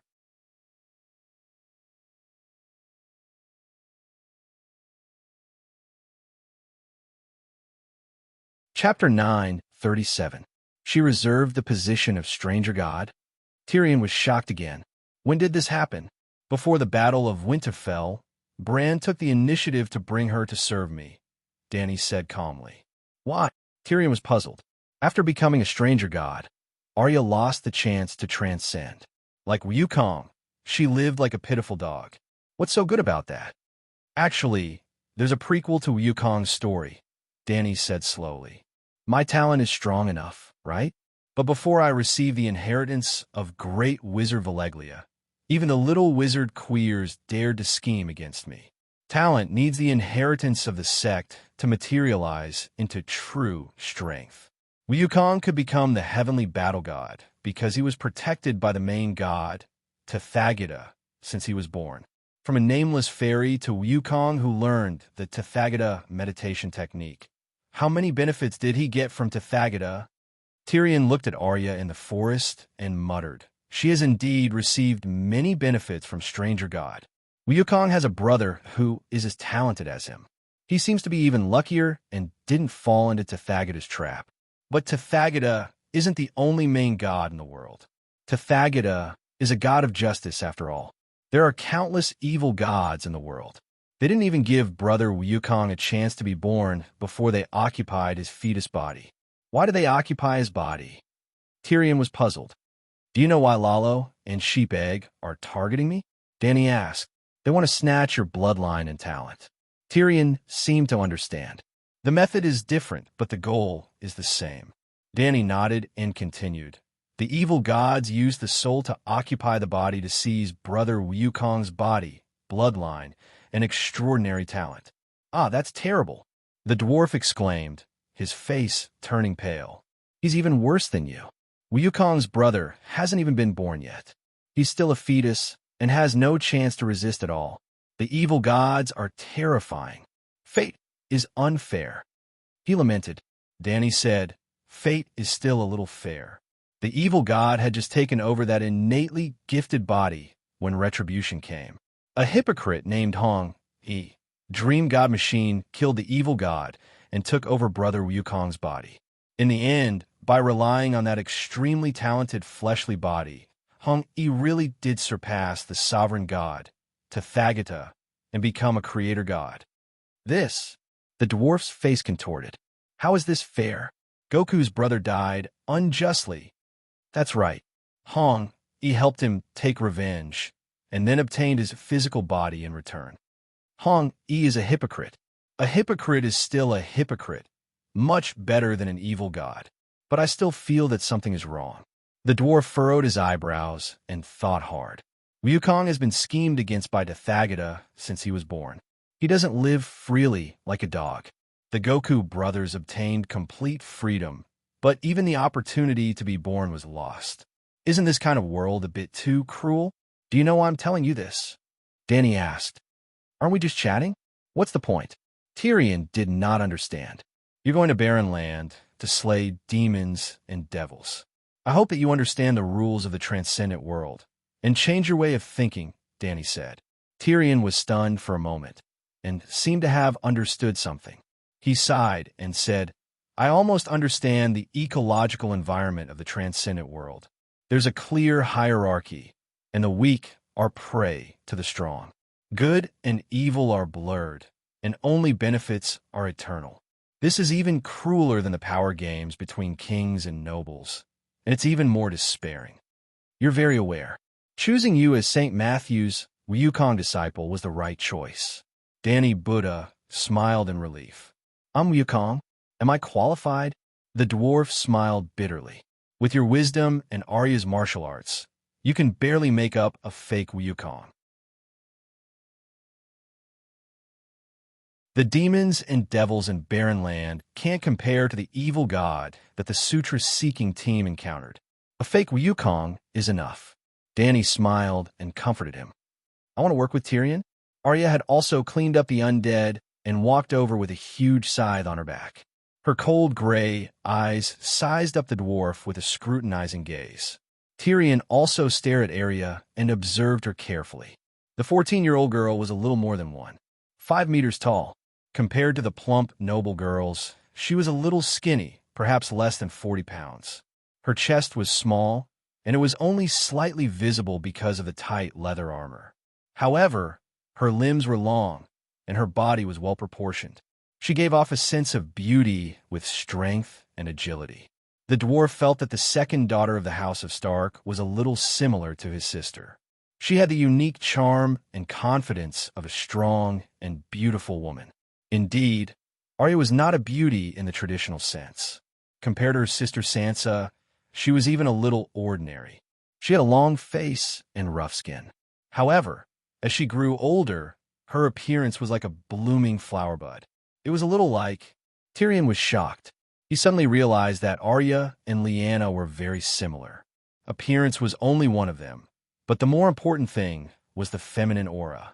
Right, it was Stark's running wolf's blood. Why are you staring at me? Arya asked with a frown. I realize that you're a little similar to your Aunt Lyanna. Tyrion rubbed his nose and smiled embarrassedly. Arya was stupefied. Danny said, apart from you and Tyrion, there are 2 other companions. Let's go find them now. In the great cathedral of Baelor, the 7 towers of light that were modified by the clock tower lit up on time every day. Although it could not disperse the darkness that enveloped King's Landing, it still illuminated the nearby Visenya hills in a grayish white. At least there was light here, with the protection of the monks and the Holy Mother. The people of King's Landing began to gather in Visenya. Fortunately, the mass migration and the attack of the other ghosts had greatly reduced the population of King's Landing. That was why the streets were not filled with people. King's Landing, which had a population of 800,000 at its peak, was now left with only 200,000 people. Among them, 150,000 were locals. The rest were merchants, valley soldiers, mercenaries, and red-robed monks. The huge King's Landing was mostly empty, but Eel Lane in Visenya was even more bustling than before the long night. Aside from being close to the great cathedral of Baelor, the young ladies and young men who were still alive had all moved to this remote alley because of the wildfire that burned down the Silk Street. The streets of King's Landing were well planned. Shops of the same kind of goods were often gathered in one street.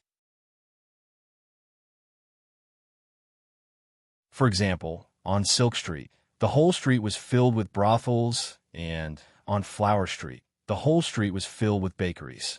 The Eel Lane was the same. The Eel Lane in the Visenya Hills was located in a remote area. The streets were narrow, and few carriages passed by. It was quiet and tidy, and it was a street of hotels. Today, when the long night fell, the businesses of King's Landing had almost collapsed, and the hotels had no customers. It just so happened that the Silk Street was burned down. The brothels of the brothels took over the hotels that had lost their customers and rebuilt them into the new Silk Street. which also doubled as a hotel. As long as there were people, the brothels would always have business. It was a two-story building with two ornate gold-plated ball-shaped lanterns decorated with dark red glass hanging on the door. In front of the lanterns, there was a flagpole that extended horizontally to the street. A line of words was embroidered on the red flag with golden thread, Shataya's Pleasure Garden. The first floor was built with stone, while the second floor was built with wood. The building was square, and there was a round tower at each of the four corners. The tower was taller, and there were 4 floors in total. The sound of men and women teasing each other could be heard from the rooms on each floor. The strange thing was that the windows of the building were all covered with a thick layer of red copper, and they were all tightly shut. At this moment, the window on the second floor was pushed open. A tall, tan woman from the Summer Isles climbed onto the balcony. Her eyes were blurred as she looked at the shining tower of light in the distance. If the Holy Sparrow was still alive, we wouldn't have dared to run to the great cathedral and set up shop. Now, the cultivators are very easy to talk to. Not only do they no longer condemn the brothels for blasphemy, they even allow us to enter the great cathedral to pray. What's this? In Slaves Bay, the Seven Gods Temple has its own brothels. A deep, rough male voice came from behind her. From a voice, it was a middle-aged man. Then he complained, "It's so cold outside, and you still open the window." Looking at the Tower of Light every day and feeling the warmth of the sun on my skin, I feel at ease. As the tan, middle-aged woman spoke, she pulled open the collar of her golden otter fur coat, revealing most of her dark and delicate skin. "Can't you just change the glass window?" The middle-aged man said. "Where have you been these days? Why are you saying such silly things?" The tanned woman asked curiously. "Where else can I go in this world where deviant ghosts run everywhere?" The middle-aged man sighed. "Since you know how powerful deviant ghosts are, why do you still want me to change the glass window? Go take a look on the streets. Who doesn't make their doors and windows thick and sturdy? Rich people even wrap their oak doors with a few layers of iron. I don't have money, so I can only wrap it with a layer of copper." The middle-aged man was silent. Then there was the sound of leather boots walking on the floor. The man slowly walked to the window, revealing a chubby head full of whiskers. Fatty looked around. Sure enough, there wasn't a single house with glass windows. "Is this useful?" Fatty asked. "Of course it's useful. On the night of the catastrophe in King's Landing, many people used wooden doors to block the attacks of the undead. If the doors are tightly shut, those damn things can't hurt you at all." The woman said, "If it's so easy to block the corpses, why did the castle fall?" Fatty asked suspiciously, "Didn't King's Landing fall as well? But I'm still alive. So many people in King's Landing are still alive." Fatty was speechless. The tan woman continued, "A few days ago, there were Templar monks handing out leaflets and notices on the streets, teaching us how to defend against the corpses. For example, if someone dies, immediately tie their hands and feet and cremate them as soon as possible. For example, don't go to remote alleys alone at night. For example, when you have nothing to do, recite the 7 Stars Bible more often. The more devout the believers, the stronger the Holy Mother's power, and the safer King's Landing will be. For example, remove the glass windows and directly seal the windows, or replace them with thick oak windows. What the monks say is definitely correct. Why don't you know? Recently, I've been trying to get in touch with the red-robe monks in the North City District." Fatty said. Hearing that, the tanned woman immediately understood. King's Landing was square, diagonally drawn from the Red Castle, dividing King's Landing into 2. The upper part was the North City District, where Rainey's Hills was the main, while the lower part was the South City District, where Visania Hills was the main. The great Cathedral of Baylor was in the center of Visania Hills, so the red-robed monks were all gathered in the North City District. And the monks wouldn't go to the North City District to hand out leaflets and notices. What are those red-robed monks doing? The tanned woman curiously asked. Building a red god temple. What else? The fat man sneered. Prime Minister Onion moved the people in the flea nest to Visania Hills. The empty, dilapidated houses were all demolished, and the bricks and wood were taken away to build a grand temple.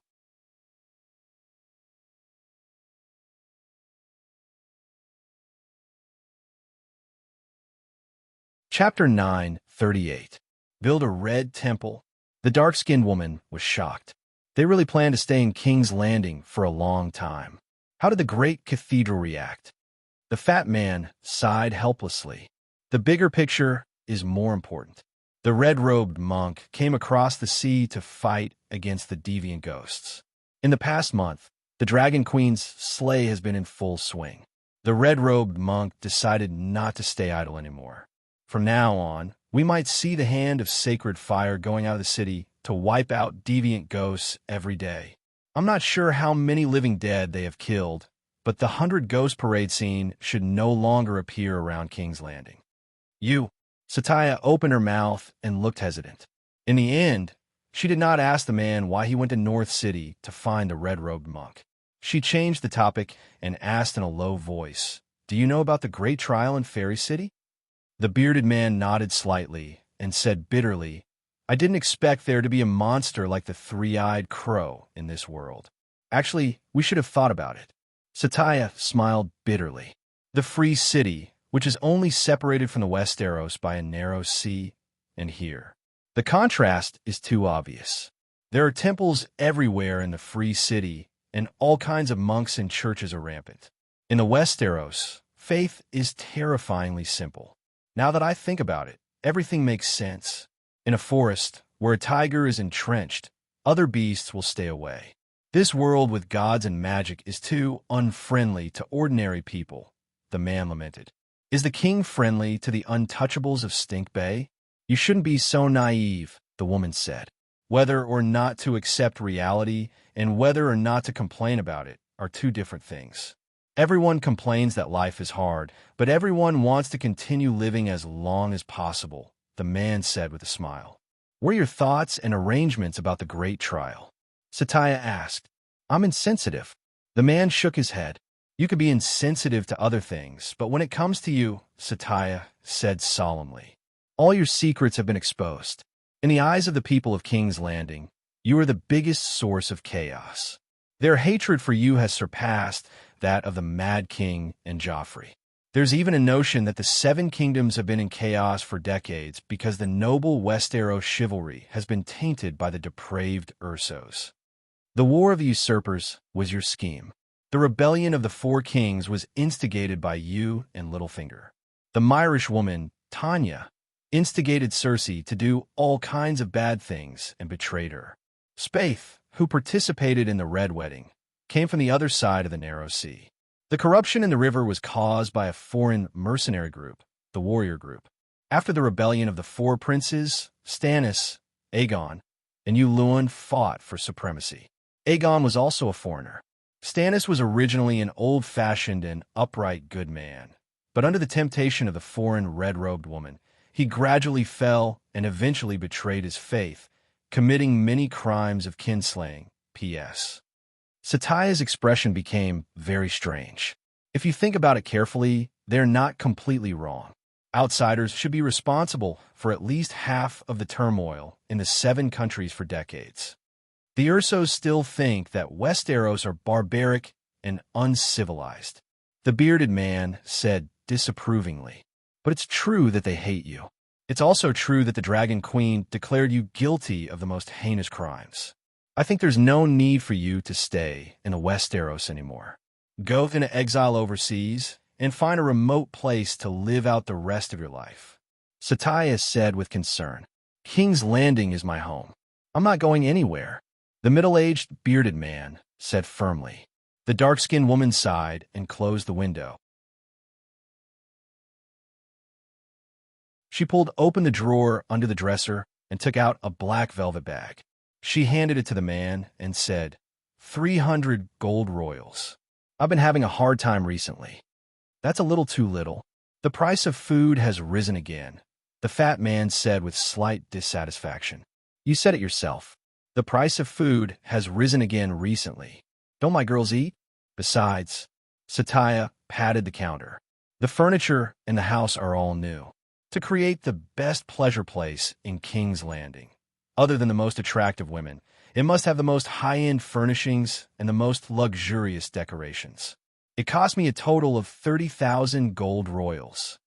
The fat man frowned and did not say anything. The woman softened her tone and said, I'm just the owner of a brothel. I'm not a king, nor am I a trading prince who is as rich as a country. I can't help you maintain a large number of little birds on my own. If you can't do it, give up early, she advised tactfully. I know what I'm doing. The fat man put the money bag into his pocket and took a black wool cloak, a sword belt, a scarf, and leather armor from the wall. After dressing up neatly, a drunken mercenary appeared in front of Satya. She opened the door and called out in a sweet voice, Master Logan, you must come to me again next time. Mercenary Logan had a drunken and satisfied look on his face. He rubbed the tall woman's ample bosom with all his might and said reluctantly, Slut, just you wait. Like all the flirting men and women in the corridor and hall, the two of them chatted and laughed as they walked toward the stairs in each other's arms. When they passed by a room, Logan stopped in his tracks. His eyes stopped on the door. There was a huge pink-crowned female deer on the door. The thick oak door was not closed tightly. Faint sounds of a man and a woman making love could be heard from inside. Fuck you, you bitch princess. The man shouted. Fuck you, I'm Robert's daughter, the sister of the crown princess. Fuck me. The woman shouted, forgetting herself. I saw you distributing relief food in the Fisherman's Square. You were high above, surrounded by stars, and you didn't even look at me. The man became more and more excited. Yes, I was wearing red armor and a red cloak. I carried King Robert's sledgehammer and rode a horse through the streets. How impressive. I looked down on you. I spat at you. Subject, punish me. The woman turned around and rode. Awoo, the man howled like a beast. Awoo. The woman's cry was louder than his. The two beasts tore at each other. Stupid man, do you want Zhong or two? Satya pinched the fat man's waist and scolded jokingly. She's King Robert's child, a princess recognized by the church. Normal people won't receive her. The fat man's mouth twitched a few times, and he whispered, I know who she is. The red-robed monks in the north are also talking about her. You're so bold, daring to take her in. Aren't you afraid that Stannis will come looking for trouble? Stannis doesn't recognize her at all, Satya whispered, holding fat Rogan's arm and leaning into his chest. Some things are tacit. Logan shook his head. Zhong held the bloodline certificate issued by the church. The day she appeared, she earned me 500 gold royals. What's more terrifying than not being able to earn money? Satya said disapprovingly. You only gave me 300, Logan said unhappily. Zhong is a princess. Satya whispered. She's treated like a princess, so she naturally has to be treated like one. Mir's lace, the land's silk, the summer island screens, the northern territory's various furs, the queen's horns can sea monster, Dragonstone Island's cucumbers, spinach, not to mention the crown princess of the Red Castle. I dare say that even the dragon queen who runs around fighting deviant ghosts every day doesn't eat as well and use as much gold as she does. It's fine if she's alone, but not only does she have a little brat, she also has a group of old women from Stonehall Town sucking blood. It seems like I'll have to enjoy all the blessings I've never enjoyed in my life in one go. The woman complained. They chatted and laughed as they walked to the gate. They hugged each other for a while before separating. After going down the Vezania Hills, Logan walked along Steel Street towards a mud gate. Before entering the Fisherman's Square, he stopped at the Deviant Ghost Bakery. He knew the shop. Back then, when he had just crossed the sea from Pintos to King's Landing, he got off the ship at the Blackwater River Pier. On the way to the Red Castle, he smelled the sweet aroma of toast filling the street and went in to buy a pineapple bun. At that time, Old Perlo was still alive, and Little Perlo was still a teenage apprentice. At that time, the shop had the sign Dragon Flame Bakery and a flag with a black dragon breathing fire at white bread. When Targaryen was replaced by House Baratheon, the name of the shop was changed to the Strong Hammer Bakery. The banner was painted with a picture of a giant man hammering dough with a hammer. The old Perlo with a big belly and a red face had already died long ago, and the young Perlo with a face full of pimples had become the old Perlo with a big belly and an oily face. The shop's name and flag changed again. It was changed to Deviant Ghost Bakery. There was a blue-eyed ghoul wrapped in a hot dog bun. What attracted Logan's attention was not only the change in the sign. He found that the street was deserted, and the cold wind carried snowflakes, forcing passers-by to go home. However, the bakery in this two-story brick building was unusually lively. Not only were there a large number of customers coming in and out of the main entrance, but there were also many citizens with scarves wrapped around their faces in the alley beside the building. They pushed hand carts and carried sacks, forming a long line at the side entrance of the bakery. He touched the money bag that Satya had given him, swallowed, and walked into the shop. Entering the slightly narrow hall, there was a long counter in front of him. Behind the counter, old Perlo led the baker to work in front of the oven. A few apprentices carried large iron boxes of bread to the counter and handed them to the middle-aged woman at the counter to sell. Perlo, he called from the counter. The fat boss, wearing a white chef's hat, glanced outside and hurriedly trotted over. He even walked out of the counter. "Lord Logan, would you like to buy bread?" he asked respectfully. "You don't seem to be selling bread only." Logan glanced at the shelves and said curiously, "It's the same as before. Bread and barbecue, but there are more varieties," the fat boss said. "What are those people doing outside?" Logan pointed at the side door and asked. "Didn't you see? They came to my shop to sell pine roots, pine cones, and ghoul meat." Logan was shocked. "I thought those tree roots were firewood. The soft and thick bark of tree roots can be eaten. Did you know that?" The fat boss asked. "Eat bark? Bark can be eaten?" Logan said in disbelief. "It can be roasted and then ground into powder. There's a very complicated process that the cultivators taught us." The fat boss turned around and took a piece of brown bread from the shelf. He tore off a piece and handed it to Logan. "How do the cultivators know this?"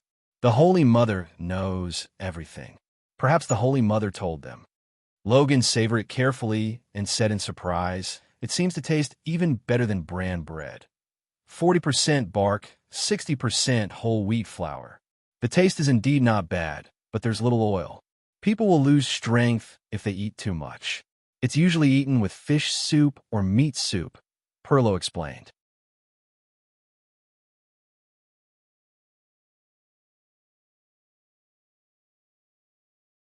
Chapter 9:39.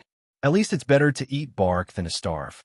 The large pine forest in the Imperial Forest should be enough for King's Landing to survive for another 2 years, right? Anyway, I have to cut down trees for firewood, so I'll just dig up the roots. Logan finished all the bread and smiled. Perlo pouted at the smoked meat on the shelf and said slowly, "As long as one is brave and has a good appetite, not to mention 2 years, it won't be a problem to survive the long night. Thousands of ghouls are terrifying. Dozens or hundreds of ghouls that are alone can only make some people happier. Haven't you noticed? Recently, Rando Tully has rarely led the sons of warriors out of the city to clean up the ghouls. There's strong men in the city who imitate Dragon Queen's slave volunteers and form teams to go out of the city to hunt ghouls, just like nobles hunting in the woods during summer." Logan narrowed his eyes and whispered, "No distinction between humans and beasts. Could it be that the brown soup appeared today?" Perlo asked. "I heard that those who eat human flesh will enter the stranger hell to be punished after death." Logan frowned. "So be it. Survive first." "I need some smoked meat and bread," Logan said. "What kind do you want?"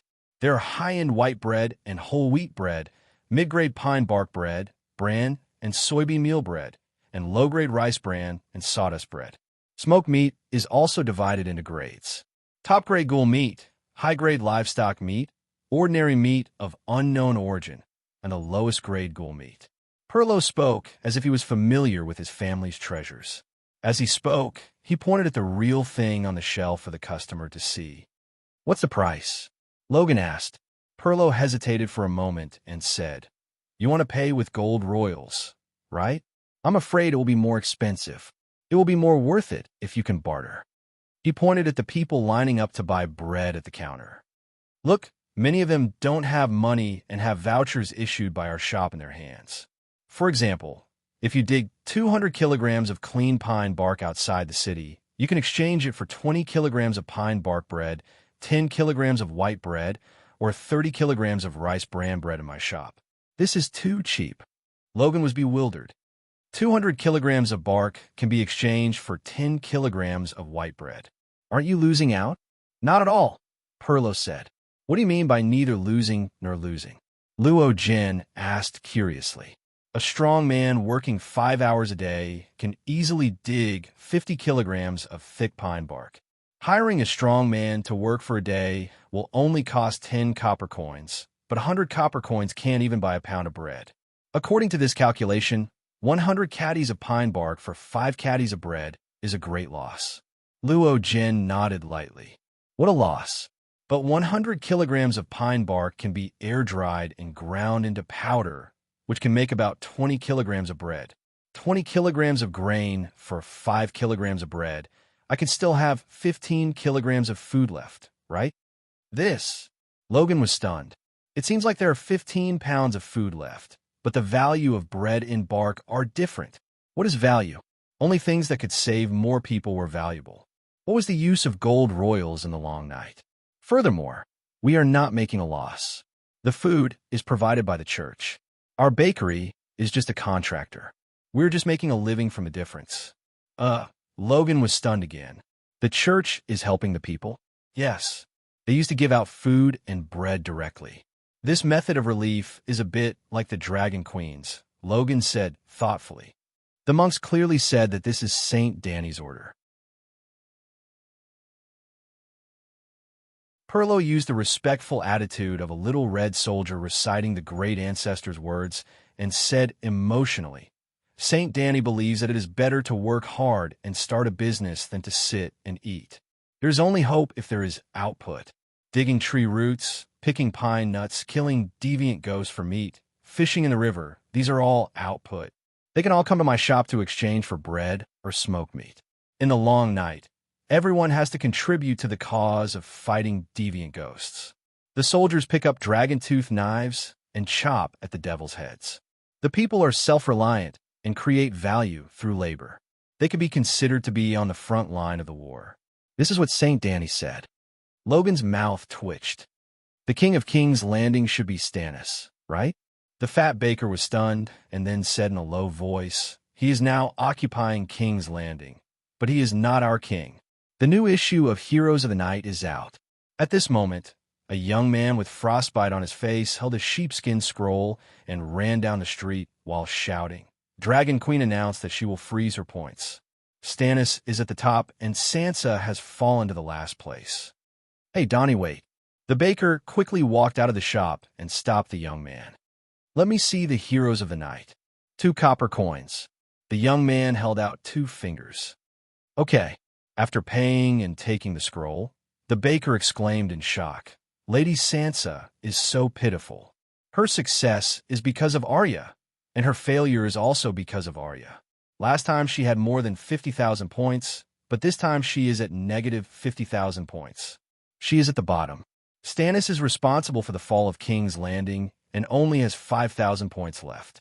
Dragon Queen's points are locked and will not participate in the ranking for now. So, first place is still Stannis. The others are too disappointing. Didn't Sansa pledge allegiance to Stannis? Logan asked in confusion. The pagan king is not willing to bear a debt of 50,000. The young man with frostbite smiled. What about the previous negotiations? Logan's mouth twitched. The food she provides to King's Landing is always real. The fat baker said. Sansa is angry, right? Logan's eyes flashed with a hint of worry. How can she not be angry? The young man smiled and said, Some people said that she fainted from anger. Some said that she vomited 3 liters of blood. Some said that she fell ill. And some said that she just had an ugly expression and closed the door to her room to sulk. Why did Dragon Queen freeze her points? After killing millions of ghouls, she should have 100,000 points now, right? The baker muttered. She didn't want others to despair. Desperate people will not have the motivation to kill ghouls. The young man blurted out. Seeing the surprised gazes of the 2 people opposite him, his frostbite face turned red, and he quickly said, That's what everyone says. When a young man ran away shouting with the hero book, Logan said to Perlo, Can I use the gold royals to buy the people's bark and pine cones, and then come to you to exchange for bread? No. The fat baker shook his head. All the poor people in the city who need help are registered with the church. The monks give them household registration certificates.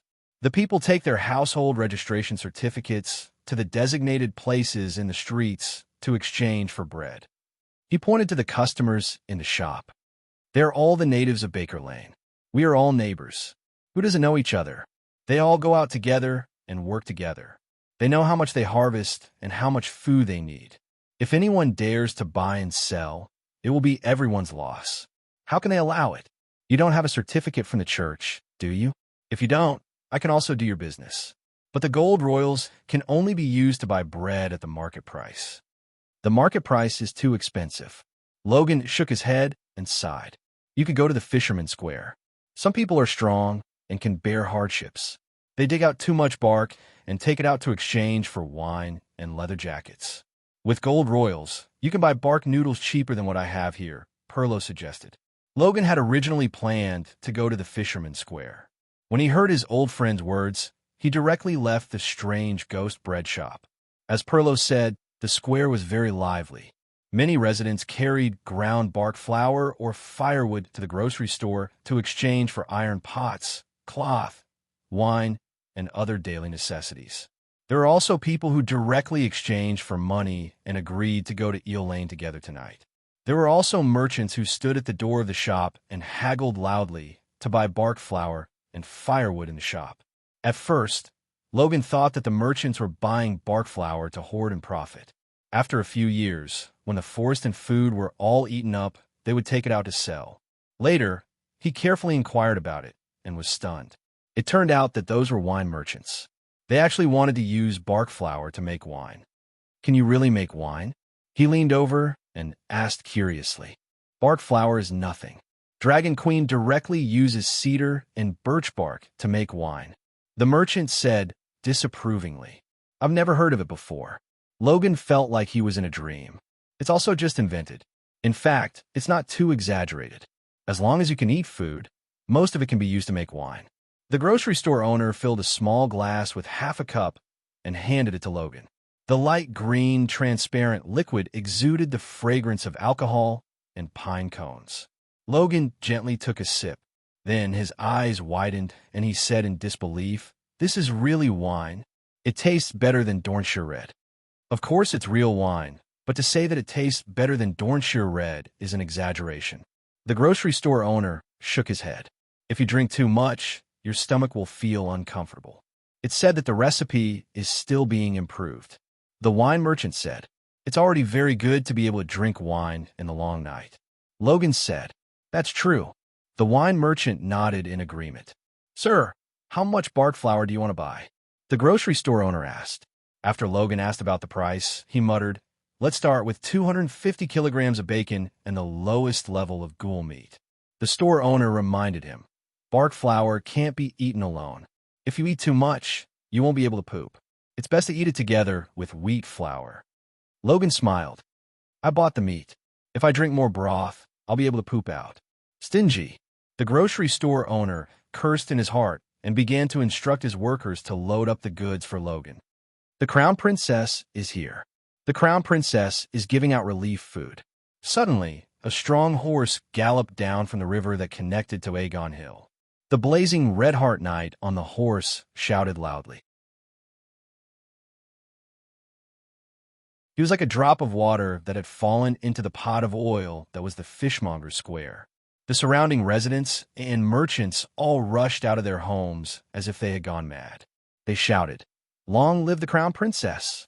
Long live Princess Mia! Long live His Majesty Stannis! And ran towards the hills in the east. Logan was surprised to see his old friend, Perlo, in the running crowd. The fat chef led 4 or 5 workers and 7 or 8 Annies. He was so excited that his face was flushed. He even waved the flag of the blazing stag, Erlu's emblem, in his hand. Long live the Crown Princess! Long live Princess Mia! Long live His Majesty Stannis! Long live the Red God! The fat man's voice came from afar. making Logan a little absent-minded. Wasn't he the church's agent? Wasn't he a devout believer of the seven gods? Didn't he memorize Dany's sayings skillfully? He just said, Stannis took over the king's landing, but he wasn't his king. Wasn't that right? Logan was lost. While he was lost, the grocery store owner and his workers, who were helping him load the flour and bacon onto the cart, found a flag of the blazing stag from somewhere and ran out while shouting slogans. Red armor, red cloak, and the emblem of the blazing stag on the chest. The crown princess held her head high and her chest out, riding a tall, brownish-red horse like a ball of fire. Around her were 40 to 50 blazing red heart knights, like stars surrounding the moon, protecting her in the center. Behind the cavalry, there was a long row of carriages piled with sacks, dried fish, bacon, turnips, corn cobs, and apples. The golden-robed men stood guard on both sides of the carriages, trotting forward. The procession stopped at the south end of the Fisherman's Square, set up a platform, and lined up. The crown princess stood on the platform, raised her hammer, and said a few encouraging words. Then, the residents lining up below the platform raised the crown princess's flag and shouted in unison, "Long live Saint Mia! Long live His Majesty Stannis! Long live Lalo!" Then, the resident took out the certificate of hardship issued by the church, and Mia personally scooped a spoonful of wheat for him. Other than about 3 pounds of wheat, there was also about 1 pound of dried fish and bacon for fist-sized turnips, a corn stalk, and a somewhat shriveled apple. Well, he could only choose between the corn and the apple. The faces of the residents were filled with happy smiles. Although the crown princess, who was distributing relief food to the poor residents, was sweating profusely, she also had an honest and happy smile. She sincerely blessed everyone. "The king is with you. We will definitely defeat the long night. The glory of Lalo shines on all of us." And other encouraging words came out of her mouth. Then she received the praises of the residents, who nodded and bowed respectfully with tears of gratitude. And Saint Mia is merciful.